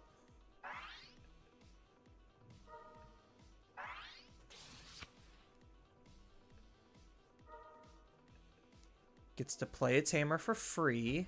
Playing Willis. Gets plus 2,000. So it's a level 5 at 13k. Okay. But what's the point so far? Are you gonna show me a Digimon? That's the point.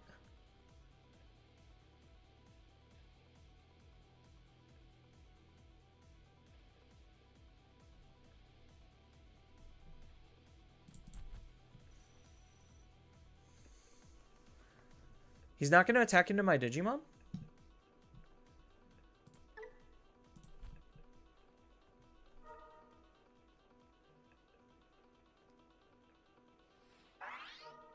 Oh, he's gonna play Babamon off of the Digimon.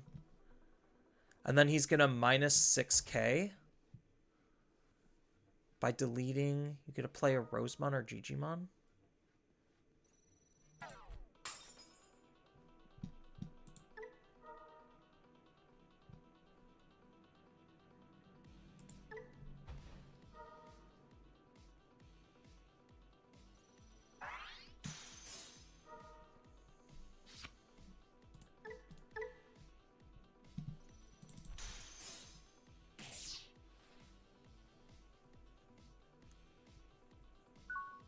Pass.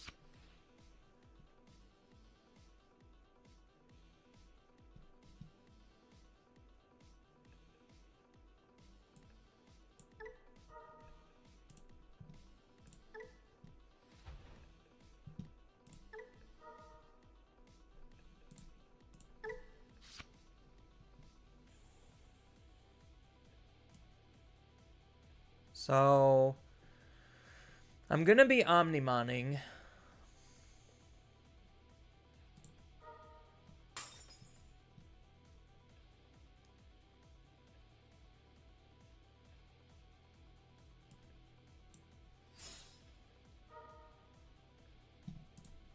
I just want to dig first.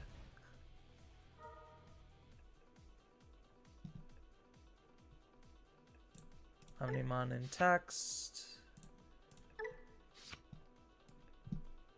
Alright. Ooh. That's big. So, by deleting this Digimon, you get to play a Rosemon or Gigimon. Okay.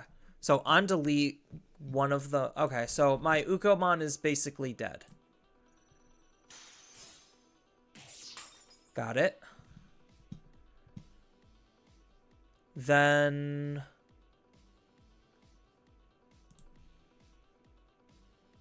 we're going to Garurumon. Because none of this has on delete stuff, right? This is basically the end of his combo.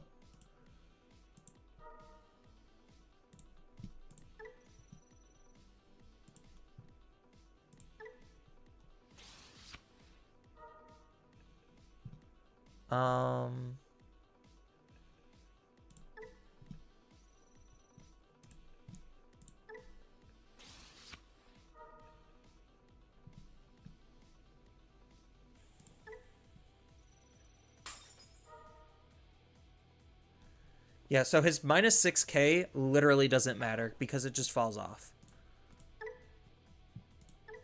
And then I'm going to go into this Omnimon to be able to out the GG.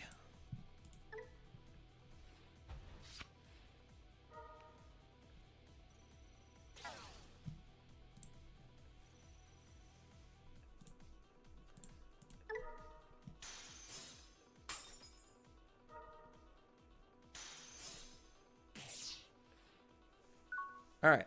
That's about as good as I can get it.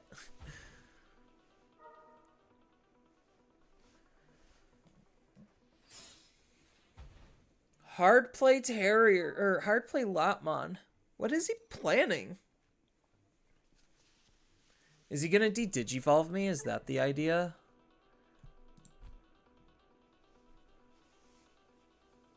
I think that's a terrible idea. Armor Rush? No. He's just... the deck is just Gigimon. It's not good.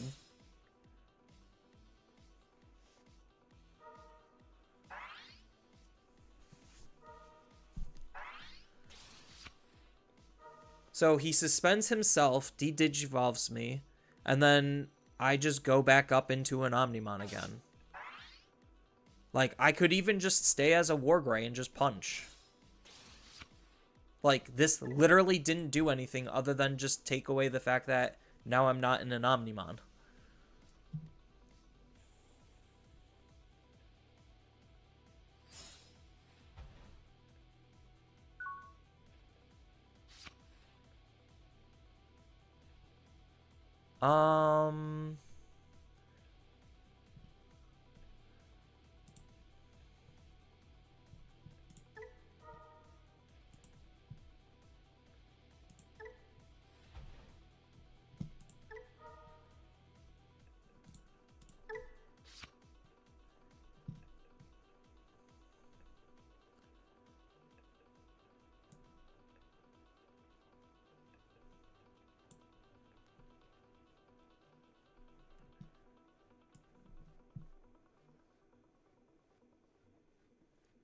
Yeah, I think there's just no reason for me not to just Digivolve, right?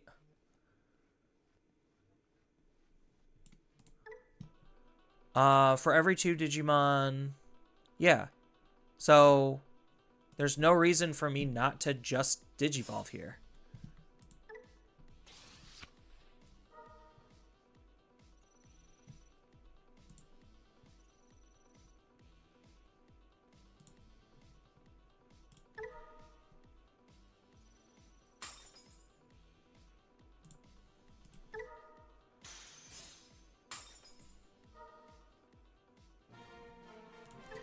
I do not know what they were trying to accomplish. I really don't.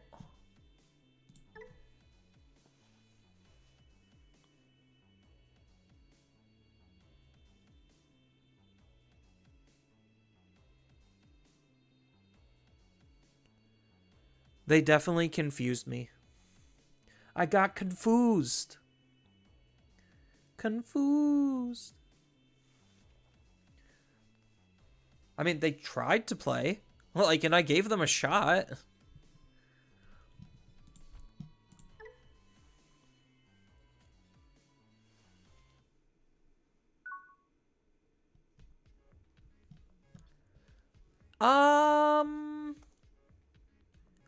Most like I could keep this. It's not great because I'm most likely gonna be Agumon into Greymon and play Gabumon. So it's like Agumon, Digivolve and Raising, then Gabumon hard play, search, then next turn Digivolve into Greymon and hope my search is good. Like, I have almost nothing, but... Okay, another green deck. This is probably the Terriermon deck, more specifically.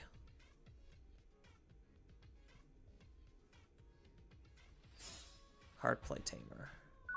Yep.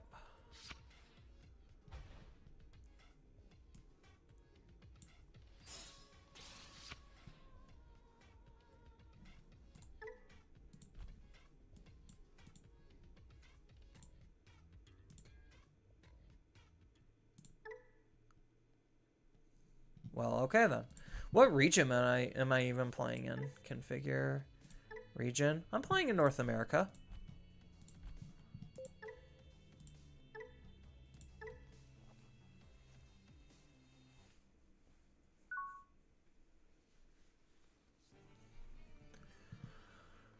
All we have is Zukomon.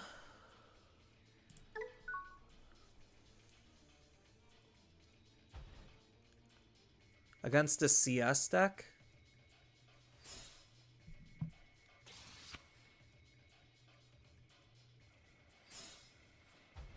Caramon to search? Why are they running these? I'm so lost. Like, from my understanding, I don't think you need to be playing those.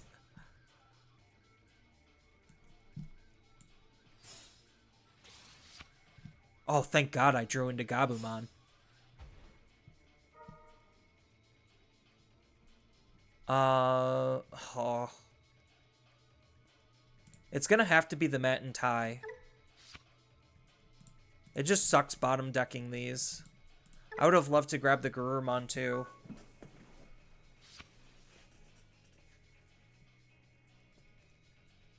But I need the Tamer at least to do something.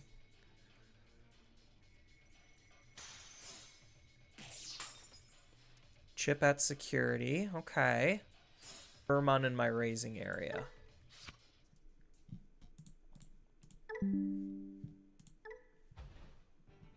And my turn is most likely set up a Tamer.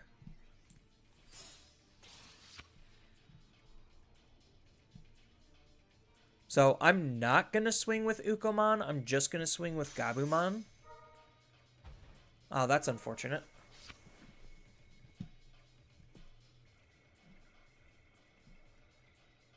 And hope they don't have an answer to Ukomon. That's kind of where my thought process is. So they are going to be moving out. Does Terriermon play a Tamer? Yeah, you get to play a Tamer off Terriermon's D-Digivolve. So my Ukomon probably is dead here. So maybe I should have checked with Ukomon.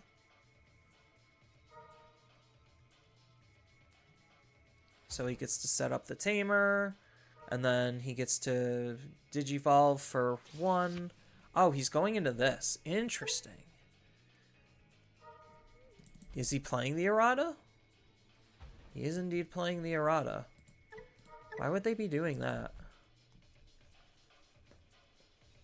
So is my Ukomon dead here? Okay. Yeah, my Ukomon is dead here. That's so weird that they're playing, like, Diaboromon using the CS engine. I mean, I guess that's a choice. Like, they're just forcing me to Digivolve into Omnimon. Immune from bounce, immune from DP reduction.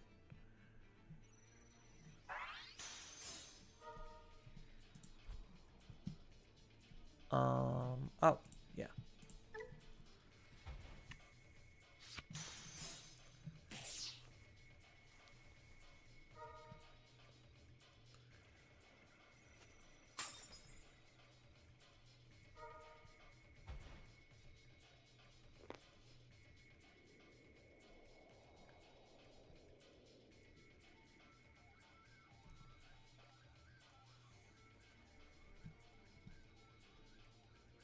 Okay, so now what's their game plan?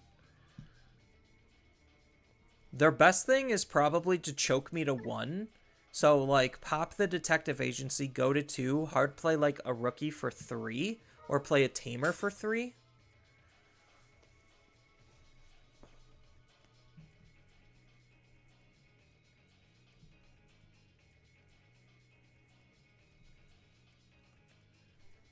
I mean, but because I have these mats, it doesn't matter.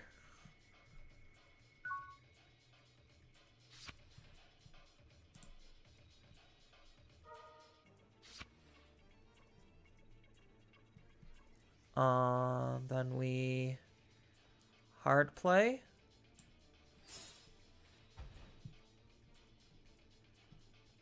Use the effects to Digivolve into a Melga. Melga effects, bounce, return, Terriermon.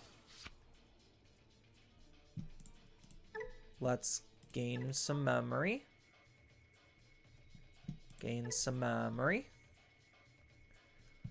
DNA Digivolve into an Omnimon.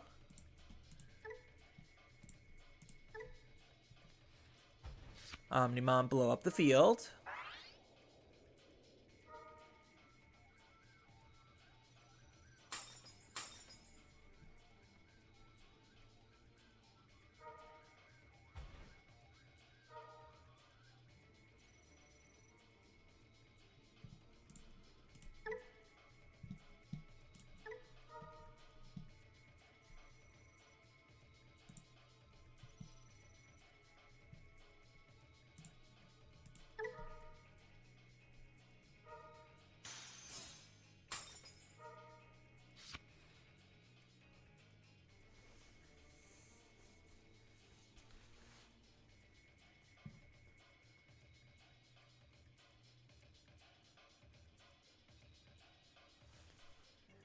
So, unfortunately, I think I have to leave the Diaboromon alone. And then next turn kind of just combo off. Oh, he's going to kill his own Diaboromon token. Okay.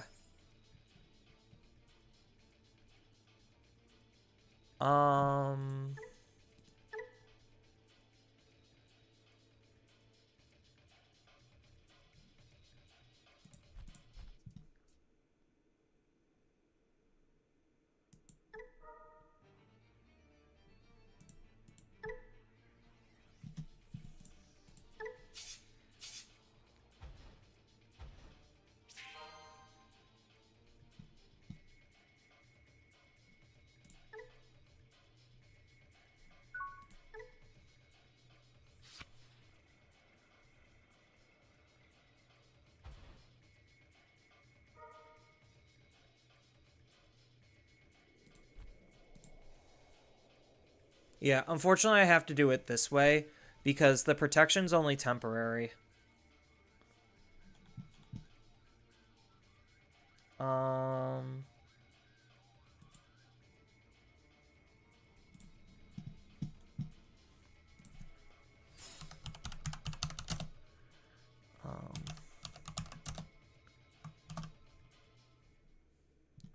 Oh, cool.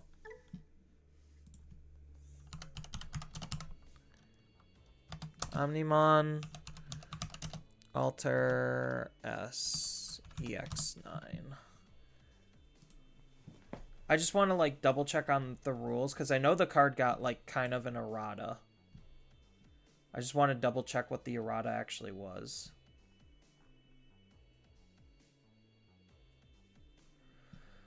So before, when digivolving, if DNA digivolving, your opponent's Digimon effects don't affect this for the turn, then delete all of the opponents, and then it changed to if DNA digivolving, your opponent's effect don't affect this Digimon for... Okay. So it's still just a temporary buff. But maybe it's the fact that they thought I had Omnimon Ace, which is why the psychological aspect of the deck can be pretty fun. Because it's just like, oh, am I going to be acing you? Like this? Uko starts! Yay! I love Uko starts. Although, going up against Imperial is a little bit spooky.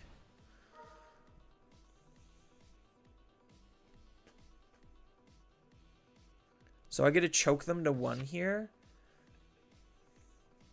And then they get a DNA on their second turn and just walk all over me? Oh, that's not nice.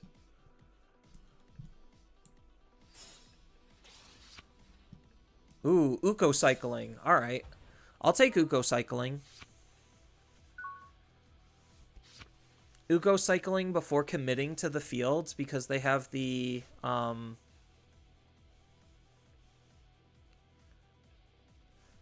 because they would have been able to go into that Digimon. Oh, if you have a tamer. So I could have reasonably played out the Gabu this turn because he doesn't have a tamer set up. So they're just going to go into the Lydramon in the back. That's fine. Set up a Davis. He's going to obviously grab the Pyildramon and the Wormmon.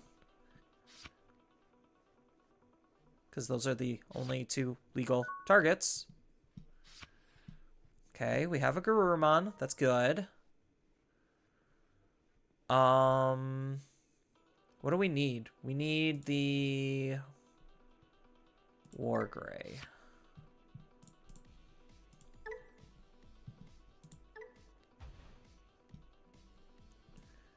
And then we swing into security, get the card draw, see where we're at. Oh, gosh. That's really bad for me.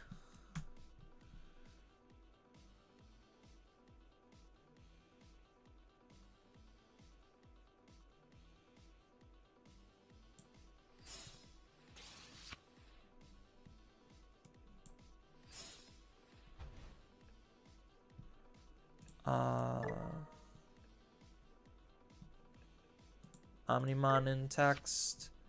CS.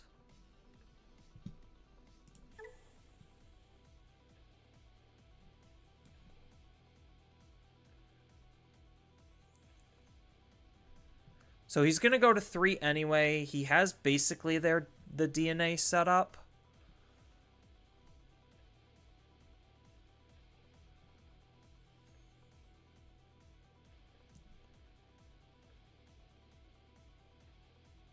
Honestly, I'm just going to drop a Nokia and we'll see what happens.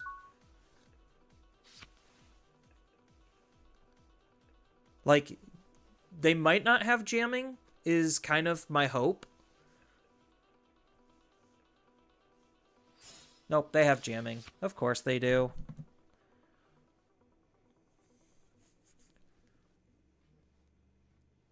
So I know I'm 100% getting Pyildramond here.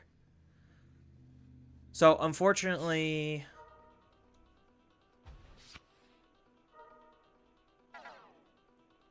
Yeah, this makes killing them a little bit more challenging. So if they give me a second Tamer, that would be really good. Like a second Met and Tai. Then I might be able to do something. Oh, so they're just gonna clear out my Digimon? Okay, so I might have a turn then.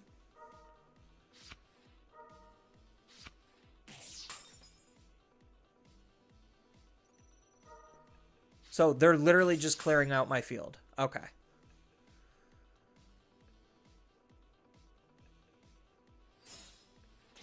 Oh, they're gonna double DNA. So they're clearing out the field, spitting out the Digimon, then double DNAing. Got it.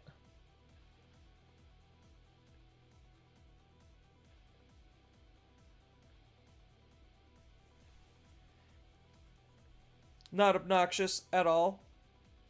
But, I mean, if I'm able to, like, Omni Loop because they gave me a second Mat and Tai or something, then that's going to be really good. Although, I need, like, one more turn to really Omni Loop, which is going to be unfortunate, because I might be dead. Because I decided this is going to be an Ukomon. And it needed to be, like, the Agumon. Wisteria. Okay, so I have the memory. So if they give me another Mat and Tai, then I should be good to do what I need to. Nope.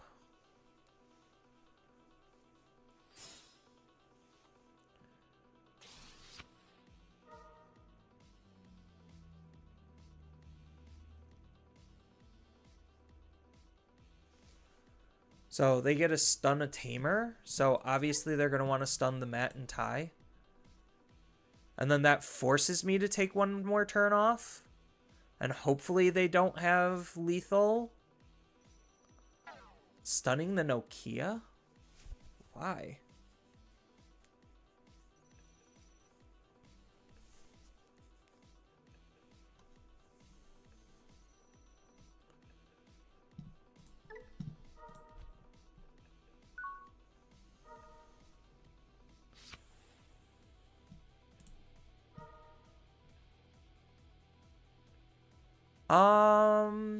Honestly, do I just take another Alter S? Because I'm just going to try comboing next turn anyway.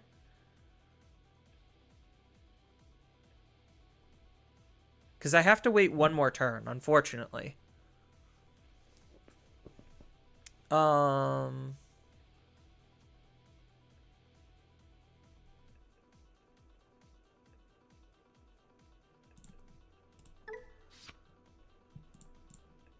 don't need the extra Alter S.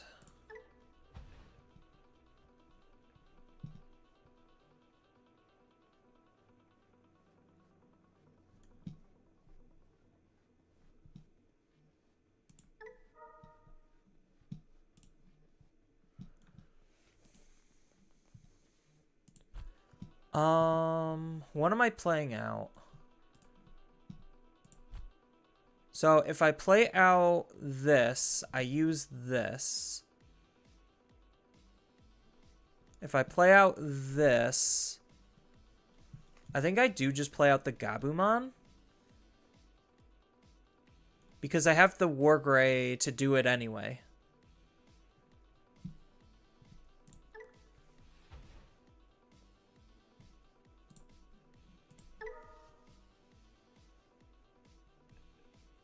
So, CS and Omni.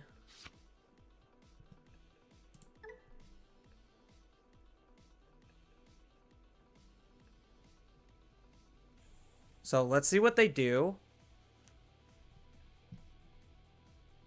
Nothing. Okay. So, Agumon's going to go down in here.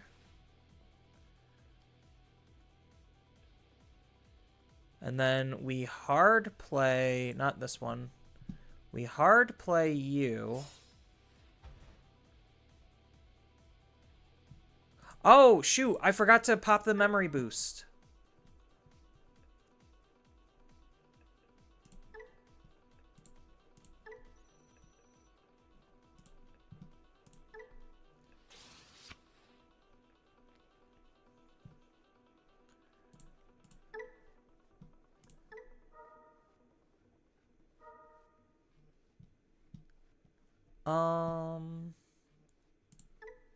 Yeah, this is fine. Let's go ahead and...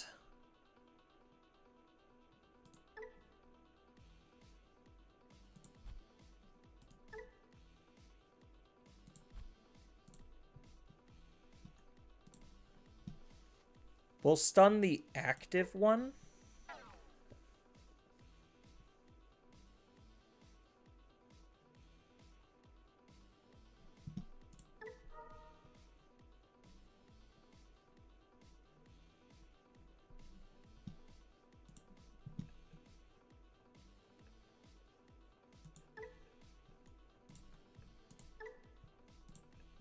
Yeah, not exactly ideal.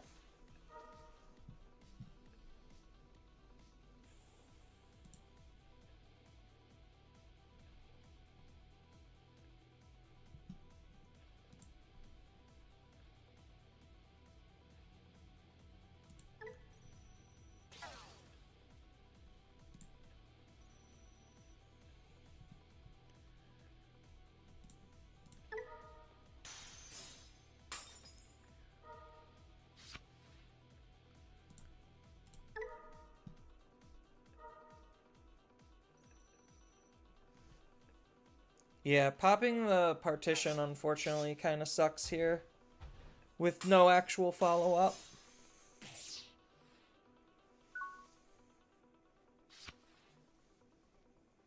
Yeah, so I was actually one memory short.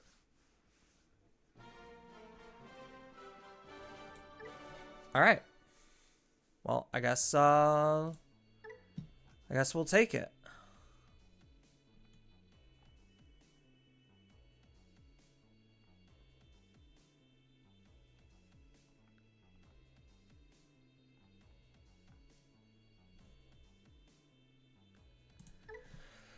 Oh, I need to think of fun decks to play.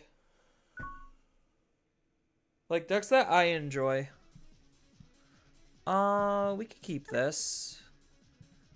Most likely going to like one of these in the raising and then play Gabumon to search. I know it's a me issue, but there's not a lot of decks that like resonate with me.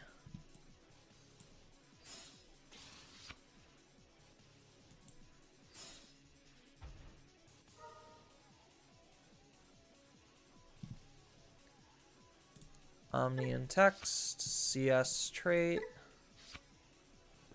Maybe I should have used an Agumon in raising.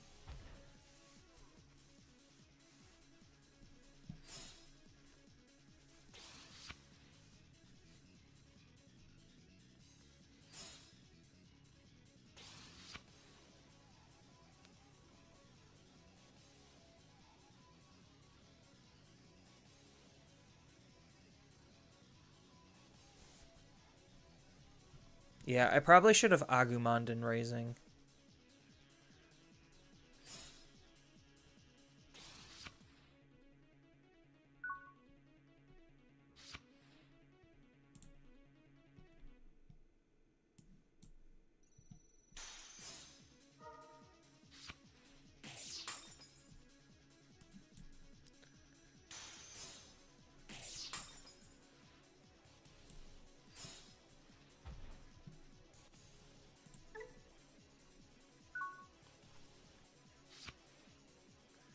You sent me a list?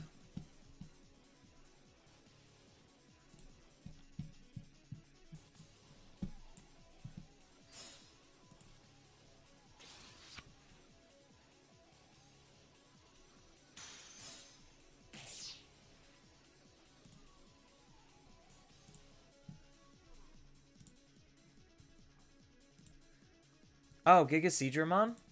Maybe.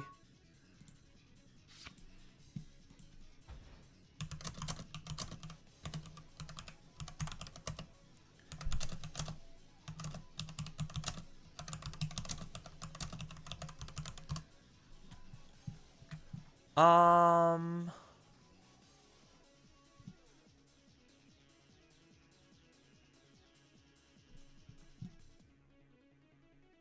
Let's go... Do I use it on this? Just to grab back the Greymon? I think I do.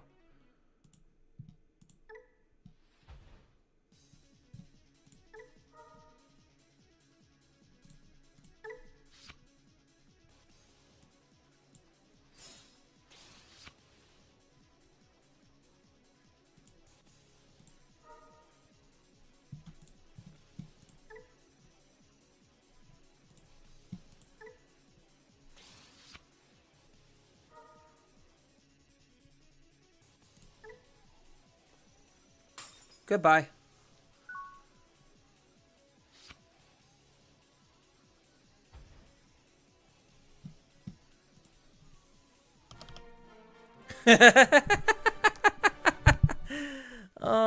See? Alright, give me 1 second. I got a message that I need to send out.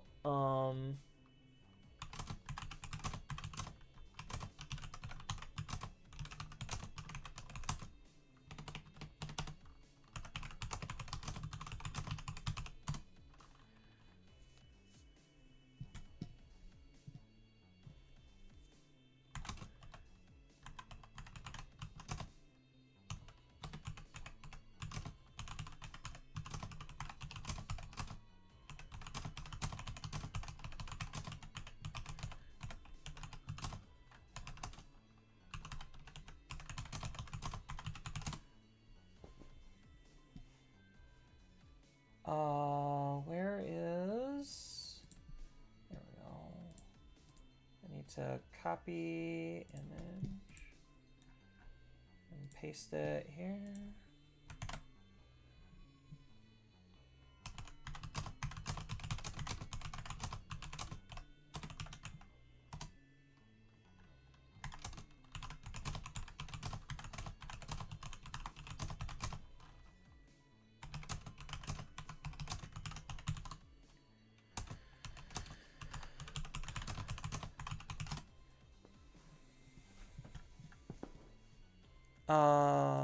Boop.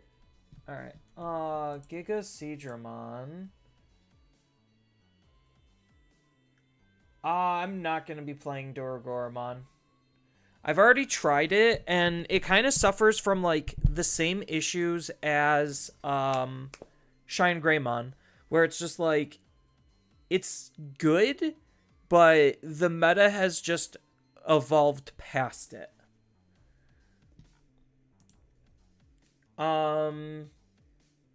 And, like, the other unfortunate reality with, like, Giga Seedramon is, if I'm going to be playing Blue X Antibodies, unfortunately, Gallantmon is the better top end. So, I could play, like, Blue X Antibody, but it's just Blue Gallantmon at the end of the day. So, it's just like, is it really that much different? Like, Giga Seedramon's just, like, the budget replacement for it.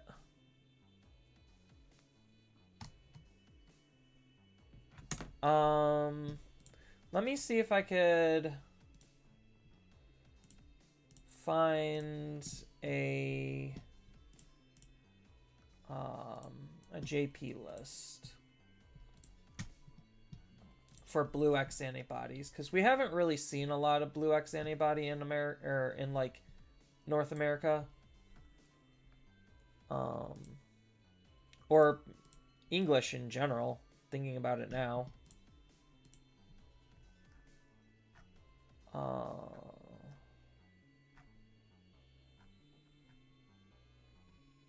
Is that Blue? No, that's not Blue X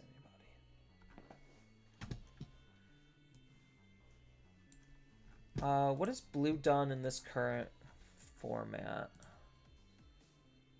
We have Blue Dex. Because I know, like, hold on. Let's,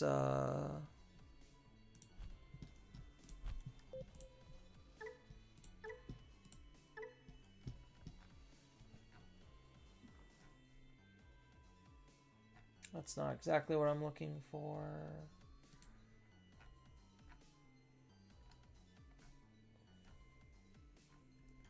Yeah, I'd have to go to a different format.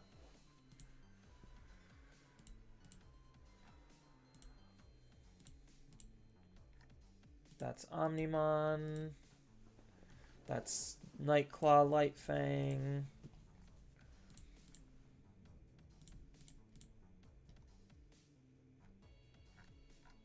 That's Guru Alter S.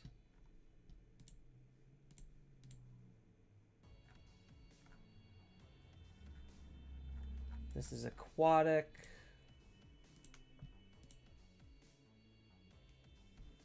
That's all force.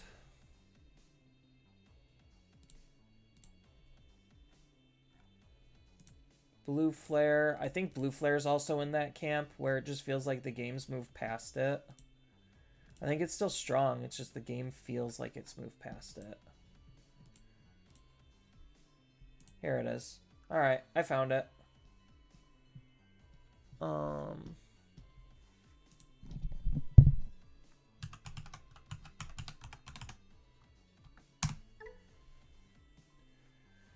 All right, so 4 of you guys. Let's start with the level 5s, I guess. Level 5. And then we use 1, 2, 3. And then we go to the level 4s just to make searching a little bit easier. 1, 2. 1, 2, 3, 4. 1, 2, 3. Crab. 1, 2, 3, 4. 1, 2, 3, 4. This is literally a vanilla. They're literally just using a vanilla? As a 3 of? Do we have better? On play, by trashing the bottom Digivolution source of one of the opponent's Digimon, then if the opponent has no Digimon with Digivolution source, gain 1. Or draw 1 card. On play, one of your blue Digimon gets jamming for the turn. And then when played from a Digivolution source, we get to play a blue level 5 or lower Digimon. I mean, I guess literally if none of these matter. What does this card do? On play when Digivolving, your opponent can't... Your Digimon can't be deleted by battle until the end of the opponent's turn.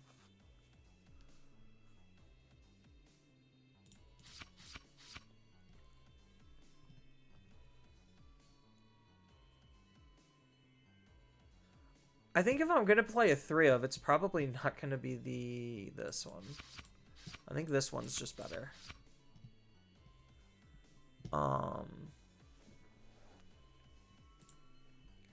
Then we go Gallant in blue.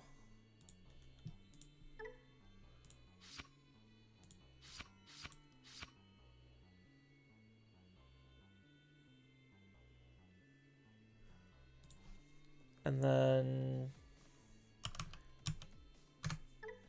Hexablow.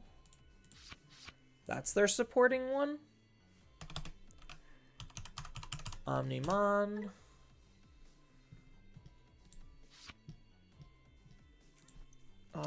Then we go X antibody. Oops. And then we go in white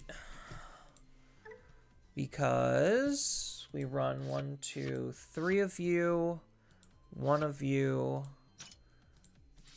2 of you, and then the rest is just blue staples.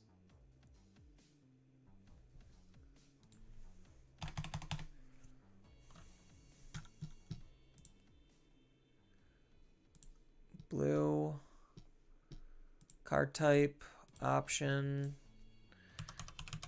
delay, 1, 2, 1, 2,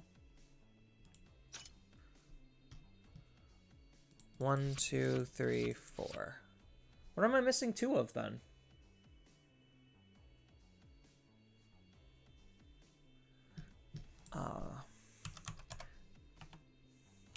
Dummy.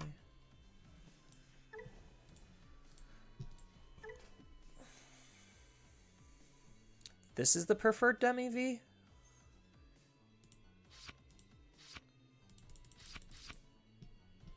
Where's jamming even coming from? Okay, so we have jamming on a rookie, and then we have jamming on our level 4s for the most part. Okay, that makes sense.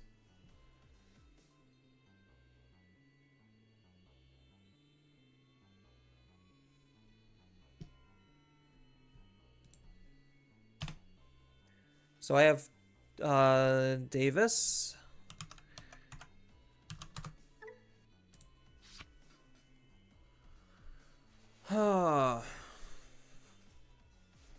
And then just, what, up the Hexablow or up Omnimon? Or up X-Antibody?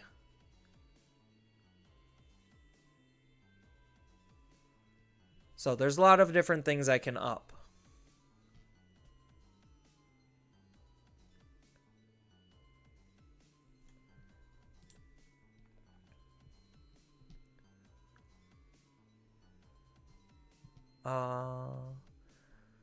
I kind of wish Gallant actually had a blue card. Then this would make a little bit more sense.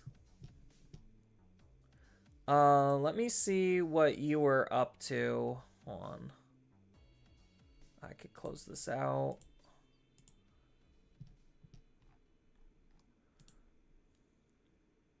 You're on 4 cool boys, so I could go up a cool boy. Yeah.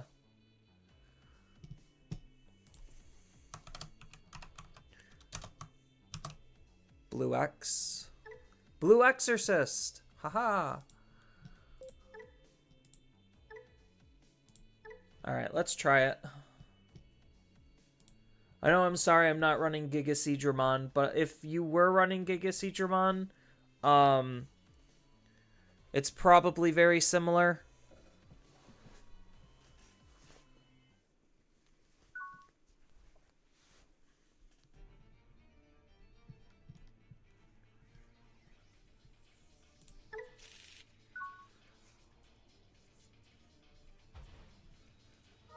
Ooh, gross. Demon Lords. I hate Demon Lords.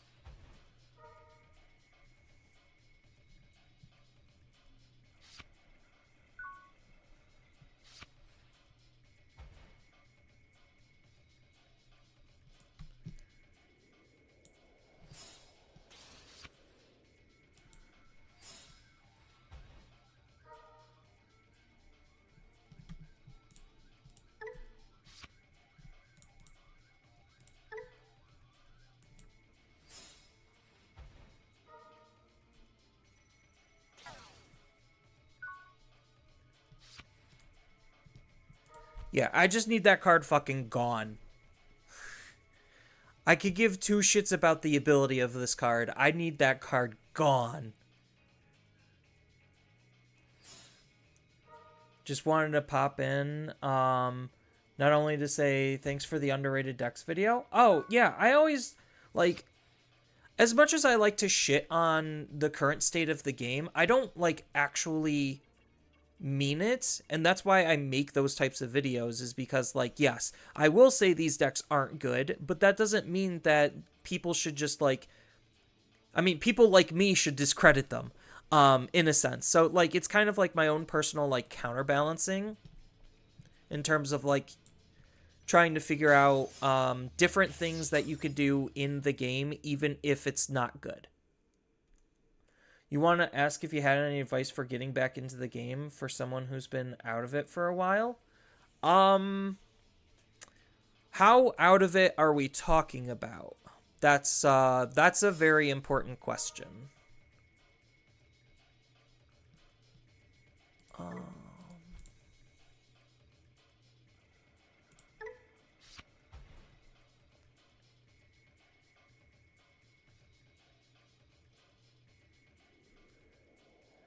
Because as far as the best advice, you have to go see him next stream. Yeah, I'm probably going to be wrapping up shop soon to go eat, because it's like 7 o'clock and I haven't eaten anything.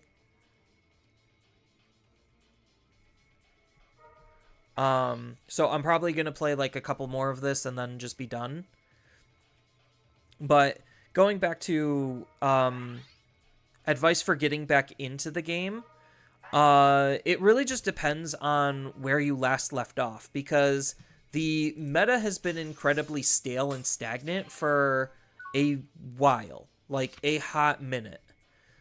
Um, does this card actually counter Lucimon? Ooh.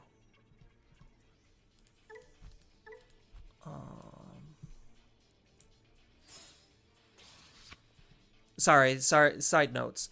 But like, if you, let's just say, left off Digimon at like BT 17 or Special Booster 2.5, the game really hasn't changed that much to where it's like reasonably worth noting.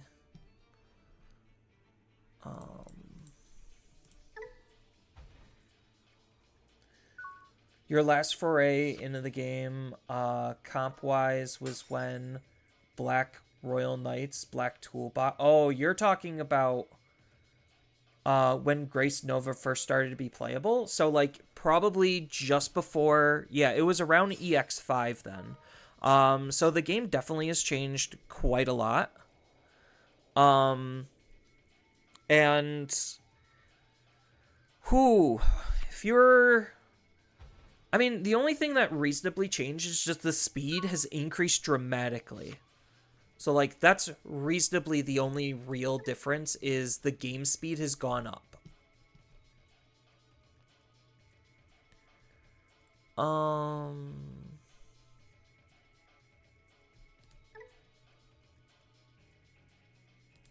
Will this just get me a card draw? Well, we could find out.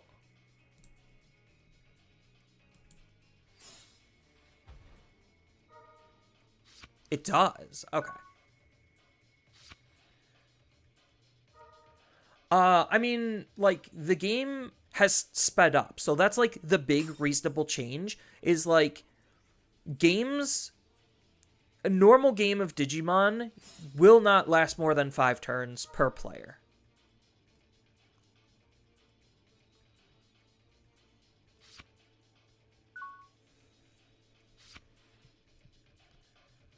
I wish I had just a little bit more oomph.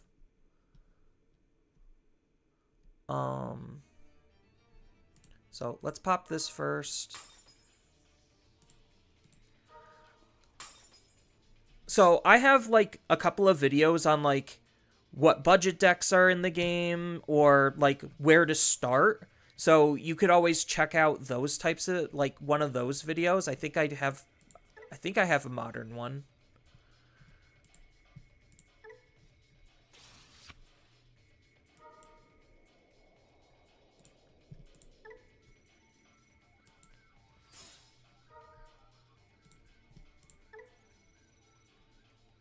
You're pretty out of it.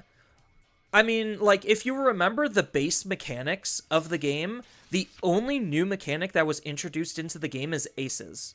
Like, aces and then just, like, new keywords. So, like, the game really has not changed that much. It's just the speed of the game has increased. That's what I'm trying to say, and that's, like, the only thing that is different about the current state of Digimon.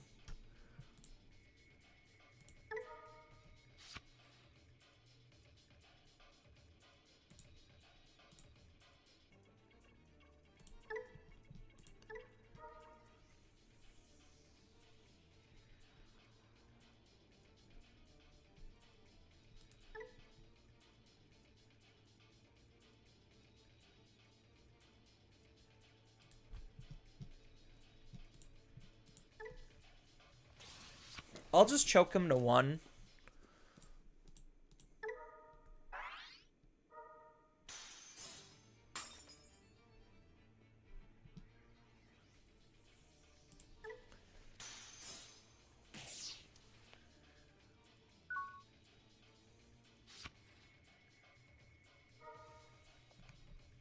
But, like, obviously, watching people... Like, I do generally try to explain like what I'm doing and why I'm doing it, but that's more like deck specific things rather than like just playing the game type of a thing.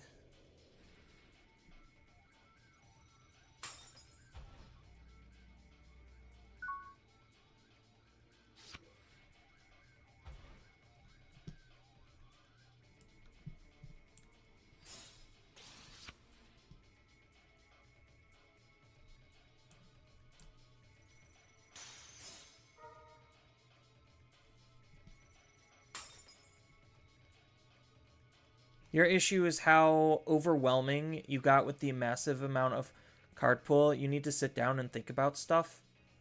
I mean, that's always going to be daunting, but like if you pick a deck that you feel like you would want to play towards, or like and I get that picking the deck is the hardest part. So I'm already understanding towards that. But like if you are like if it's easier to limit yourself so that way you're not overwhelmed. So it's just like, hey, I like Agumon. I'm only going to look at the Agumon cards. I'm going to see what other people are doing with Agumon. Then you don't have to worry about what the rest of the entire game is doing because you're just looking at the thing that you care about. I guess that's like where I'm kind of trying to say, or what I'm trying to say, and where I'm going with this.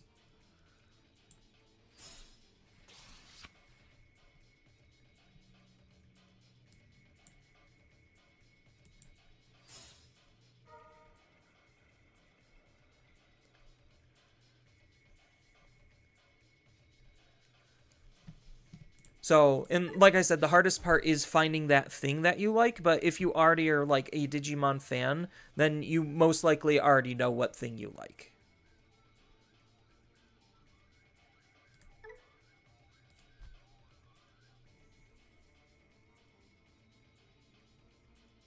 I have the level 5 X antibody.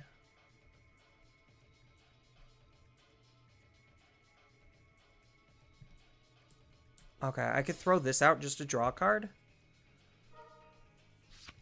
Oh, such a good card draw.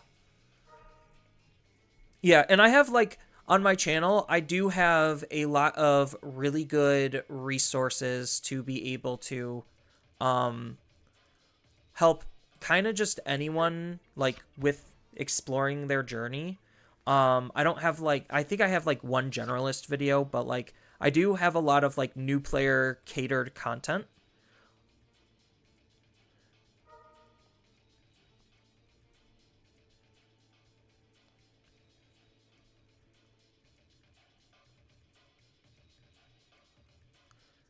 But that's why I've been struggling with Digimon recently. Isn't necessarily like it's for the inverse reasons. I'm having a hard time figuring out what I like in the game and what I want to play rather than the exploration part.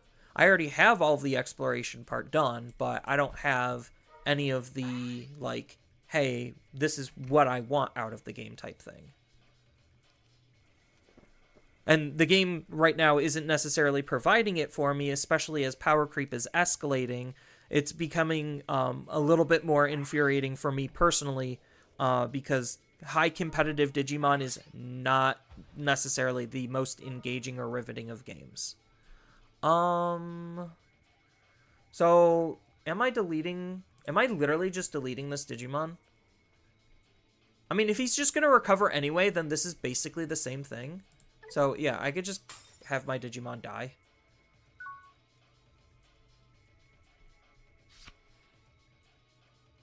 The big question is, does he have the,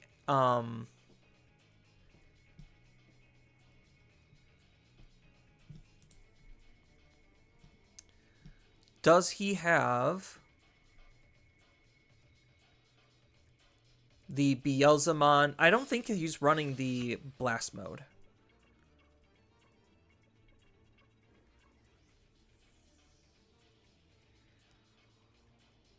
Oh, maybe I should put Gabumon in here.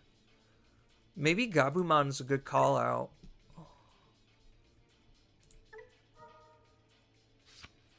Nope.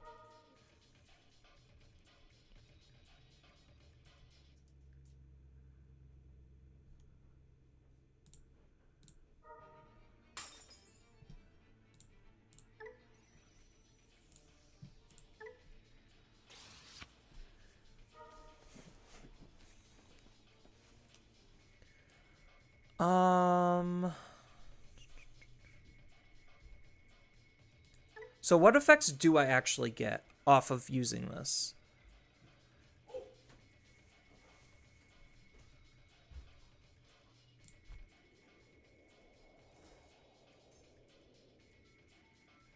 Because I reduce it by 2. Oh, don't I just, I think I'm overthinking this. Yeah, so I lose out on this part. I'm losing out on this when digivolving part, but I get to delete one of the with 10,000 or lower. If this effect didn't, then I trash the top of their security and unsuspend. So I guess let's just risk it.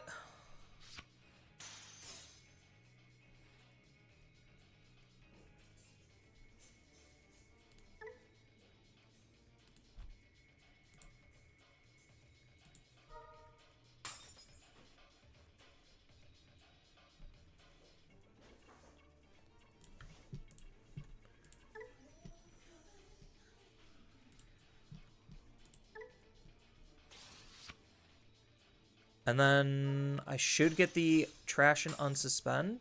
Yeah, and then that's game. Okay, cool.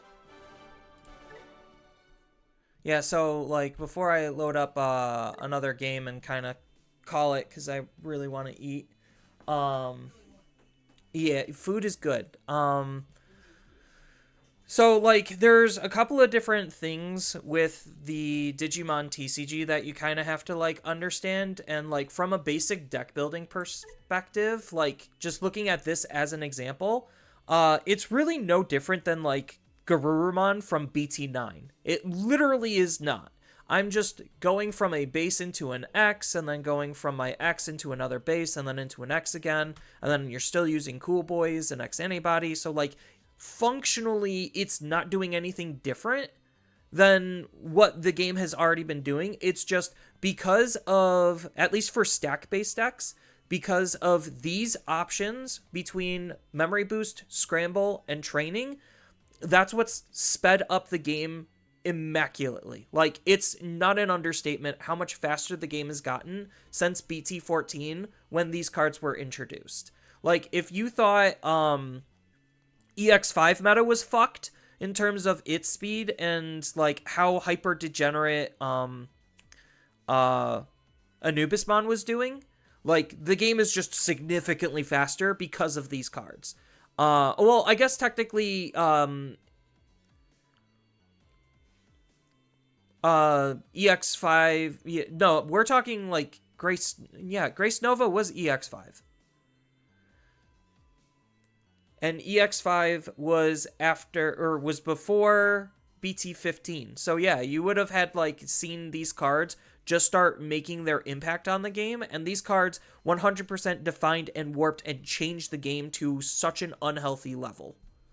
And I honestly think the game would be way better off if these cards just functionally did not exist. Like, delay as a mechanic was pretty okay when it was literally just this and nothing else, but since delays became, like, more and more prevalent, normal options basically do not exist anymore, and all options need to have a delay effect. So that's, like, one big, like, power spike and power jump in terms of understanding the difference between the game back then and now, is how important delay-based options are. I mean, like, consistency tamers and, like, cheap consistency tools are, like, still incredibly powerful. So, like, those aspects never really changed. The only other big, like, trend is we have, like, basically, like, a 1-2-3 rookie type setup. I think it's here, yeah. So, like, what I mean by 1-2-3 rookie is you have your rookie that's going to be searching, then you have a rookie that's going to be reducing the cost of your Digivolution, so that way it's going to be easier to Digivolve up into your higher stages quicker. And then you also have, like, your off rookie, which is just going to do whatever. Like, it functionally does not matter. Just having the searcher and the cost reducer matter a lot. So, like, that was another big thing. And then the game just has a lot more staples, which I do have an entire video on. And, like, feel free to check that out. But, like, Ukomon and Medieval Gallantmon, Like, they give you, like, such big power spikes into decks that are able to slot them in, that, like, decks are finding ways to run them because of how powerful they are, in, like, disregarding the fact that it might not have any synergy with the deck at all. It's just the power level of those cards is, like, incredibly, unfathomably high. So I think I'll play one more game with Blue X Antibody. And sorry, James, if it's not exactly Giga Seadramon. It's using all of the other cards, like, almost exactly, but it's not the same, I know.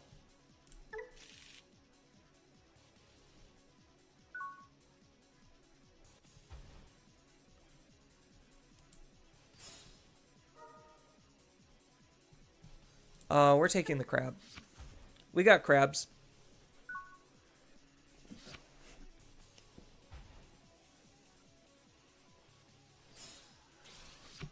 What the heck? Three Musketeers in 2025? That deck was so a year ago, and it wasn't even good a year ago. You liked it. No, I didn't. I thought you did. Three Musketeers? No. I mean, I like Mickey, Donald, and Goofy, but who doesn't like those? What am I taking? Bad guy song. Yes. Bad guy song. Bum. Speaking of Disney, you might actually like Disney's Twisted Wonderland the animation. It's very Hogwarts. Like that's so what the trailer looked like. The first episode is out, and it's just unapologetically Hogwarts. Except instead of headmasters, you have, like, student council people per school. Mm-hmm. And all the schools are based off of the Disney villains, so. I wish I had more time to grow my goatee. I just shaved it so much because I've been in interviews. And it just looks better. Okay. But. Oh, it was funny. I asked the recruiter, like, hey, did they say anything about, like, my interviewing skills or whatever? And they were just like, no. So I'm just like, cool, I don't know how to improve, because there's no feedback to improve upon. Do I care about this? I guess that's good. Yeah. So it can't be returned to the hand, it can't be bottom decked, and it isn't affected by de-digivolve. Do I have the ability just to digivolve all the way up? So I crack mental training, digivolve into Seadramon for 0, crack memory boost, go up to 4, digivolve into Mega Sea. I think I can. Alright, I think we just go for it.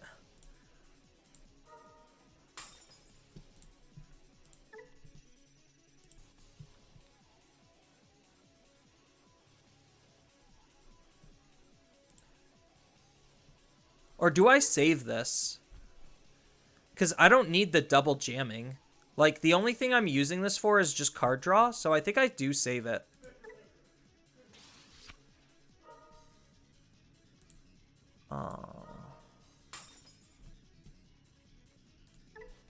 Yeah, because I have jamming here. Oh, shoot, but they're running options. Okay. Whew. Never punished.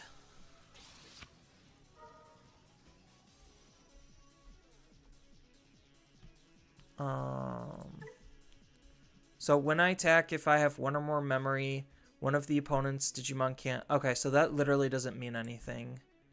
So I could just Digivolve for free into here. Do I take the risk and swing into their security again? That's the question. I already got my swing off, so I think I just play it safe.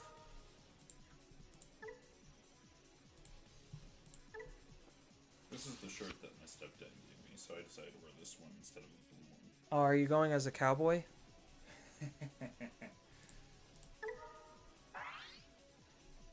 I don't know if that's a corduroy jacket or whatever, but I'm just wearing my leather jacket because I don't have anything like that. That's fine. So is this close enough? Personally, I probably wouldn't have picked a person, but I mean, it's fine. Oh, no, I did this just because I thought it would be easy. Yeah, chat already yelled at me that, like, I'm not playing spooky decks, but I could make the counter argument and say everything in Digimon is spooky. You're not Halloween themed? Hecky no. And ain't nobody got time for that. Well, I mean, I technically did, but...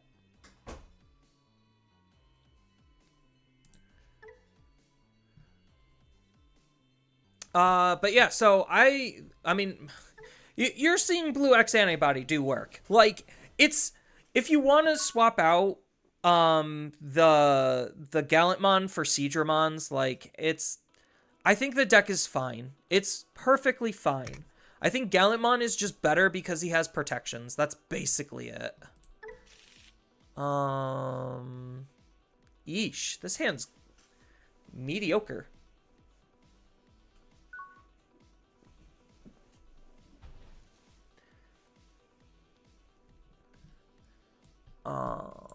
We'll go here, draw the card. Ooh. Okay, we have a line, which is, like, actually something. Ooh, get the proto form. Okay, we might be able to play this. It's getting slowly better. Slowly. I mean, granted, the additional abilities on the X cards don't matter. The option is literally just for Gallantmon. That's it. Kind of. How old is this deck? Let me take a look. This deck is BT22 old, so it is at least 3 months old. Which is, like, ancient, but considering Digimon has not actually evolved its gameplay since the power creep of some of this shit that they injected in the game, it's still perfectly valid. It's just nobody plays it because nobody knows it exists or cares about it anymore. Am I, like, do I actually move out first? That's the big question. I think this is a game of chicken, right? So if I move out, what are they going to be doing? So I don't have jamming, but that's fine. So I can move out. Oh, I don't have the actual usability on Cool Boy, so I think I just wait one more turn.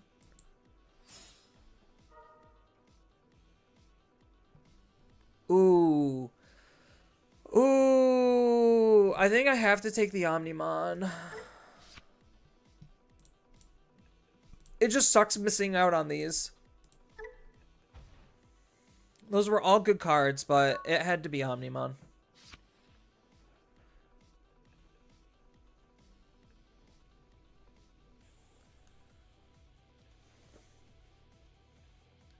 I was hoping for, like, some other kind of a card, but this is fine. I think that's why this deck runs only 3 Cool Boys, is because of the inconsistency on its evolutions. So I could just wait, like what they're doing. Look, I could do it too. Haha. Although the longer I wait, the arguably more dangerous it gets.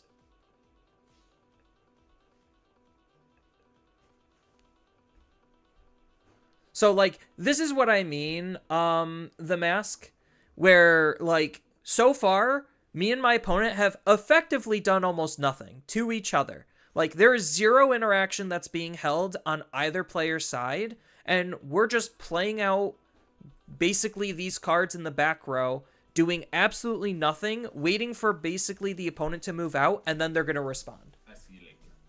Okay. Taking some dip. Yeah, I told him I grabbed some chips and dip. Got some chips, got some dip. Got some chips, got some dip. Probably shouldn't wear tennis shoes. You could wear tennis shoes if you want. Not like my other shoes are not comfortable.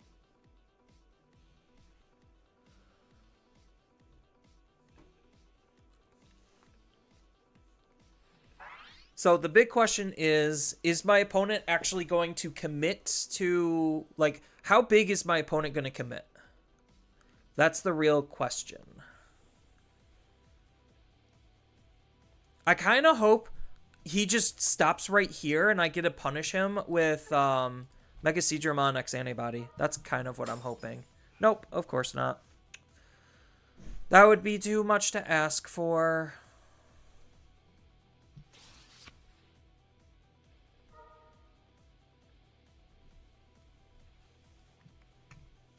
So now he's probably going to choose to decline, use the other card, Digivolve, and swing? I don't know.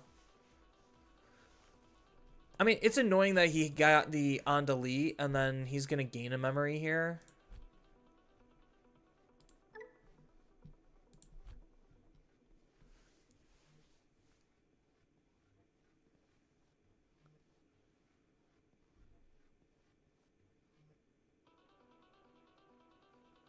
Yeah, so he chose to decline so he could X Antibody into Gallantmon. And then do I let him rip my security apart? Oh, no, he's Digivolving into Growl.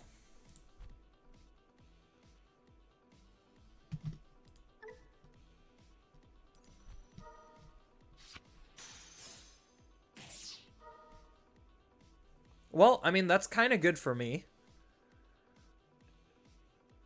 So I know the topmost card is safe to attack into. When this Digimon, other than by one of your effects, return one Digimon card from your hand, then place it to the top. So I know I can get a free swing off the top of his security if I really wanted to.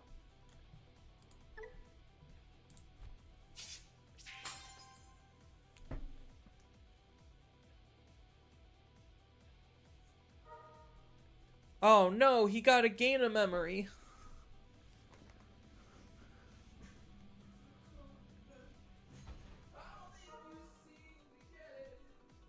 So now he gets to discard a card and draw two. He has the secondary option to try to do something and rebuild.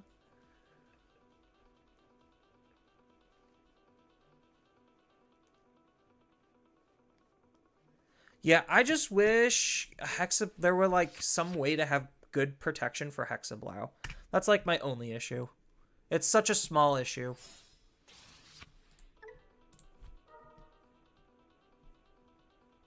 So this still punishes it. And I don't have to waste X Antibody on that evolution, which is fine. So right now, I get to do my big power thing.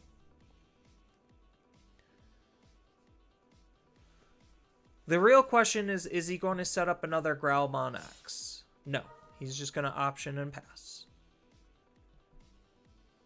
So I don't actually have to commit to the Gallantmon if I don't want to. Maybe I don't. So I am going to be raising.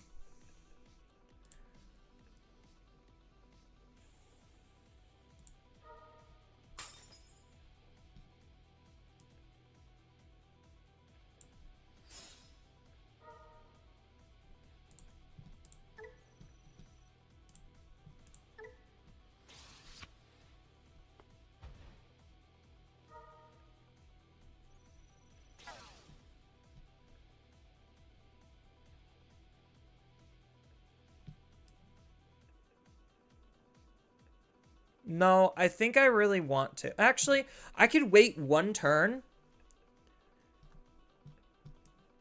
So I know this is a safe swing.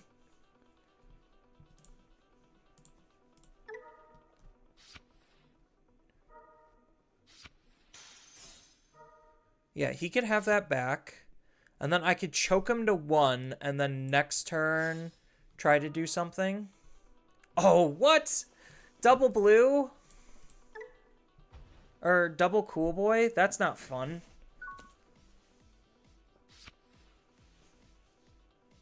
So hopefully he reasonably shouldn't have a response for this. And then next turn, I do Crabmon in Raising, and then use Protoform into Gallantmon.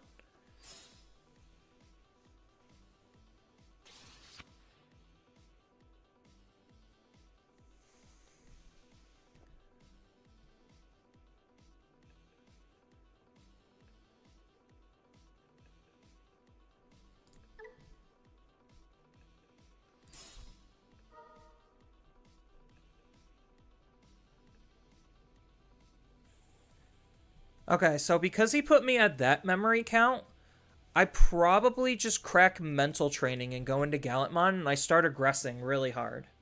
I think that's the game plan.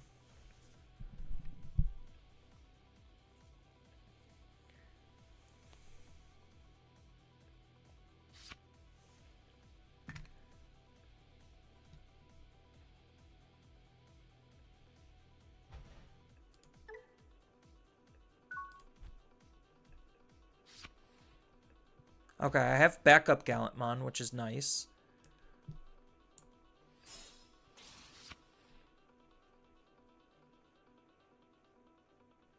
So, do I even?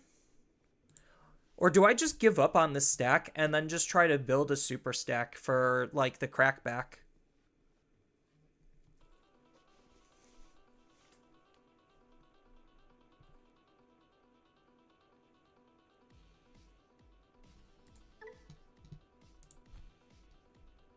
I think maybe the trying to build a better stack and just chipping at this is probably the better play.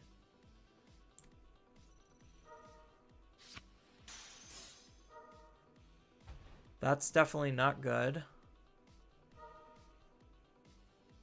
Oh, that's so not good.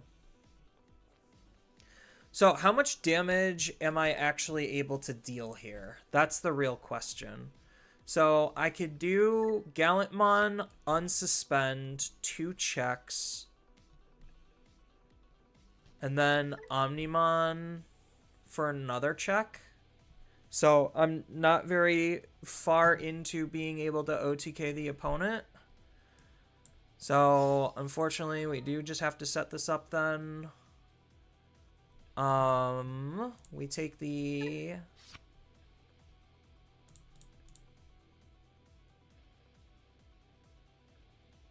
Yeah, okay. So I am hoping the opponent isn't able to kill me from here. They most likely are. So we're going to probably just sit here and wait about 5 to 10 minutes for the opponent to kill me.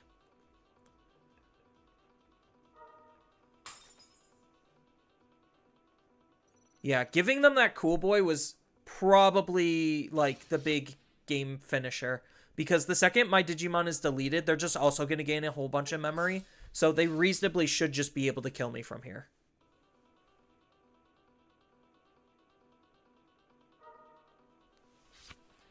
Yeah, especially since he also has the memory boost and whatnot.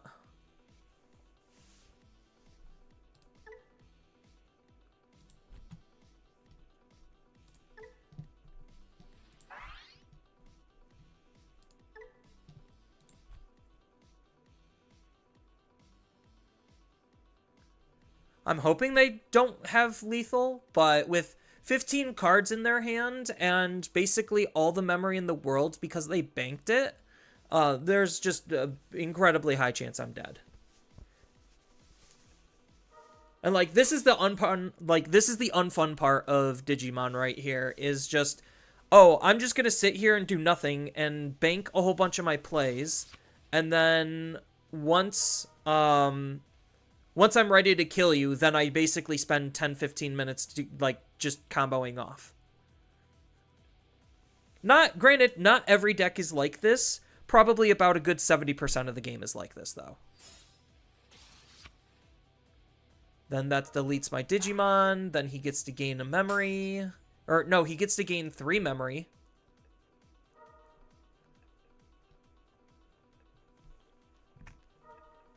Yeah, so he has the Omnimon, so I'm 90% sure I'm just 100% dead. Because this will be able to do 2 checks because of the security attack +1. So I think there are some edits to this that I need to make. So I could probably go down a Cool Boy, because the double whiff on the Cool Boy is not fun. And then I need to go up probably a Mega Seadramon. So that way I have, like, the good spread.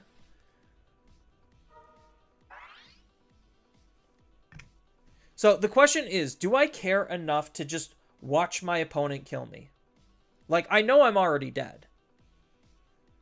Because he swings... Yeah, so he cracks the memory boost. He goes... No, he doesn't even have... He swings here because he's at 17k.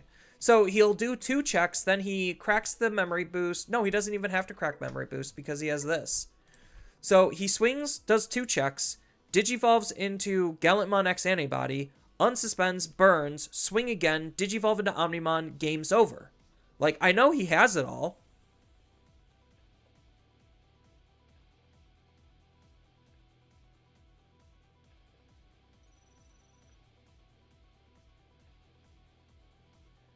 Yeah, so I don't know what he's, like, actually taking a whole bunch of time thinking about.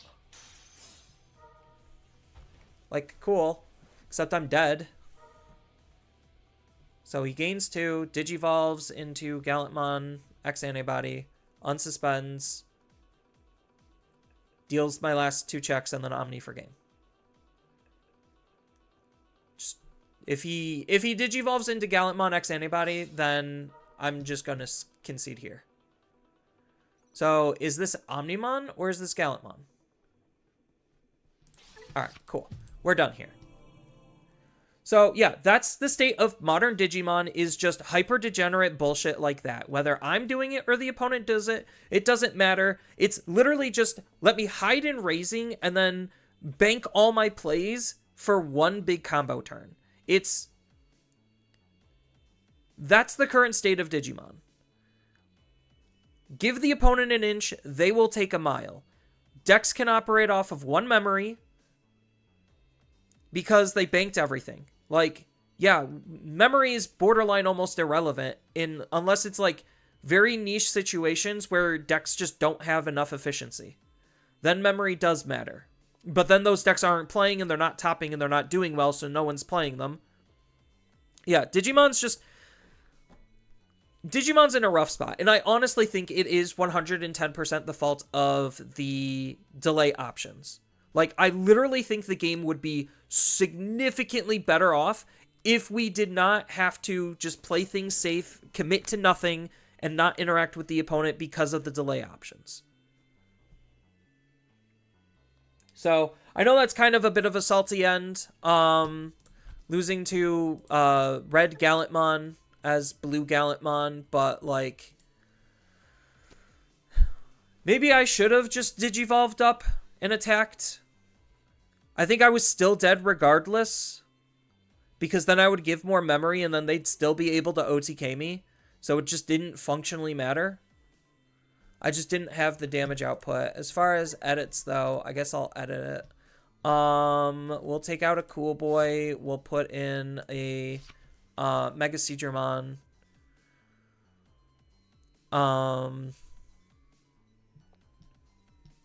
That's like the only more like super meaningful change. But not a. You're better off if you're just playing Gallant. Like it goes into the philosophy of, if you're just playing the broken card, play the best deck for the broken card. Like, that's... I wish I had, like, a graph, because it's just like, oh, I wanted to use the blue stuff, but the blue stuff's not as good as the red stuff. But the blue top end is good at... It's so complicated. Because it's like, oh, I want to play Giga Seedramon. Well, Gallantmon is just better. Well, if Gallantmon's just better, then you might as well just be playing Gallantmon. Well, if you're just playing Gallantmon, then you're playing red and not blue. And then everything that you just were kind of just thinking about completely shifted because of one thing rendering another thing completely irrelevant. And, like, I guess that's, like, the awkward part of, like, Digimon is, like, at what part do you accept the fact that things are irrelevant in terms of, like, how many separations from a good deck you're actually going to play and be in? And I guess that's, like, part of my qualms is, like, I would rather just play the good deck at max capacity rather than just play good cards in a bad deck for playing the bad deck's sake. And that's usually my big issue with Digimon, and I'm trying to make content that doesn't necessarily get locked into that mindset, because it's very easy as a competitive player to lock yourself into that mindset because that's what you have to do. You're looking at winning the game as your main objective. You're not looking at having fun as your main objective. The only problem is you can't have fun.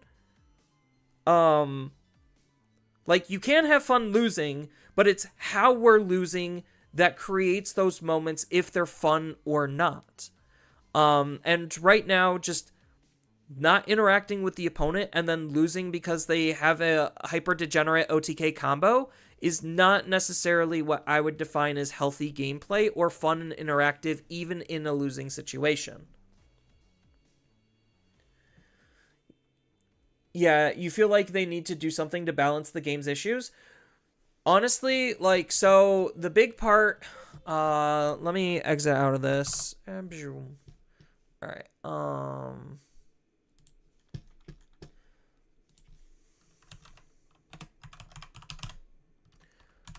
let's go to Deck Builder. I think I could look up delay. Oops.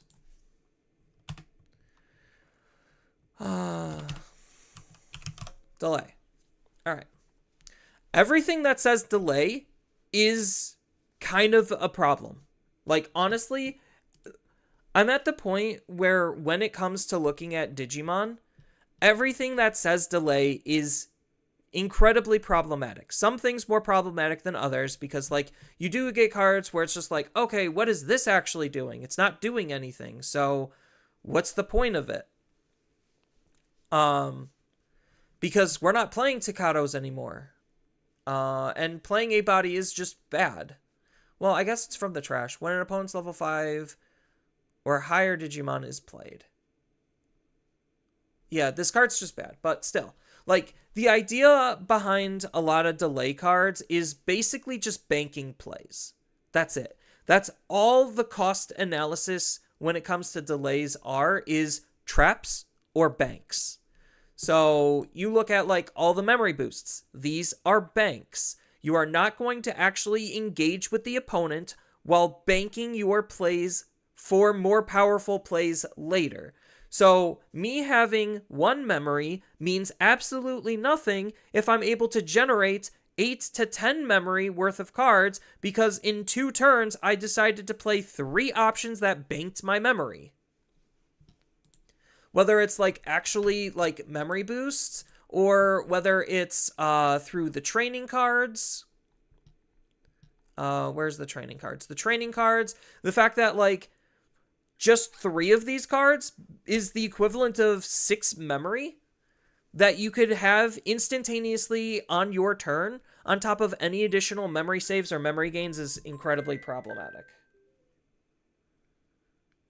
What's up? I'm wrapping it up.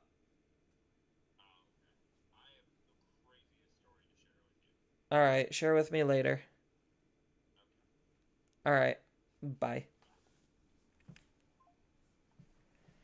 So, yeah, as far as, like, my end of stream soapbox, all of the delay options that basically bank your memory are incredibly fucked up. Like, they are incredibly fucked up. So like you even look at, let's just say, Double Typhoon. This isn't essentially banking you memory, but it's banking a play. So it's a little bit different, but it's still saving you essentially a hard play on either playing a Lotmon or a Terriermon to do whatever you want. Most of the time, you're just going to use Lotmon to just gain alliance, and then now you have basically free security attack plus out of nowhere. Or if they, like, cards like this are incredibly dangerous because now they have to look at what Lotmons or Terriermons that are currently in the game that they need to be aware of. So that's like one really big thing because like with Double Typhoon, maybe that could be combined into a CS deck, and I think like that kind of discovery is cute and all, but they really need to limit and watch what they do and how they're doing things because of like just the sheer negligence when it comes to power creep. So it's just like, okay, this basically just gives me a free card if it's milled, which most of the time it's going to be milled. So it's just like, I mean, this is one of the more, it's not even fair because Beelzemon just uses it to basically hide their combo pieces in trash, and then you use this card to basically just grab out whatever you want just to win the game with. So like even something like this where it seems like it's kind of fair really isn't because you're not actually investing any memory into setting this up most of the time. So I guess like that's the unfair aspect of this card. Like I know Mario had a whole video on how Biting Crush was probably the best usage of delay. And it kind of is, but it's like basically just a trap card. So another trap card is not these. Yeah, here we go. So like Progenitor. Progenitor is another incredibly fucked up card. Because not only is it saving you memory for using the card Digivolving, which is fine, because we have other cards that do that. I mean, granted, one of them did just get limited because of its power. But I digress. Bandai does not seem to have the idea on memory conservation and the importance of it. So, like, they now are starting to realize, oh, when the game moves too fast, that's a problem, but they're okay with the game moving fast. It's weird. It's just like, we want it to move fast, but we want things to kind of happen, but we also kind of want things not to happen at the same time. Like, I don't understand their philosophy because they make the same mistake over and over again if you just go to the ban and restriction list. This card got hit because it was making things move too fast. This card got hit because it's enabling an OTK. This card got hit because it's making things too fast again. And then it just flip-flops between those, where it's just like, this is just incredibly bad design. Sorry, our bad for ruining the game and power spiking things. Or it's just enabling things to happen too fast, too quickly, and nobody's actually having fun playing it. So, like, this is probably one of, like, the more fair delay-based cards, and it's, like, one of the only ways removal is, like, actually viable is if it's, like, baked into your deck and it has a delay ability. So, like, that's pretty sad to think about, and the fact that this is basically just, like, a power-crept Gaia Force, and it's still not good, is very alarming, and it should definitely be very alarming. But the emblems. Oh, boy. The emblems are such fucked up cards. Like, I don't even know where to begin with how fucked up emblems are. Like, emblems basically just took the idea of, like, oh, hey, yeah, let's just have, like, a memory boost or a memory boost offshoot, and then just make it incredibly powerful. Because, like, the emblems all have the ability to basically play out the designated tamer or rookie, which is fine. It is and it isn't fine. We've seen stuff, like, all the way back from BT5, where it's just like, hey, here is Nokia. Nokia plays out a rookie. That's 6 memory worth of, like, card value tied up into 3 memory. It's just the emblems are a little bit easier to do, because you can just, you know, play out of your trash, where Nokia is always from your hand. So, like, these cards are incredibly fucked up for that reason, and then basically their memory boosts on steroids are, like, training cards on steroids, or scrambles on steroids if you want to think about it. Like, it's kind of taking a little bit of aspect from all three of them. But the fact that basically for the Tamer suspending, which the Tamers have plenty of easy ways to trigger, you basically get a free evolution. It says reduce the cost by 3, but let's be real. It's most of the time a free-ish evolution. So it's like, okay, I'm going to bank this free evolution while being able to flexibly play out either a Tamer or like a more expensive Tamer. That's the other distinction. It could be a more expensive Tamer than what this option is. So like, if I were to balance this option, the use cost should bare minimum be 4. Bare minimum be 4. And then, like, I honestly think, like, if you're going to bank things, don't be it 1 for 1. So it's just, like, spending 3, saving 3 is kind of fucked up, as we've seen with, the training cards, where it's just, like, you're spending 2, saving 2 is really fucked up.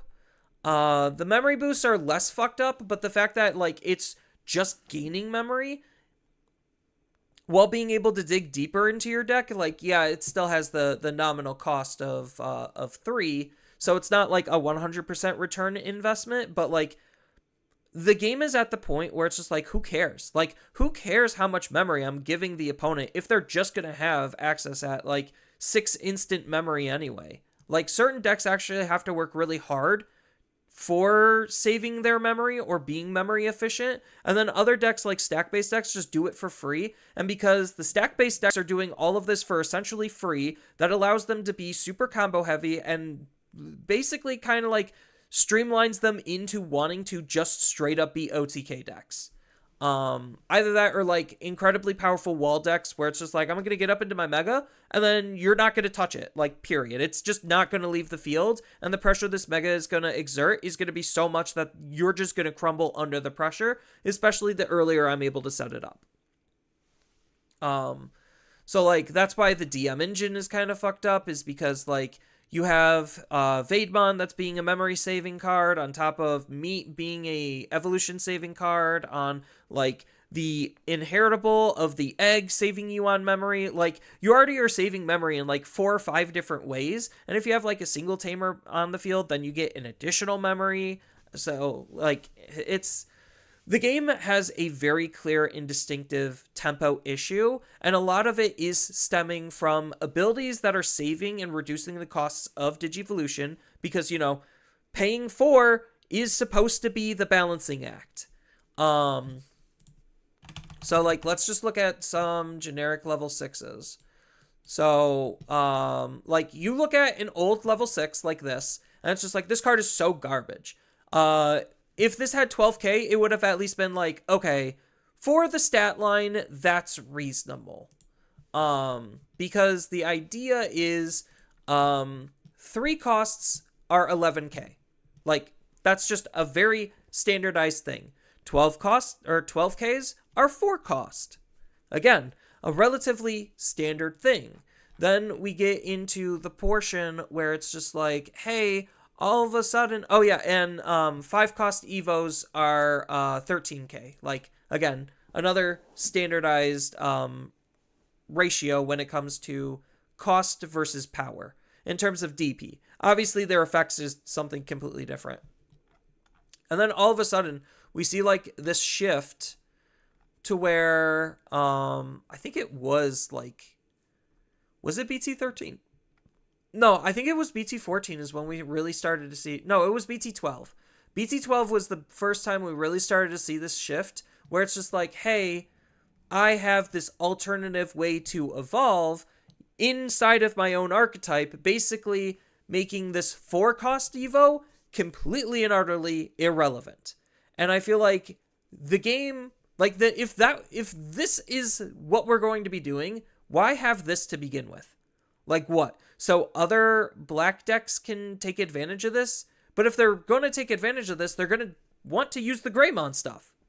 So, like, what's the actual point on having this circle right here when this is the thing? And then, because this is the threshold, the stats are slightly above curve for where it's at. So like that's already an example of like some slight power creep, and you could make the argument where it's just like, oh, you have the flexibility to do it either way. It's just like yes and no. Yes and no. And like ever since like around, I think it was like BT 11 or 12 the first time we actually started seeing that. I think it was. Yeah, so like ever since BT 12 is when we had these alternate Digivolution costs. Yeah, it literally was BT 12. Because this doesn't have it, and that card's also fairly statted. This technically has it, so maybe BT 11. Yeah, it's like BT 11, BT 12 era, because I don't think anything in BT 10 had it. No, BT 10 had it. Okay. It just wasn't as bad? There was just a lot less of it. Okay. Yeah, so like technically it's been around since BT 9. Well, this is something different. Yeah. Because this is more a form change. So it's really been in the game since around BT 10.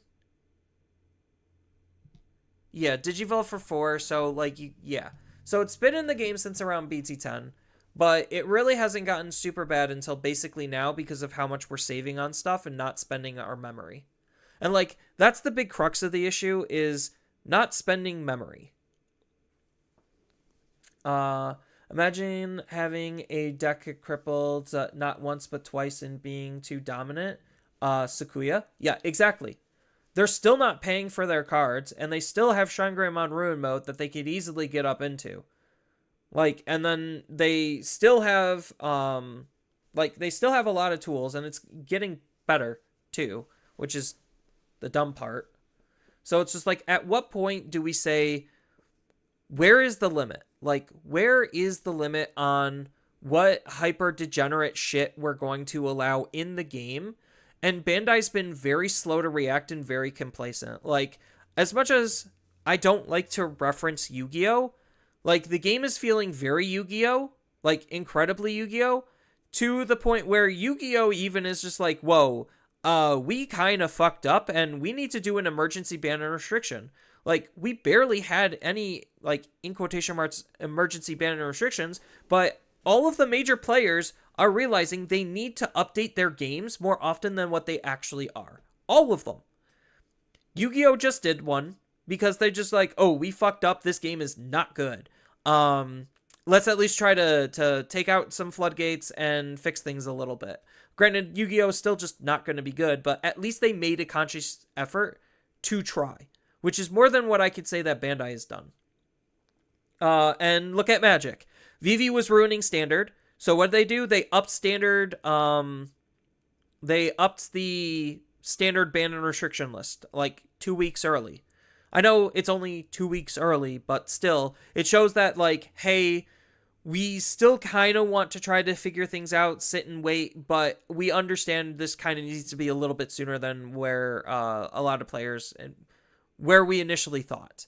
So like even they're like paying attention to like how bad their game is, even though they're just literally also in the camp of sitting and waiting, but they also acknowledge, hey, we have 7 standard sets a year. That's too many cards, and things get broken way too quickly because of just the sheer amount of cards in the card pool. Like, that's always just going to be a thing, is like, too many cards in the card pool leads to broken combos and interactions, but at the same time, when a lot of those are the new shit, that means you're being negligent towards, you know, some of the old stuff.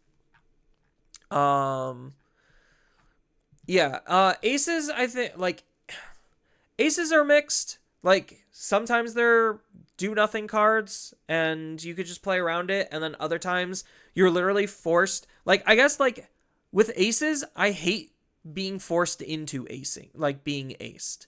And I get that's the only way to actually make aces work, but if that's the only way to make aces actually work, and an ace just can't be an ace, I feel like that's an issue in of itself. So, like, Black War Greymon with Metal Greymon from EX10, like, that whole combo is incredibly fucked up and not very fun and engaging, because then it just punishes me for actually playing the game.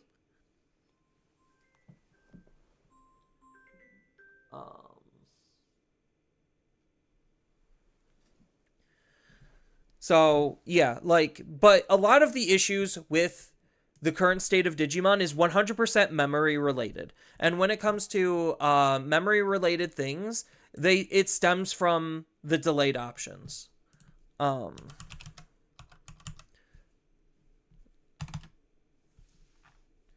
because it's like, hey, this is an incredibly, like, actually, can I go to the ban restriction list? Um,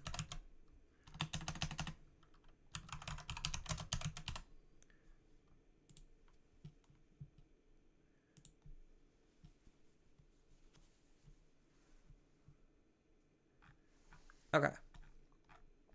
So, like, if you want to actually, like, take a look at the problems with Digimon, like, the ban and restriction list does a lot of, like, telling as far as the issues that Bandai is willing to try to solve. So it's just like, this is just a mistake because of the degenerate combos this enables because of the uniqueness of when the ability is triggering. And the fact that it also is gaining memory or is this card gaining memory? No, but we're using this in ways to gain memory with cards that say all turn gain memory. So this gains memory. It's instant free memory. Obviously too powerful when, operating off of one memory is already the norm. Free memory. This is another banked play. So it's just like, hey, I'm going to basically pay less than the allotted 6 because that's how Royal Knights works. And then I'm going to bank playing a Mega Digimon with Rush. So, like, obviously their designer foresight completely and utterly disregarded when attacking abilities. So it's just like, oh, I guess it's just not healthy for us to have Rush ability. And even though this card was balanced by not letting you have the on-play ability, it's just the fact that Rush is incredibly strong. And that would allow you to get access to when attacking abilities. So, like, that's what made this card overperform. Here's Free Rush. Like, that was used to help enable an OTK. This is an OTK enabler. OTK enabler because of Rush. Like, Rush, memory. This, free playing of options. So basically memory. This is also memory. This is just a high-end floodgate. They just didn't want it to interact with this, but you could still use Valderarm. Then when it comes to just a lot of the other cards on the list, it's just like memory, memory, memory, memory, memory, OTK enabler, which also is like a memory issue. Technically, they hit this because of the card draw. So this one was just so weird. But memory, free playing, memory, free playing, which arguably is memory, memory. This was just a really strong egg. They actually could probably put this egg back into the game and it really would not matter. It really wouldn't matter. Because this isn't enabling an well, it kind of is. If you're able to, like, in blue decks move out, and be super aggressive really early on. But I guess there are so many low-level jamming abilities that we have to where it really doesn't matter. Like, I don't know. Bukomon's in a weird spot. But this was a memory. Memory. I think these were protections. This 100% was the memory. But this was more so for the protection. This card was just fucked up. This card was just a straight up mistake. But this is kind of one. I almost want to say one of the more fair ones. Like, they could probably actually just release this card, and I don't really think it would be that bad.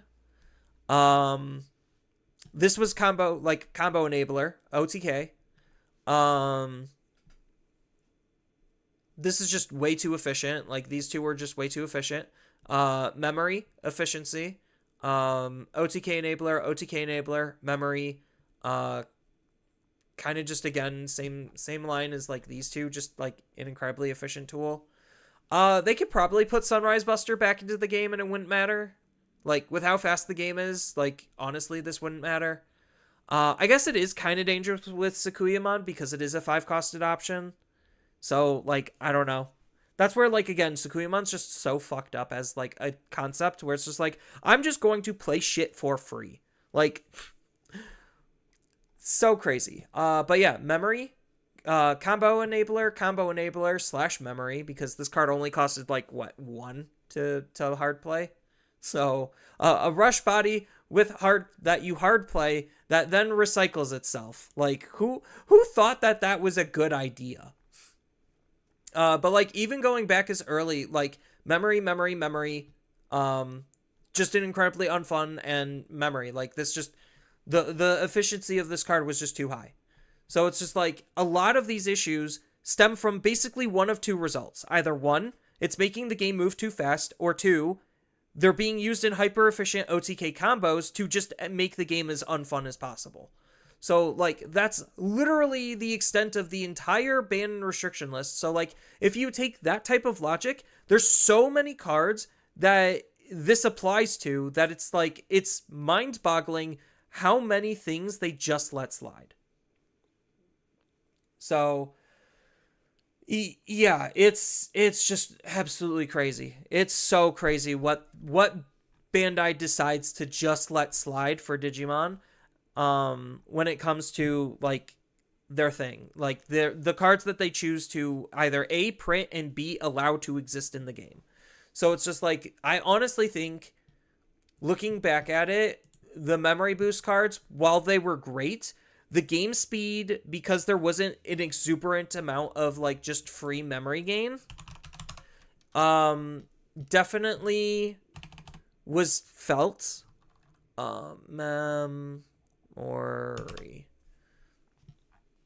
So, like, you look at a lot of the cards, like, from way back when, there's not a lot of cards, let alone good cards, that are gaining you memory.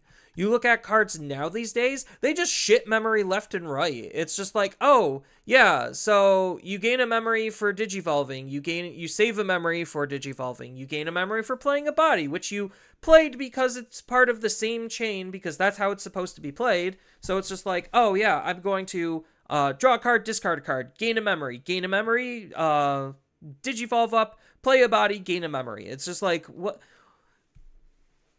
what are we actually spending our resources on? Like, it's definitely not actual memory.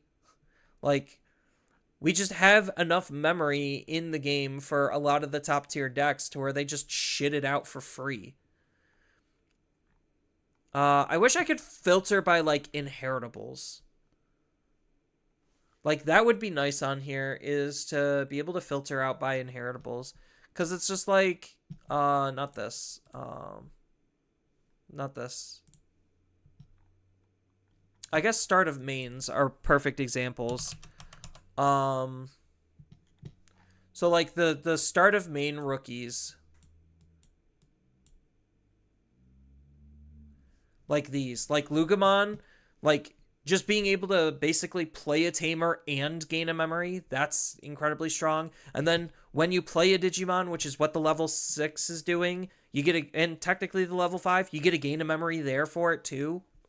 So it's just like, that's just a good example of like, and then Patamon, where it's just like, oh yeah, Patamon can digivolve into Gatomon, then Gatomon sees itself leave the security area, and Patamon saw that too, so now you just gain 2 memory out of nowhere for digivolving for free. Like, there's just a lot of like incredibly fucked up designs in Digimon that basically kind of like snowballed out of control into like where the current state of the game is.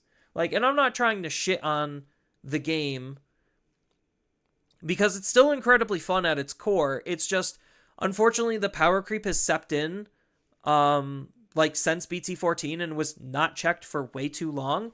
And Bandai is very clearly not willing to actually take the initiative to be able to run, manage, and balance their game the way that they should be.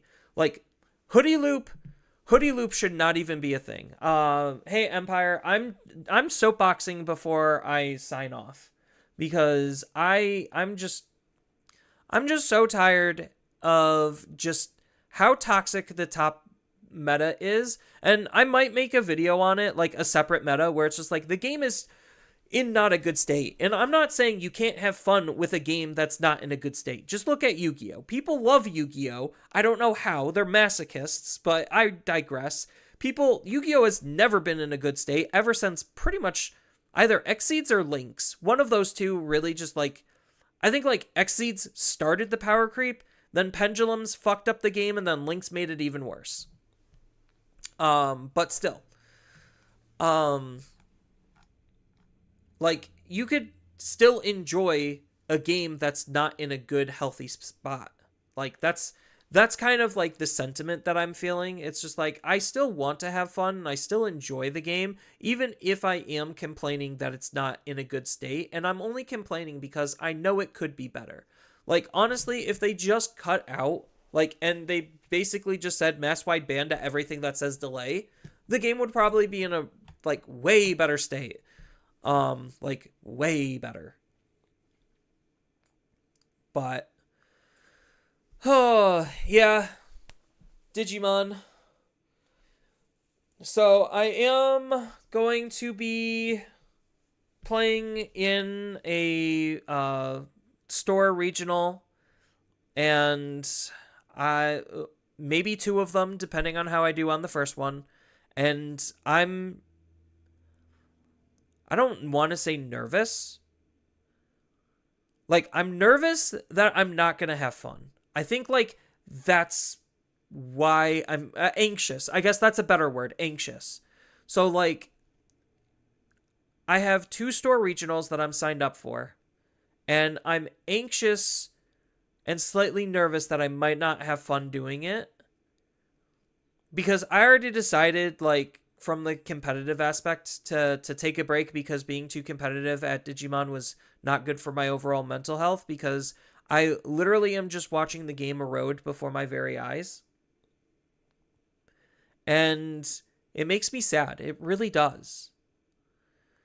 So I'm trying to basically, like, what I've been doing recently was trying to at least, like, help make the game more accessible by highlighting not necessarily the super top meta stuff, because if I only talked about the meta stuff, there would be literally, like, I literally would be out of content to make, because the meta has not changed, has not evolved, it has not progressed. If anything, it's only regressed, not like set-wise regressed, but like it literally has not changed to sit there, do nothing, OTK the opponent, win the game out of nowhere.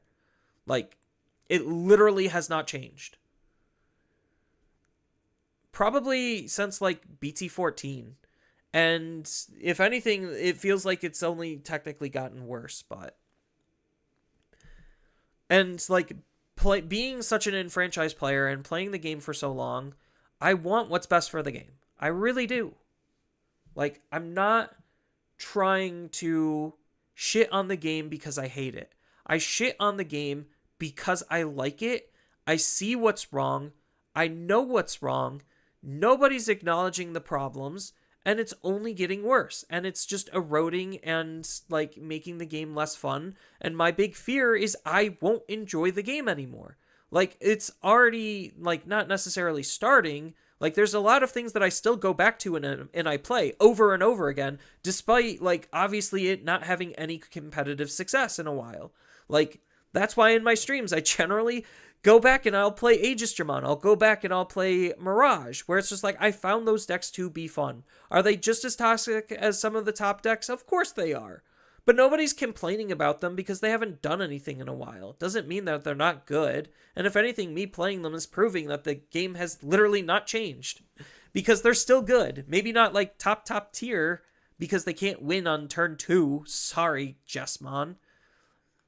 Not everyone can play 4 bodies out on turn 2 and pass over 5 memory with the 0 ability for the opponent to actually meaningfully do anything.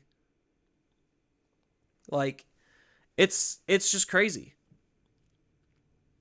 And then Hoodie Loop, like, what? It can kill as early as turn 2? Yeah, all it needs is, like, what? A Chitose on the field, and then just enough cards in hand, which, because it's doing the whole de-digivolving thing, like, it gets card draw through that anyway. Like, it's... it's just so weird. Like, honestly, I think like the set that really broke the camel's back was probably EX5. Technically, the erosion started in BT14. If you really just want to like pinpoint where the problems were, because like actually, hold on,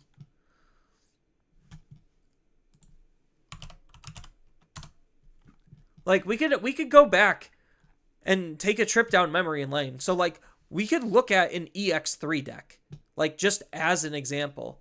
So like here's an EX3 deck. Maybe this isn't the best example, but how many delayed options are we running in this deck? How many? I mean, granted, it's using basically the cool boys here, but like this isn't really running any delayed based options. It's running 0 because we had the memory boost at the time, but we were finding it more effective to just play tamers because of how little tamer interaction there was. Like, this was the era that like tamers were super big and prominent, which is why Black War Greymon was like such a big and important deck, is because he was one of the only things that could actually disrupt that. We could go and look at Metal Garurumon. Like, this is just another OTK deck. This is kind of like an OTK deck that is running the 4 because it is. So this might not necessarily be the best example, but like usually the average number of cards, like delay based options we were running, was like 2 to 4, if any at all, because not all of the decks needed it or had it. So let's look at like old Black War Greymon.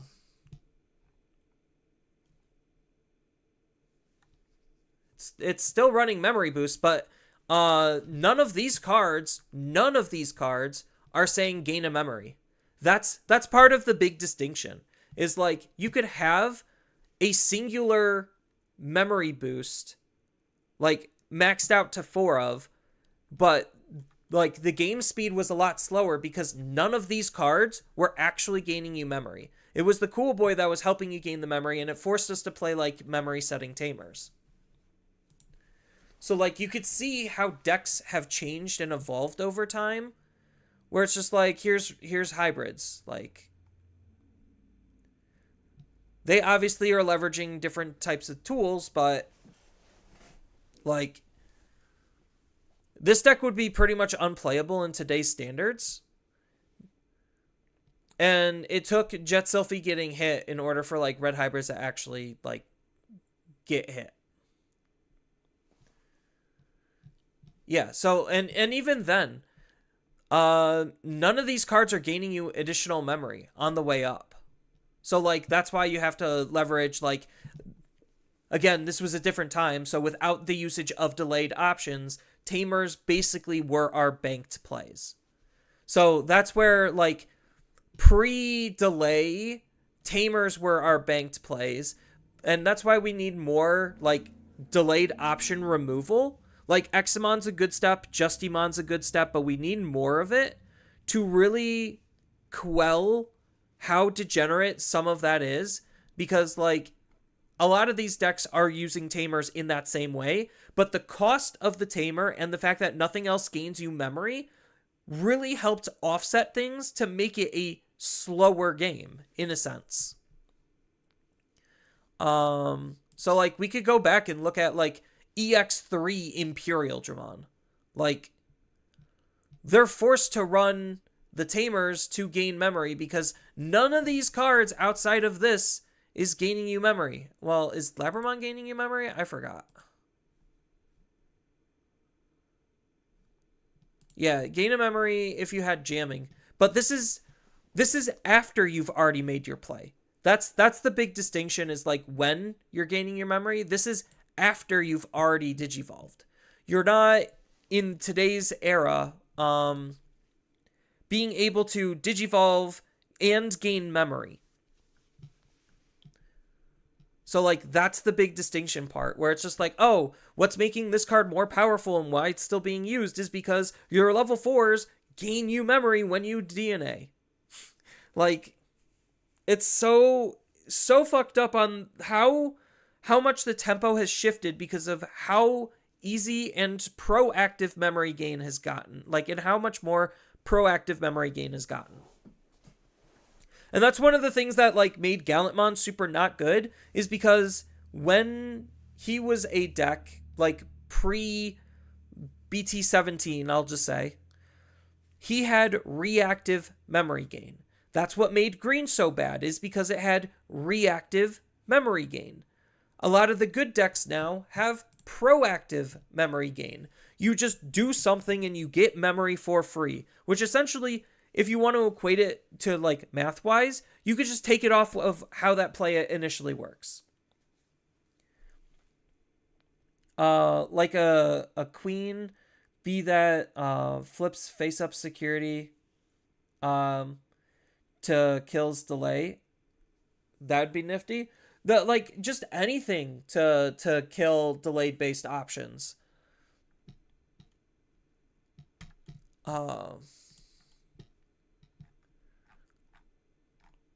Would be nice. Like, that's what made Jet Sylphie so powerful back then, was because she was just a huge tempo break. But like we could look at like an old Examon deck just as an example. Like here's an old ass Examon deck. They're not gaining memory anywhere. Literally, they're not gaining memory outside of memory boost. The only memory save they have is you can sometimes DNA your level 5s into your Examon. Outside of that, there was no way for this deck to save memory or to just magically gain memory. And the memory system is what keeps things in check and what keeps things in balance. And right now, because of delayed based options being so fucked up, it threw basically their entire equations out the window, and all of their math is wrong. To be fair, new Examon doesn't gain memory either. Yes, exactly. Like, I mean, granted, he does have a memory boost. Like, he could play the 2-color memory boosts. But like, again, he doesn't really have, and he does have Unleash the Dragon Gene, which, what does that card even do?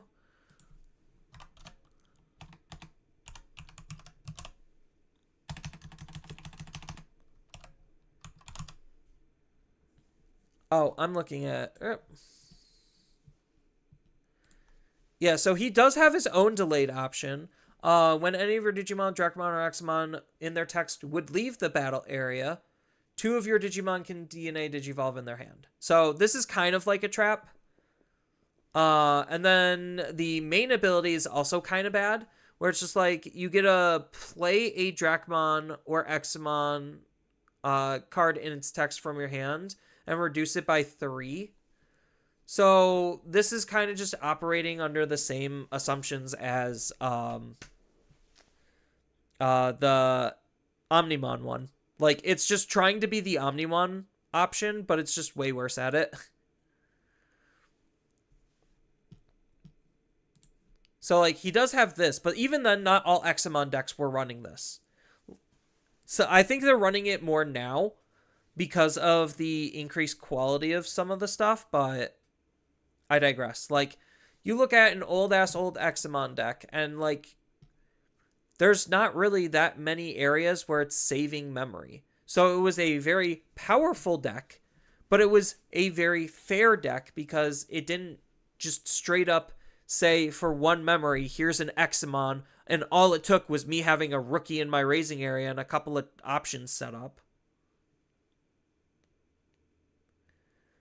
Miraculous, yeah. Miraculous Mega Knight.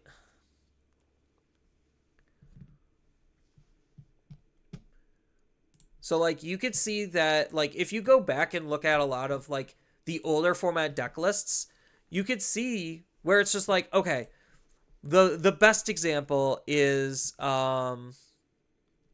probably, like, Mirage. because if we look at here, like, where is Mirage in this? Mirage is nowhere to be seen here. Like, he came out in BT11 and he's nowhere to be seen. Where is he in BT12? Again, nowhere to be seen. Why is he not, if he was such a powerful card, why isn't he here? It wasn't literally until EX4 where maybe we started to see him, because that's when we got some of the good stuff. And even then, EX4 was a very short-lived format. I understand that. And obviously Black War Greymon was still just the hotness. But yeah, so like we had Mirage starting in BT11 and proceeded to do nothing for at least 3 formats, and it didn't take until BT13 for him to really start doing anything. And let's just look at where's the Mirage list? Mirage, here we go.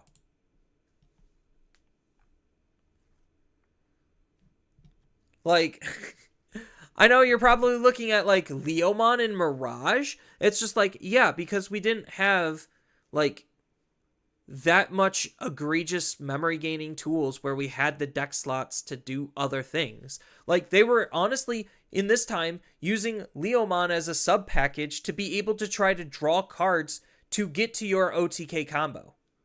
Like, it literally wasn't until, like, this Gaomon that really was the camel that started to break the camels, like the card that started to be the straw that broke the camel's back.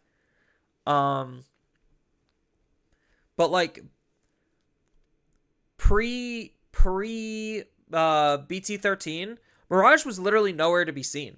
So why was this such a problematic card? The answer on why this was such a problematic card and needed to be fixed was because of the game speed difference.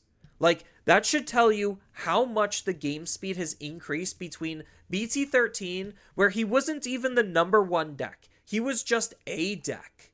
He wasn't even the number 1 deck. And people bitched and complained about him all the way up until, like, BT15, when his cards finally got hit.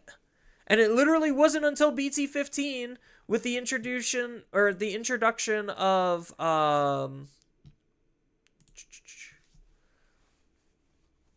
this fucker, or not this fucker. BT16 was the where the card came out. So like he was still just he was a playable deck in BT15. And we just got refined. So like in BT14, the big change, I guess, like, hold on, I think the better Mirage is one of my, like, good examples, because he literally wasn't doing anything until BT13. So let's go back to that Mirage list. Mirage was here. All right. And then we could go to BT14, find a Mirage list. So we could see actually, like, more tangible changes that were made.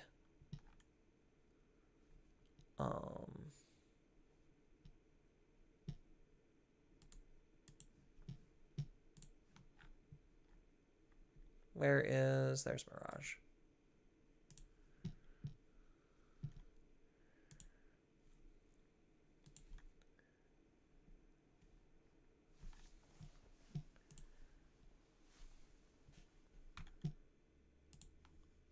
And then we could go to BT15, find a Mirage list.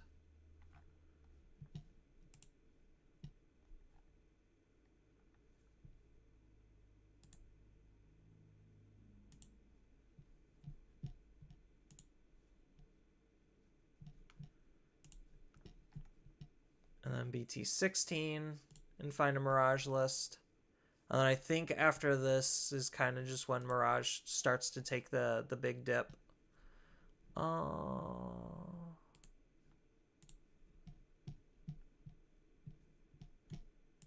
right, so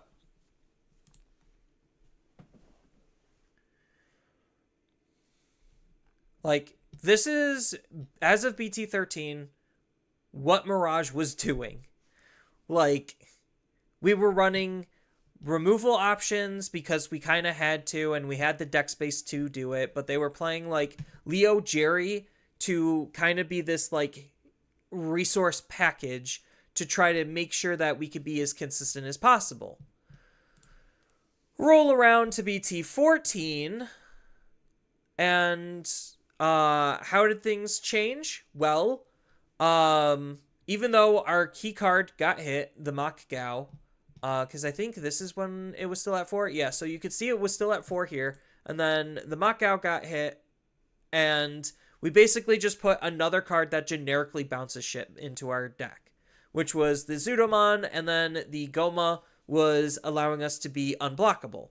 And then we had the Bukamon Egg to give us jamming. So that's kind of how those iterations changed. But you could see, like, immediately 4 of. Like, goodbye other fun stuff. Immediately, let's trim the fat, and we're just going to be running the delayed-based options. Then come BT15. So Bukamon got hit, so we need to find jamming somewhere else. So that's where that change came into play. And then an additional hybrid just for some extra win factor, but you could see that, like, hey, we're still super heavy on the training cards, like the delayed cards, to try to combo off.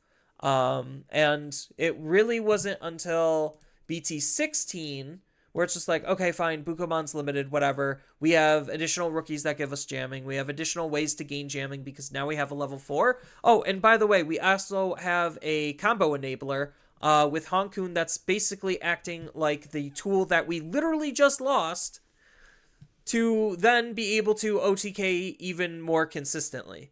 So, like, this isn't even the final version of the Mirage story.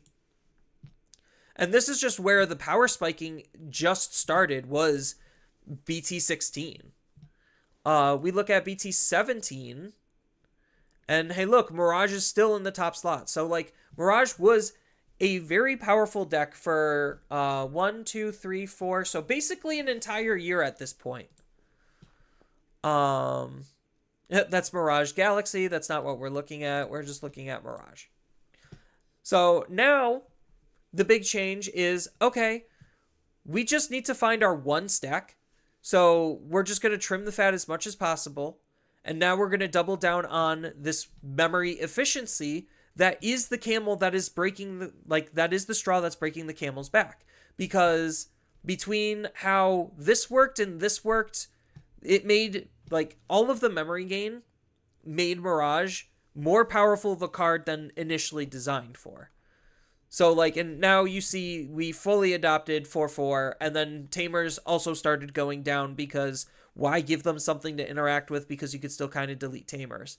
But you could see, I think in, like, BT 18 is, like, when we started cutting the removal options for these and then the scrambles.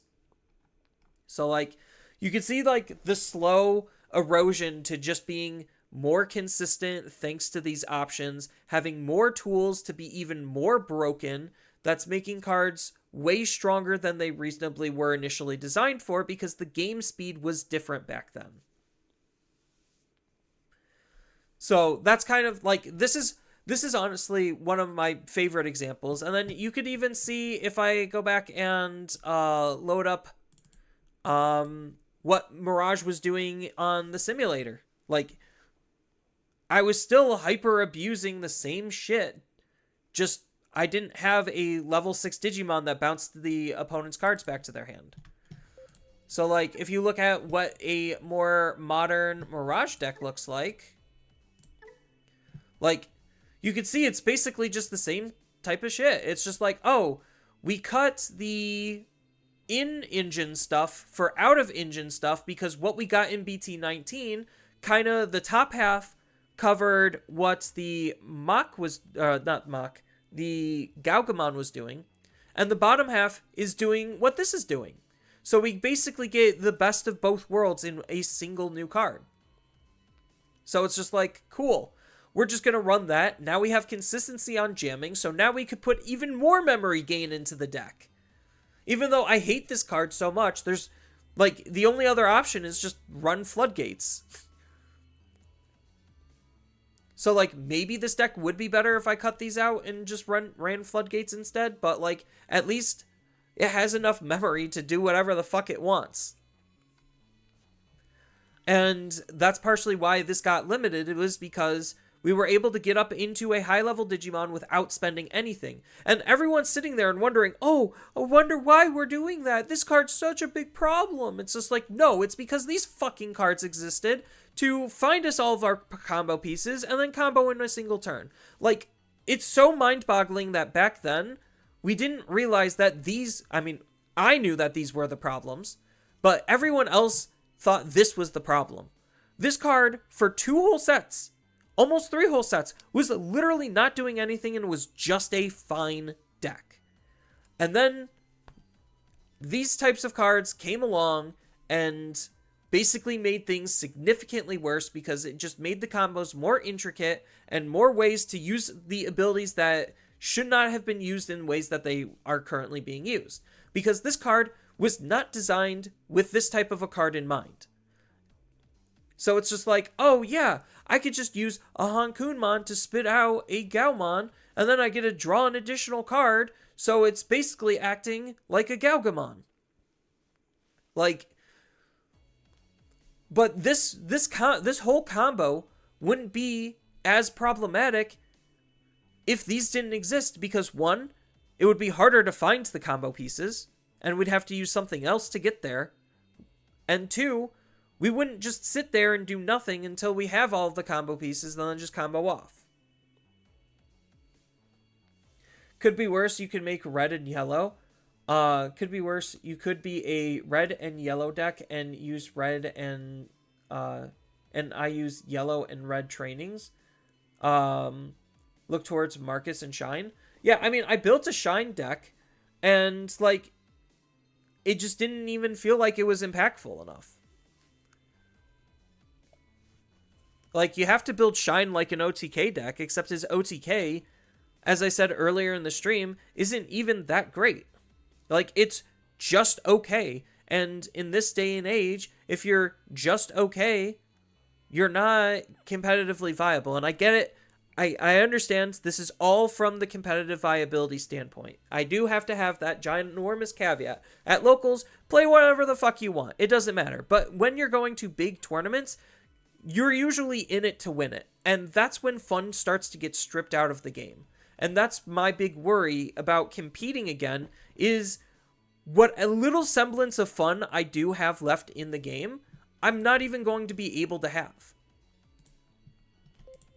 Because the game is constantly trying to strip away the fun for just do nothing combos. Like, that's essentially what Aegis-Dramon is doing too. Like, this is just another dumb combo deck where I win or die if I see all my combos, and then I do my thing, and then I combo off. Like, my turns take incredibly long because of how many actions and interactions my cards have with one another. Not with the opponent, with one another, with what they are doing themselves. Because you look at, like, this, where it's just like, oh yeah, I'm using Marine Bullmon to put in the Inheritable to then spit out a Searcher or something, and then unsuspend, like, just the high, crazy amounts of bullshit. And that's all it is just, all of it is just crazy high amounts of bullshit. And that's why Bloomlord is, like, still one of the only viable green decks, is because the game has literally not gotten past how he gains memory. Like, the fact that he gains memory should be problematic. Like, honestly.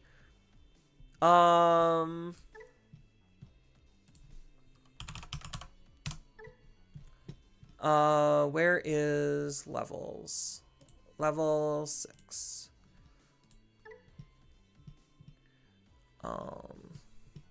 So, like, you look at all of the level 6s that are gaining memory that are left in the game, and there's not a lot of them left.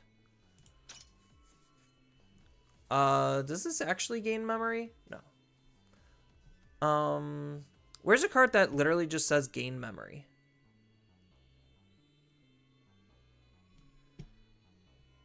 I guess Bloom Lord.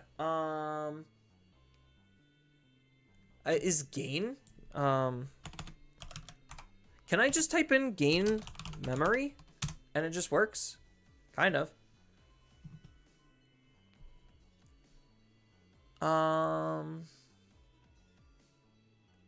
This isn't actually gaining memory. This isn't working like I thought it would. I thought the searcher would be way better. But like if you, this should at least kind of help narrow things a little bit. This is an ace that gains memory. This can this gain memory? Yeah, this can gain memory. So like its 3 costs technically could be less.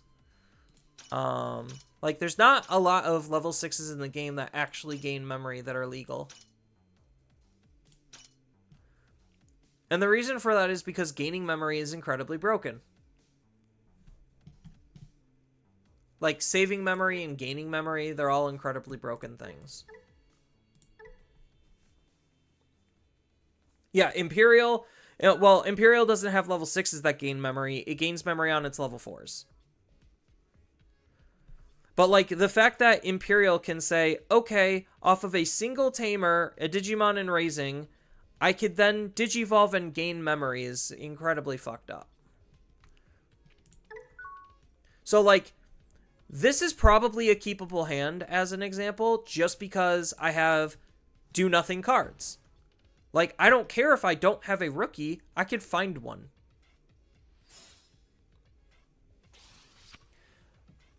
I guess I'll play a little bit, like, I'll play one more round of Mirage, and just to kind of, like, not necessarily prove a point, but to calm myself down a little bit. Call. Not exactly the game I was looking for. Maybe I'll play Aegis Dramon. It really doesn't matter what I play. Like, what of the 2 blue decks that I play? I think Mirage is just a little bit better in my perspective.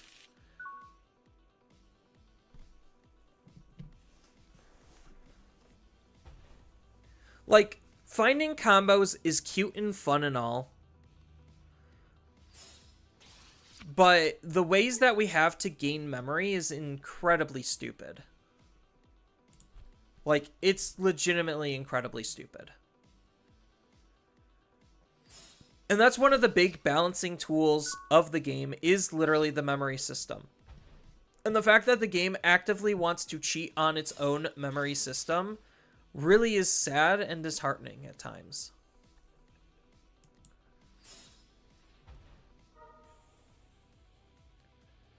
Ooh. Aquatic. I think it is just taking the Marine Bull.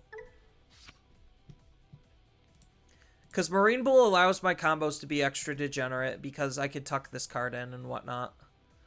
So do I just throw this away or do I just throw this away? I guess it doesn't really matter. What is my opponent even doing? Wichelny?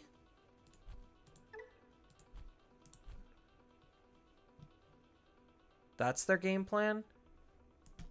So I guess just Digivolve back here. That's fine. It's unfortunate I don't have any like actual delay-based options set up. Otherwise, I probably could soapbox a little bit more about the problems. Because like, yeah, see, look, I'm just going to sit here and I'm going to do nothing. And then I'm going to move out and combo off. I mean, I'm kind of slowly setting up. I have like almost everything that I needed. It's just I need the memory to do it at this point.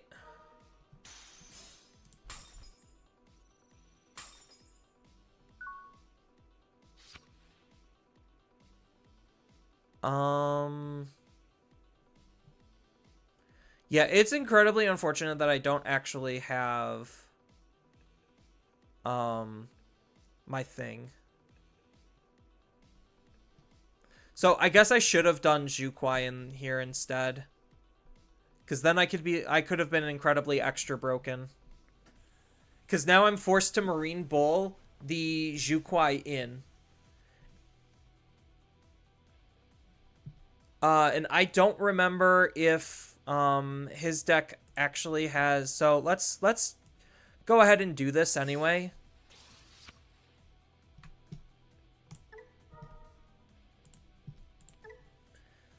Because I literally do not remember if his deck actually has an ability to, like, out my Marine Bull.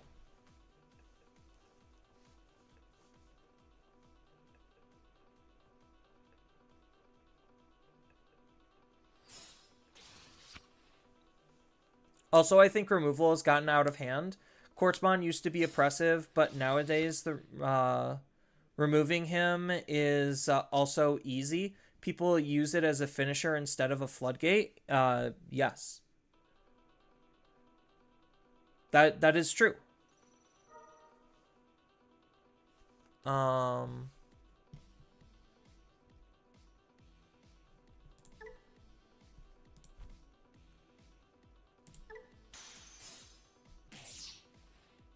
mean, he knows that I have an ace now. So, okay. Here's a prime example where he put me to one memory, and this one memory isn't really going to mean much of anything. I mean, he could ace me, but I could also play around the ace. So, okay. Here's a prime example where memory matters very little because of how much additional memory gain we have. I'm at one memory. Keep in mind. And I'm going to digivolve into here. I get to play out a body. I'm going to play out the Jukwai. And I have 2 instances of gaining memory. So that effectively made this a 1 cost to Evo. So I could take a security here, but again, don't want to be aced. So instead, I'm just going to DNA and out his play. So he decided to leave a body on the field for me to interact with, and now I get to be put in a huge advantageous position because of the fact that I can out his body and he can't out mine. I mean, granted, that's always how the game has kind of been in a nutshell. Oh, he does have a little bit of bounce immunities.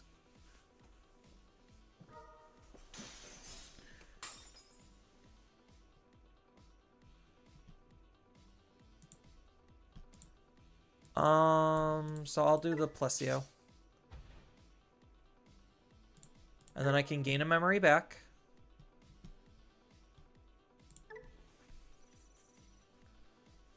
And then I could eat the Plesio up if I really wanted to.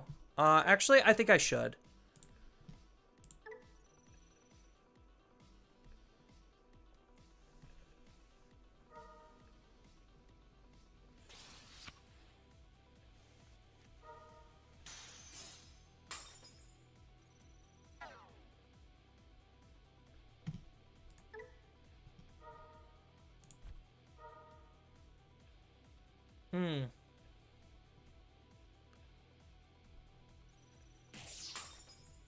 Yeah, okay. I lost because of the ace. Well, it's the ace on top of the other thing, but I digress.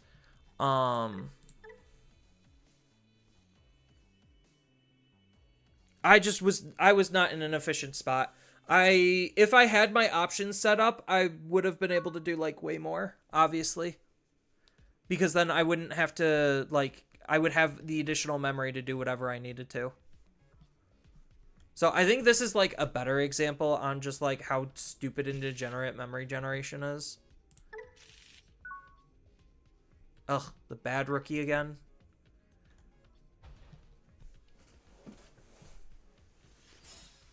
I knew I said I would stop like an hour ago, but I got on a big soapbox. Oh, cool. The good rookie. Aces are also problematic. I hate aces. I really do. The more that we've, like, played with aces, the more I've just ended up hating aces as a whole.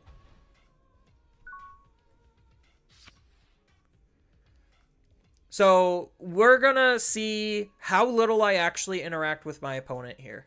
I guess that's like the big game here is like how much memory am I going to be able to gain and how little am I going to be interacting with my opponent?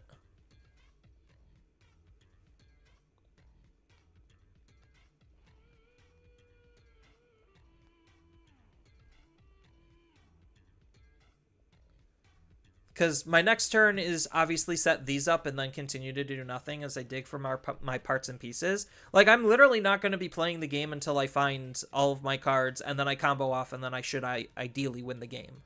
And that's kind of like what Gallantmon's doing, that's what Hoodie's doing, that's what, like, a lot of decks are doing. Is just basically the same thing of just set up Tamers, set up options, do nothing until combo off.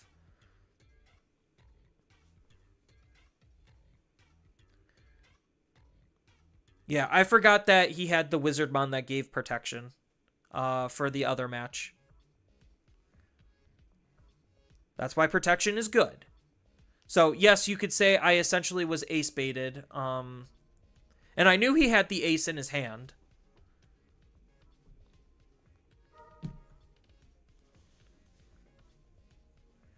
So, like, here's an example. I put him to 1. Start of main, puts this under, gains a memory. So, me putting him to 1 literally didn't do or mean anything.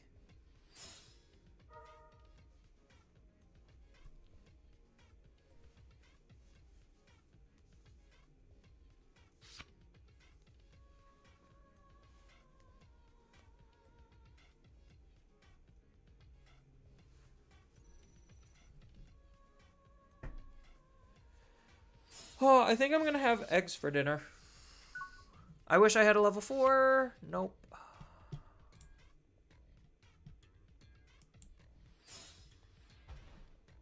Level 4. Almost.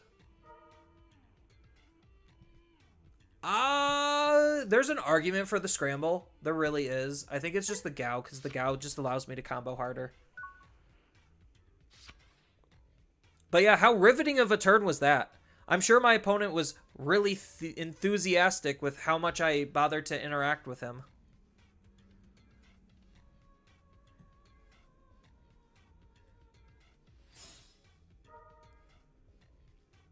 Where's the Bakemon tribal?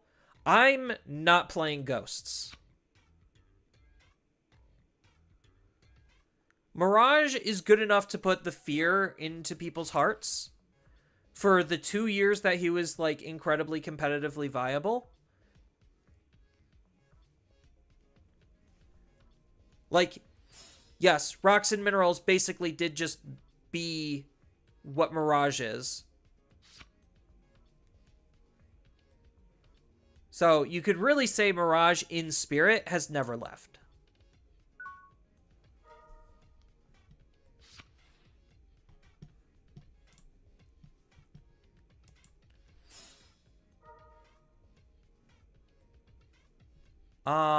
We take this.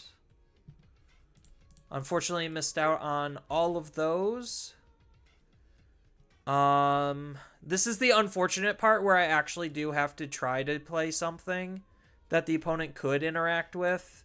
I know this is basically as good as dead. All right, and there we go. All we need is pretty much just the level 7, which I could incidentally find on the way up.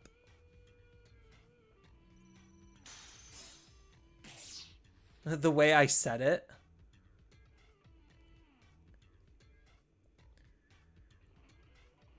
Just finished handing out candy. How's it going? I just finished my soapbox, and now I'm kind of just showcasing and highlighting an example. What does this card actually do? When your opponent's Digimon are played, by deleting or trashing 2 of the Digimons, you get to play a purple from your trash. Until the end of your turn, give one of their Digimon or Tamers. End of turn, delete one of your Digimon.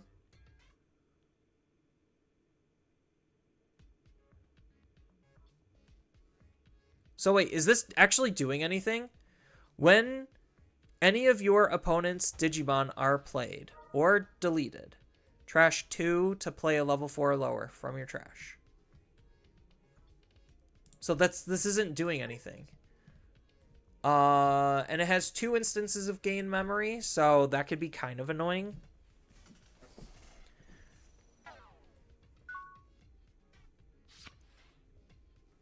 Well, look at that. A burst mode.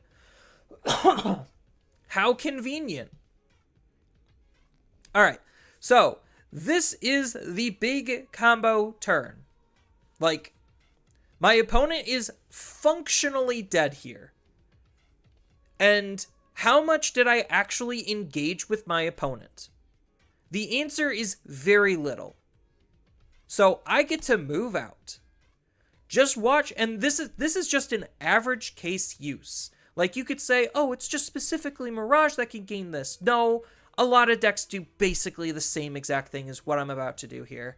Because this is the weaker, older version of what a lot of newer decks tend to do. So, we get to watch this memory counter go up as I Digivolve. Because I banked this play, so I get to save 2 memory here. Boom. In fact, now I get to gain 2 memory.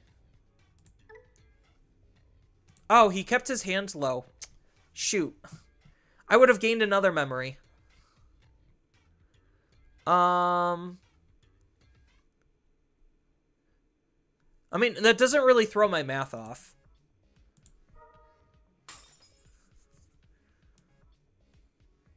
So, now I get to do this. Use the ability.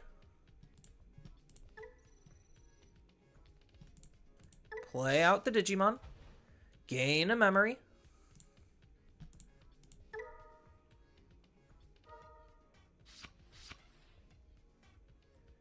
Sure, he could play out a level 4. It doesn't fucking matter. What level 4 does he even have? He doesn't have any. He could even take a 2 memory away, and I don't think it matters. Actually, it does. Taking away 2 memory here does matter.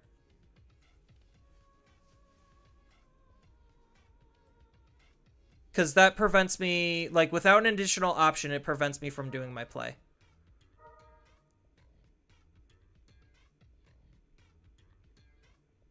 So that actually did matter. And it, well, so technically it wouldn't if I had my good Mirage, like the other Mirage.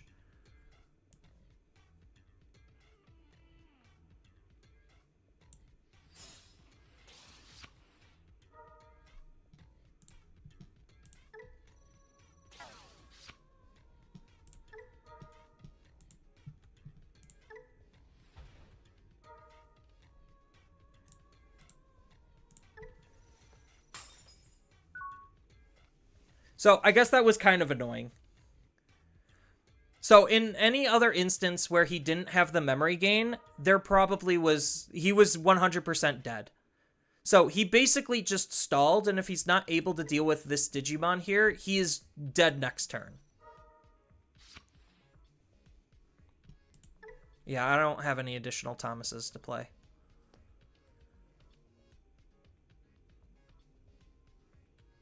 So they were, I guess, smart enough to be able to play this. They hard played that? Why? Well, I guess now they get to tuck it under and gain another memory.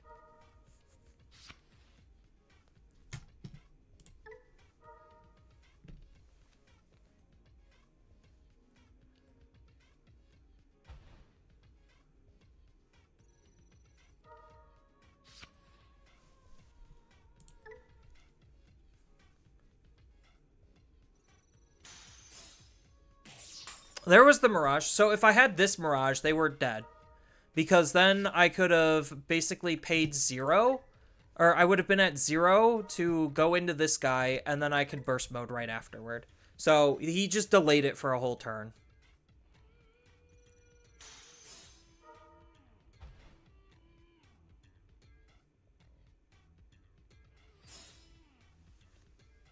Oh, I guess that does remove it, because he tucks it. Choose 1 card in the opponent's hand without looking. And then 3 under. Delete 1 of their Digimon or Tamers. Wait, Then by placing 3 from your trash under this Digimon, so you delete one of their Digimon or Tamers with cards under it. Okay.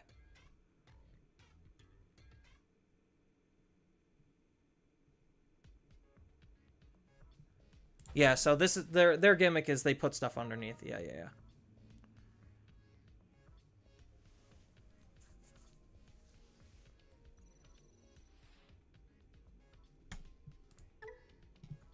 Oh, that's sniped to level 4.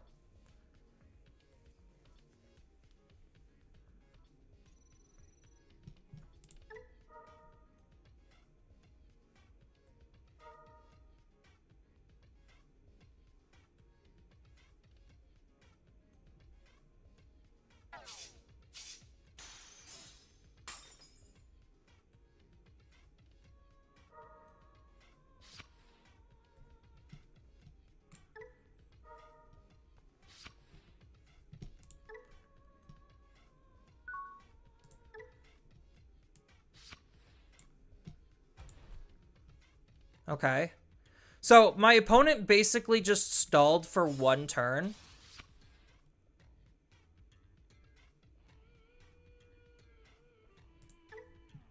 So what does this do? Because he currently doesn't have anything. This Digimon gains the all turns effect of all level 6 Bagra army underneath him. All turns when any of your opponent's Digimon or Tamers digivolves or an effect places a card under them, trash 2 to trash the top card of the opponent's security.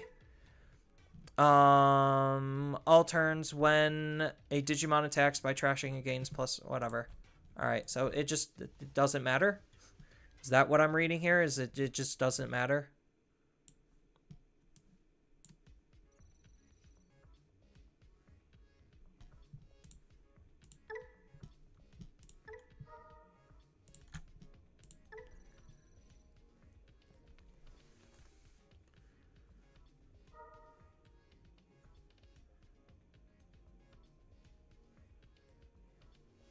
I mean, I don't have any security.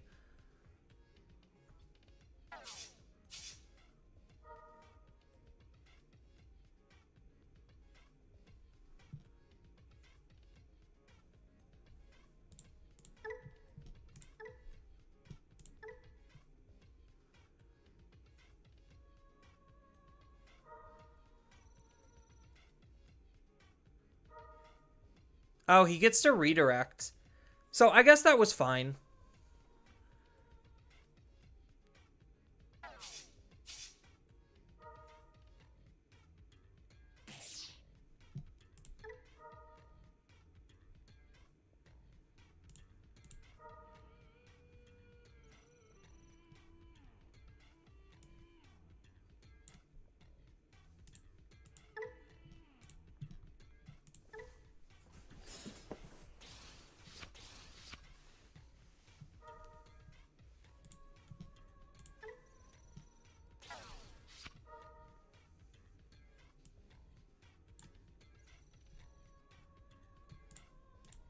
Yeah, so now I just get to sit here and I get a combo off and do what I should have done last turn, but my opponent was so rude to decide to stall for a single turn and accomplish almost nothing. And like, if people think that this game was like close, no, it very much was not even close. Oh, hey, look, I have jamming.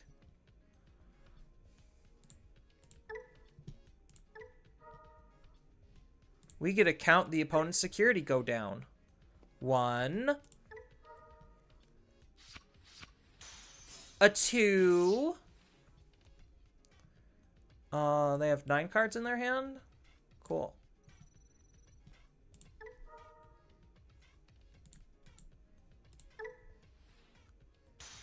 A 3. I might as well Hammer Spark, because it's a 1 of.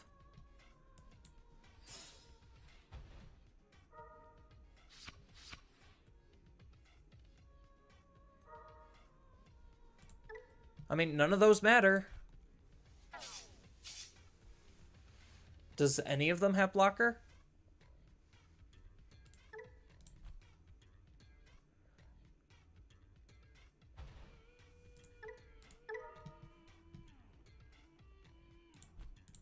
Oh, he gets to put one under here. So he gets to -1 memory for me.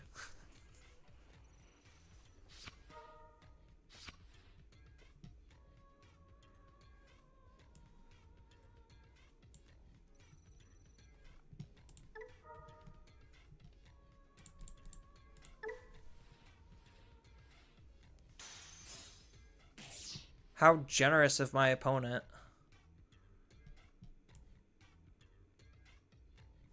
Oh, yeah, I could just pop this. Why spend memory when I could just do this and gain memory?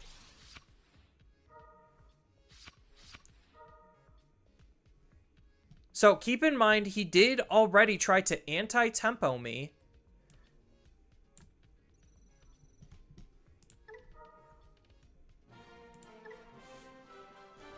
Yeah. Like... And people wonder why I don't think Bagra Army is very good. Like, I literally just shat all over him with a deck from 3 years ago. Well, I guess technically the latest update was like 1 year ago.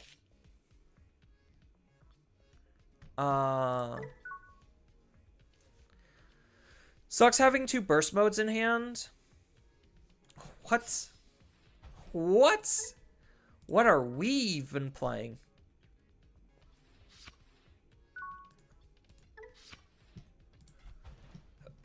That's a wild, wild Vmon variant, I guess.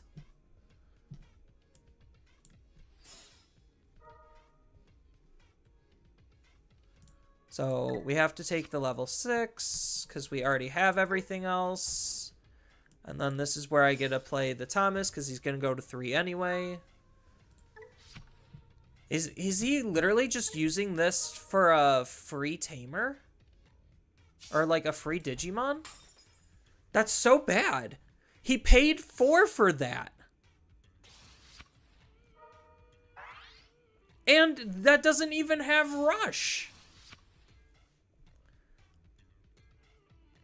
Like, I could care less. As long as I don't get Pyildramond, I'm fine.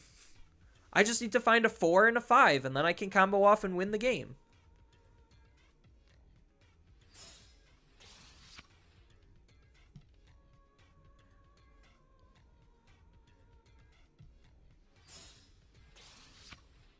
What?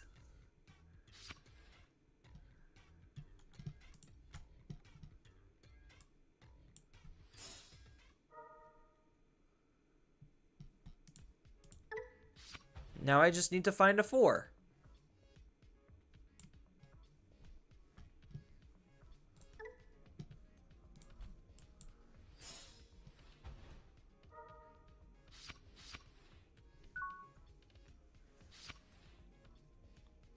I'm so confused at whatever this person's playing.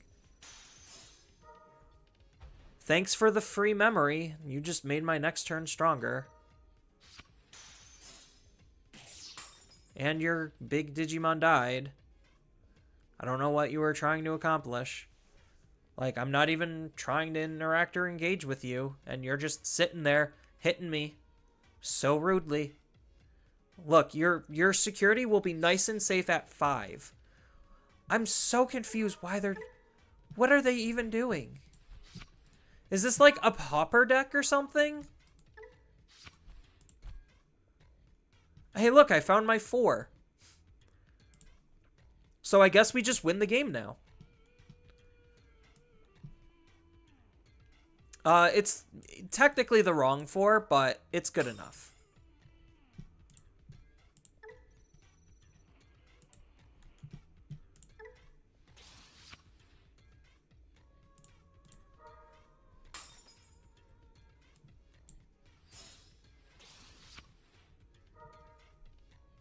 Bounce that to your hand. Goodbye.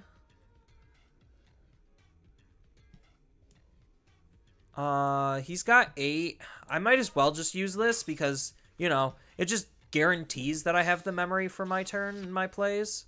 Oh, that would have been nice.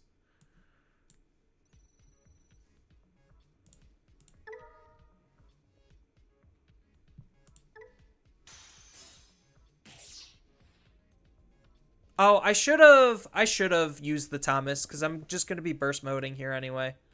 So that would have guaranteed a ninth card in their hand. So I fucked up.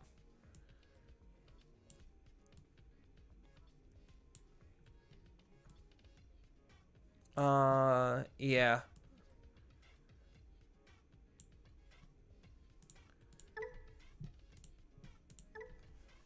Yeah, I literally missed an attack because I didn't Thomas.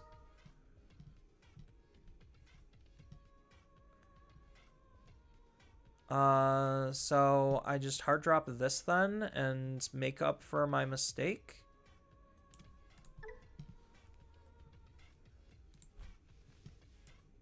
Actually, I could do it the fun way.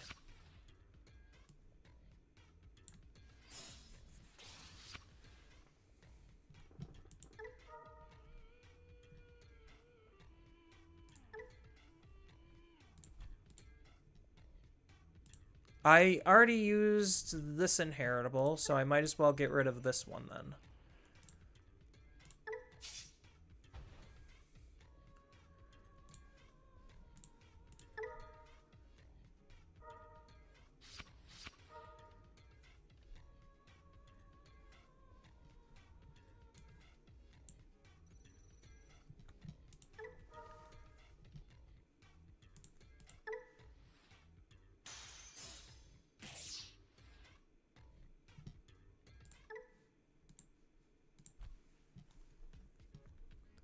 So this can technically attack. It does have jamming.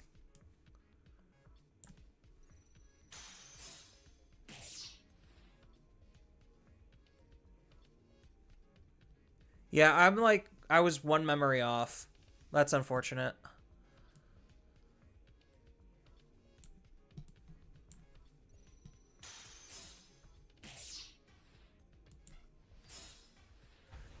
Yeah, so that one extra attack did matter.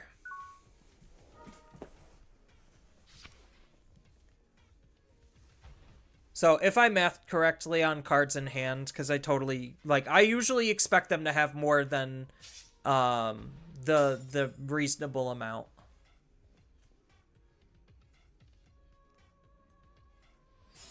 But I don't think that they can do anything in this position. Like, they're running some janky pauper deck that's obviously not as well thought out as an actual constructed deck.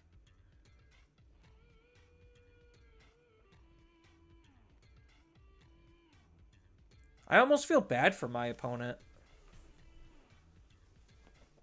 Like, all of a sudden, the majority of his security is just gone in the blink of an eye, and he probably could have been dead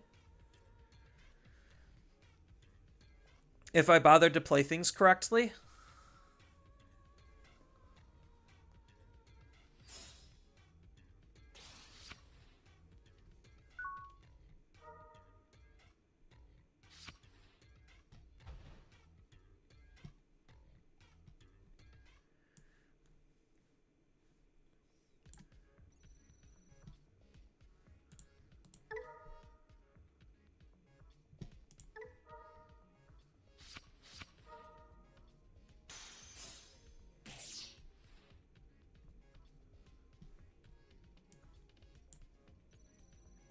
Yeah, I honestly don't know what my opponent was thinking there. Yeah, Rocks and Minerals is basically just Mirage, but in black. So that's probably why I took to the deck so well. Is because it literally just felt like the natural evolution of the playstyle that I tend to gravitate to. Oh, why did I keep this hand?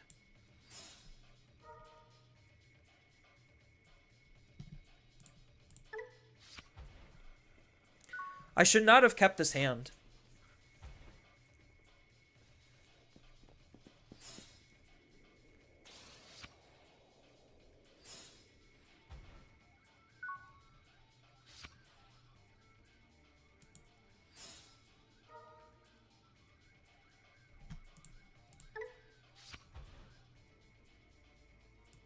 I have everything but the level 3. And missed on 2 Ukomons. Oh my god. Everything but the level 3. Ah.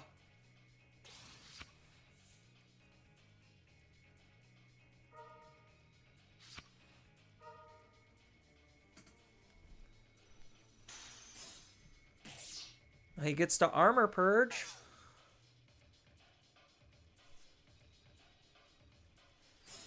I don't think that's what he wanted.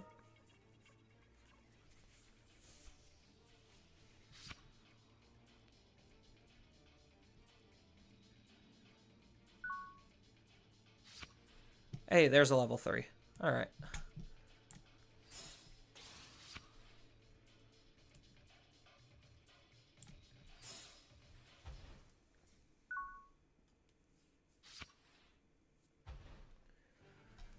It's interesting that they're using Cool Boy for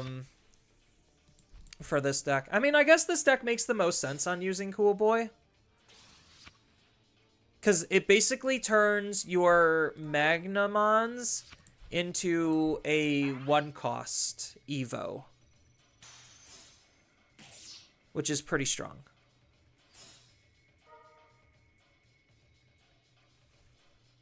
So what? Now I just go into a Magnetic here, and then I just wreck his field? Oh.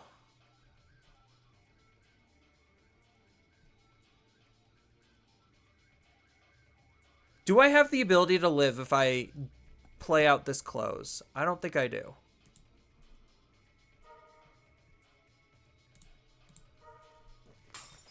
So I'll spend 1 memory to Digivolve. I'm not going to be able to OTK, but I will be able to do a lot.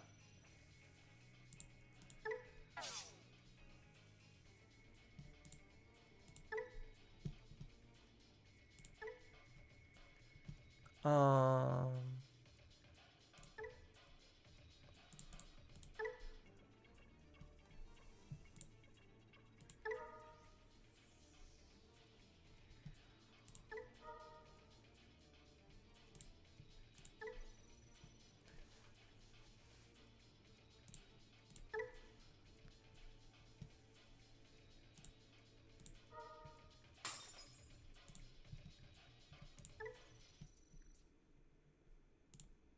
Oh, this is the bad Paragna.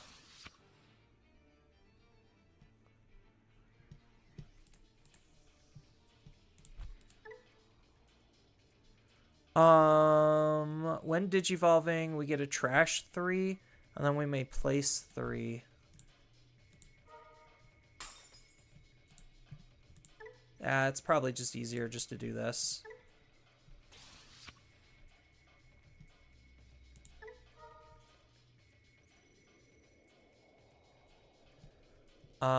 So we go Digivolve, deletes.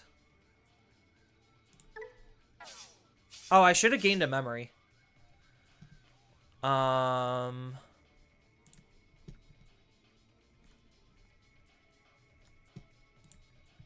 we have to delete this so we don't trigger this. And then we de-digivolve. So I should have gained the memory here. That's fine.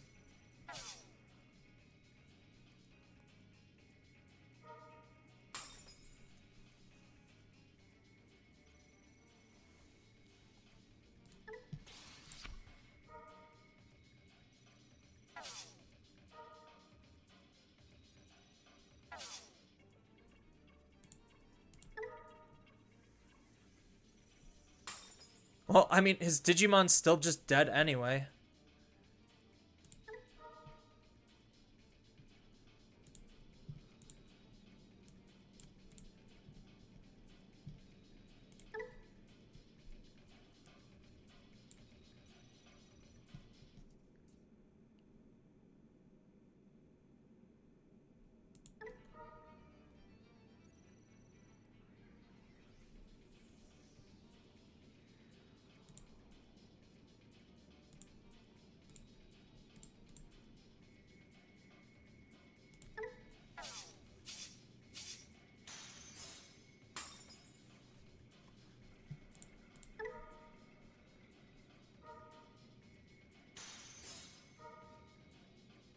Oh.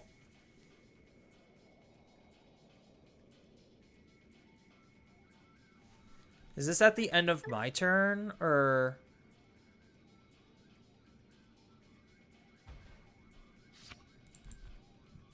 No, so I am just weak to removal here. Okay.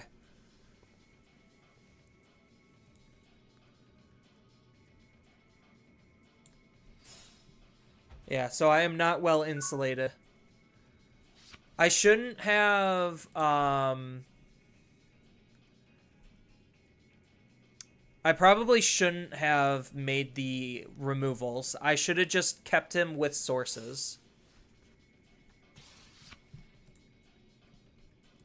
Because now he could just attack over me.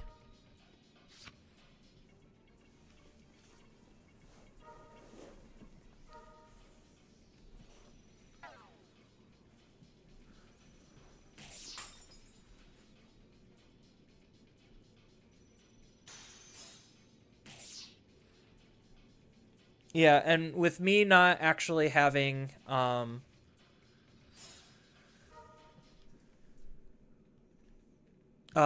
backup, this is not going to be good.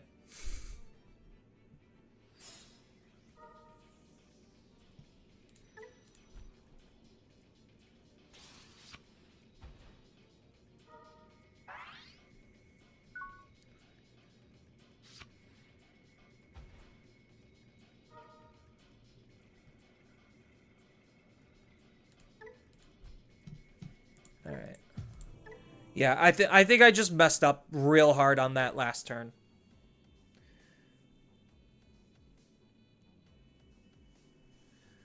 I probably could have maybe waited one more turn, or I shouldn't have made that additional attack. I think mostly it was that additional attack I just did not need to make.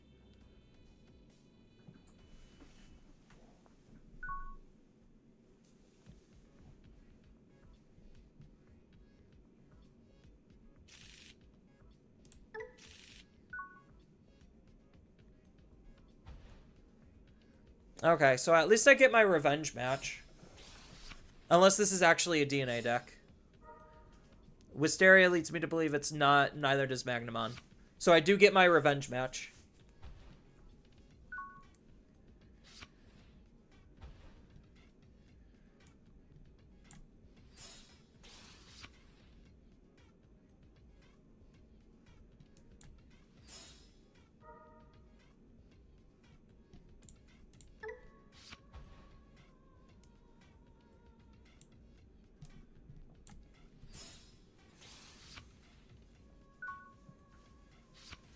I don't need to choke him just yet. Or I don't need to set up the close just yet.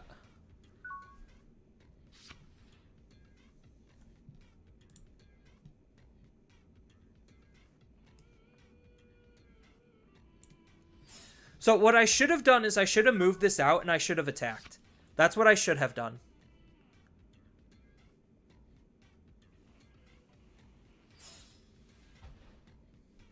Interesting.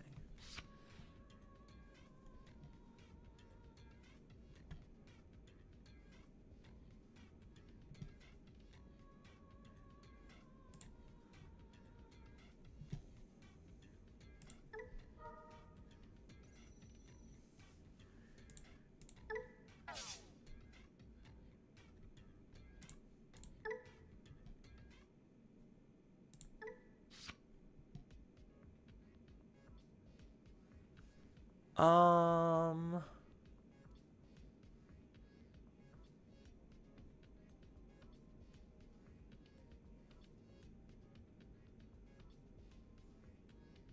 I'm just trying to calculate my plays. If those should go to the top or bottom. So I could Evo for 3 and then... Yeah, so I could do the top. And then rig those two.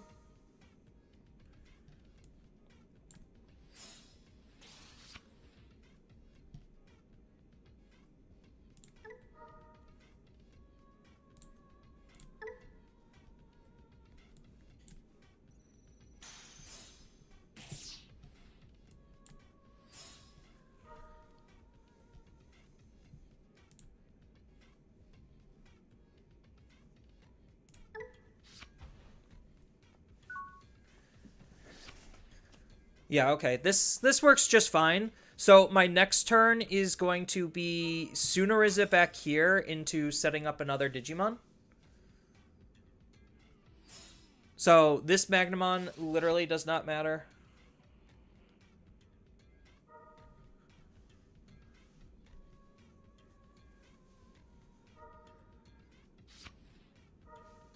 Oh, it's cute that he's just using this to gain a memory. Oh, he's not even attacking. Okay.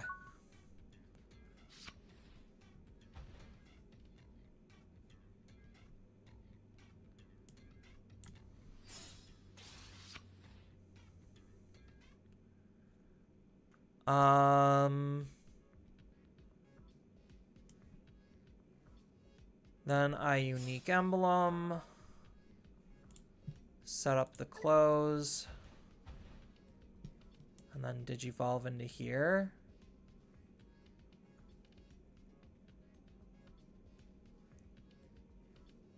Because he's currently 16k.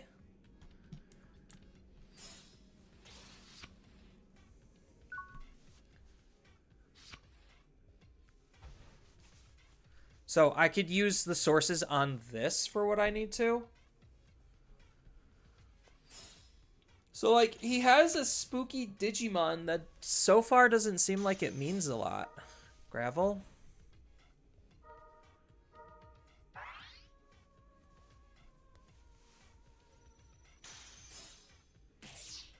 Wish that was the reverse order.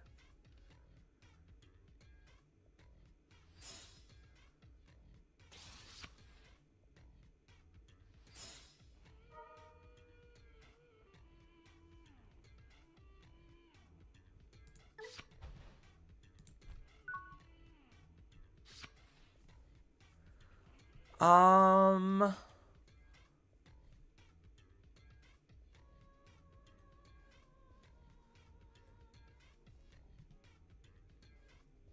Yeah, so I kind of have to do something here.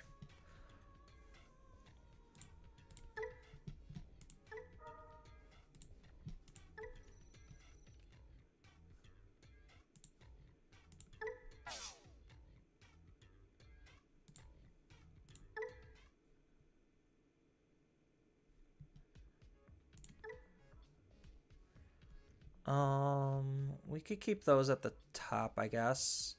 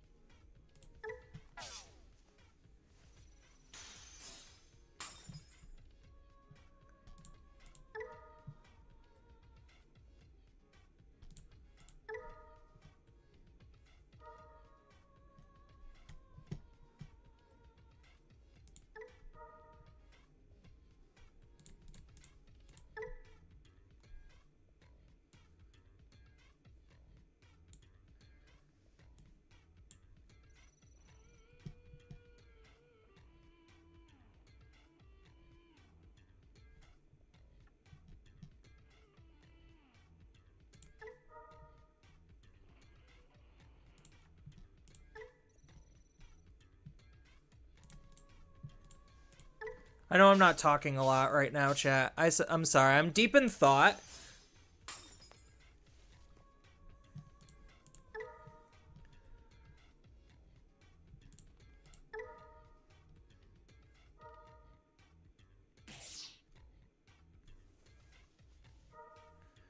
Just because I'm trying to deal with this annoying Digimon.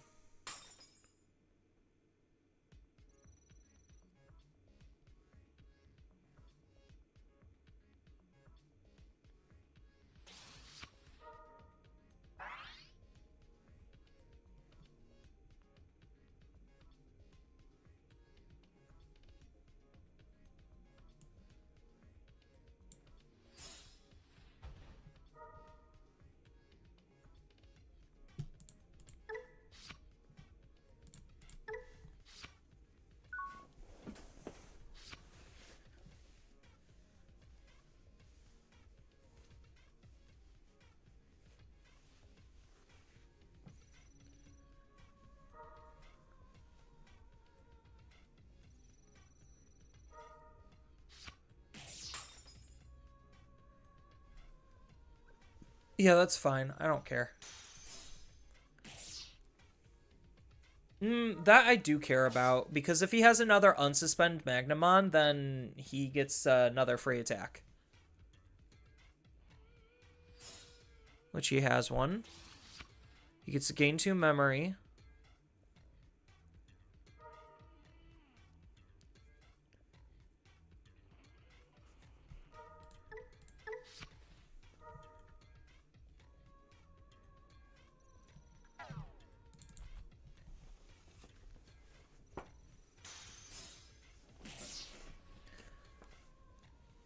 Okay, and then he gets to go into another Magnamon.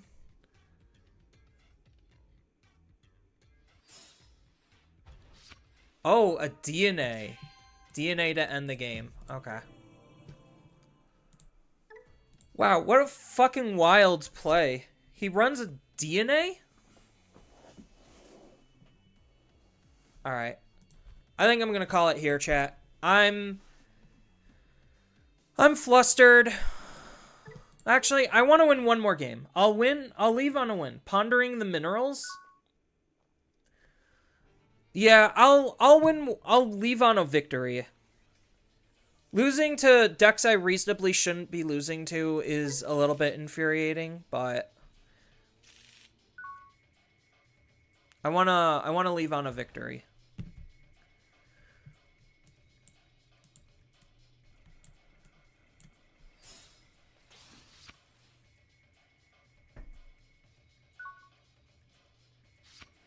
And then after this game, I'll finally be done.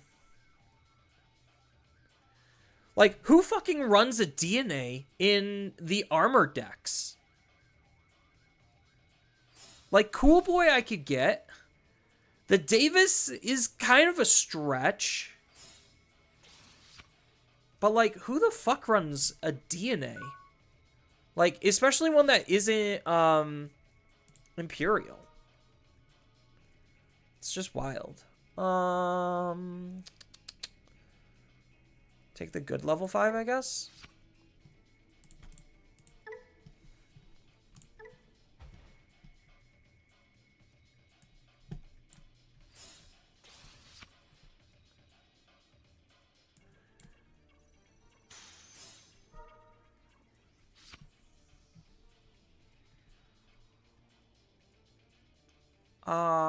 I'll leave them. I'll leave them at 2.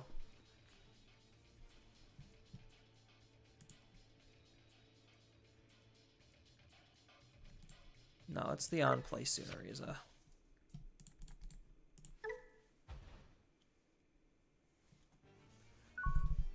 I need enough memory. So, next turn, I'm most likely going to set up close, depending on what they do. What? What?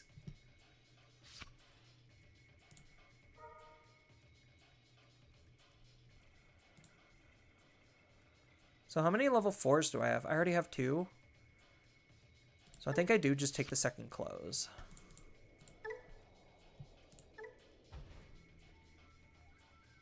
I mean, I'll literally just take the free Ukomon play. Like, if you're just giving it to me, I'll take it. Mimi's not super great. Not exactly what I want to see.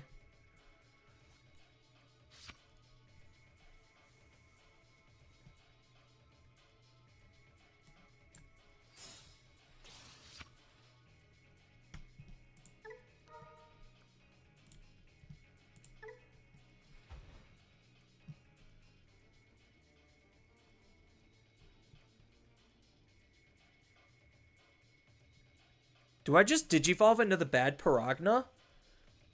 Have some kind of, like, protections? Or do I just set up another close? Or maybe I just Digivolve back here. I think it's just Digivolve back here. I think I honestly just don't care. So I probably should have attacked then, if that was the case.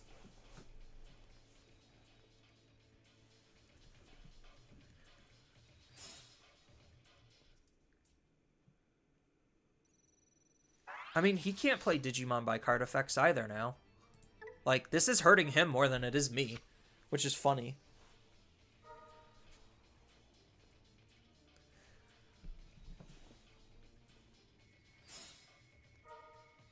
And then Bloomlord?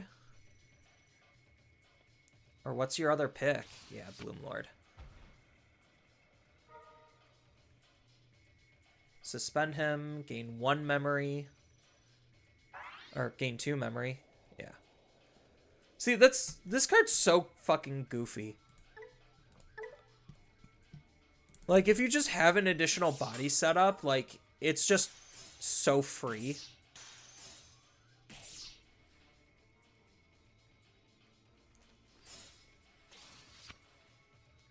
Okay. Now we could play Digimon by card effects.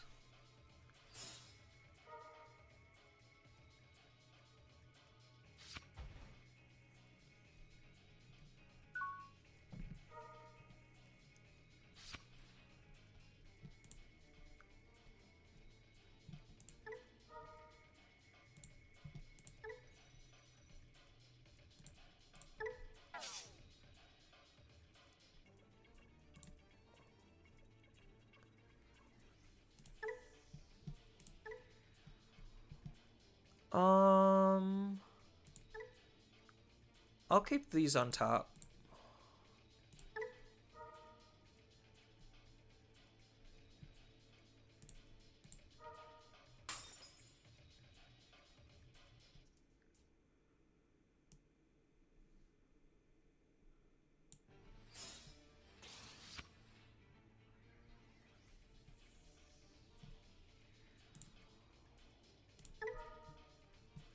And then we get to get Collision and some extra DP and make them cry.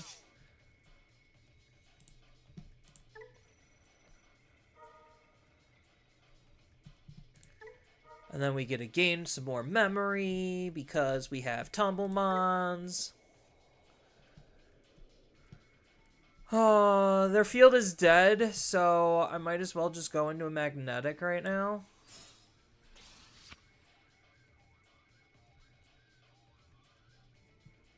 And then... So by trashing 3... Yeah, okay. So we trash 3, and then put the 3 back.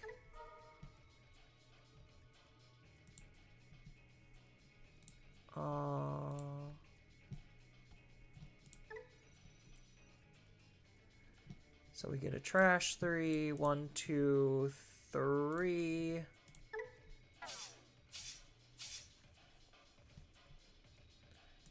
Delete the Bloomlord.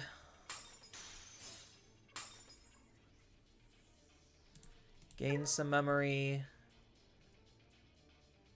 Gain some memory. De-Digivolve. Oh.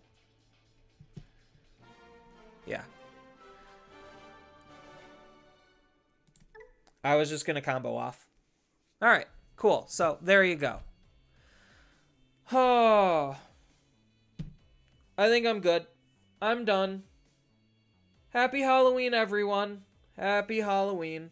Old Armor Rush used to run DNA Chimera. See, like, Chimera at least makes a little bit more sense. I guess they're running Shakomon because it's part blue, and it's mostly just using blue-yellow stuff.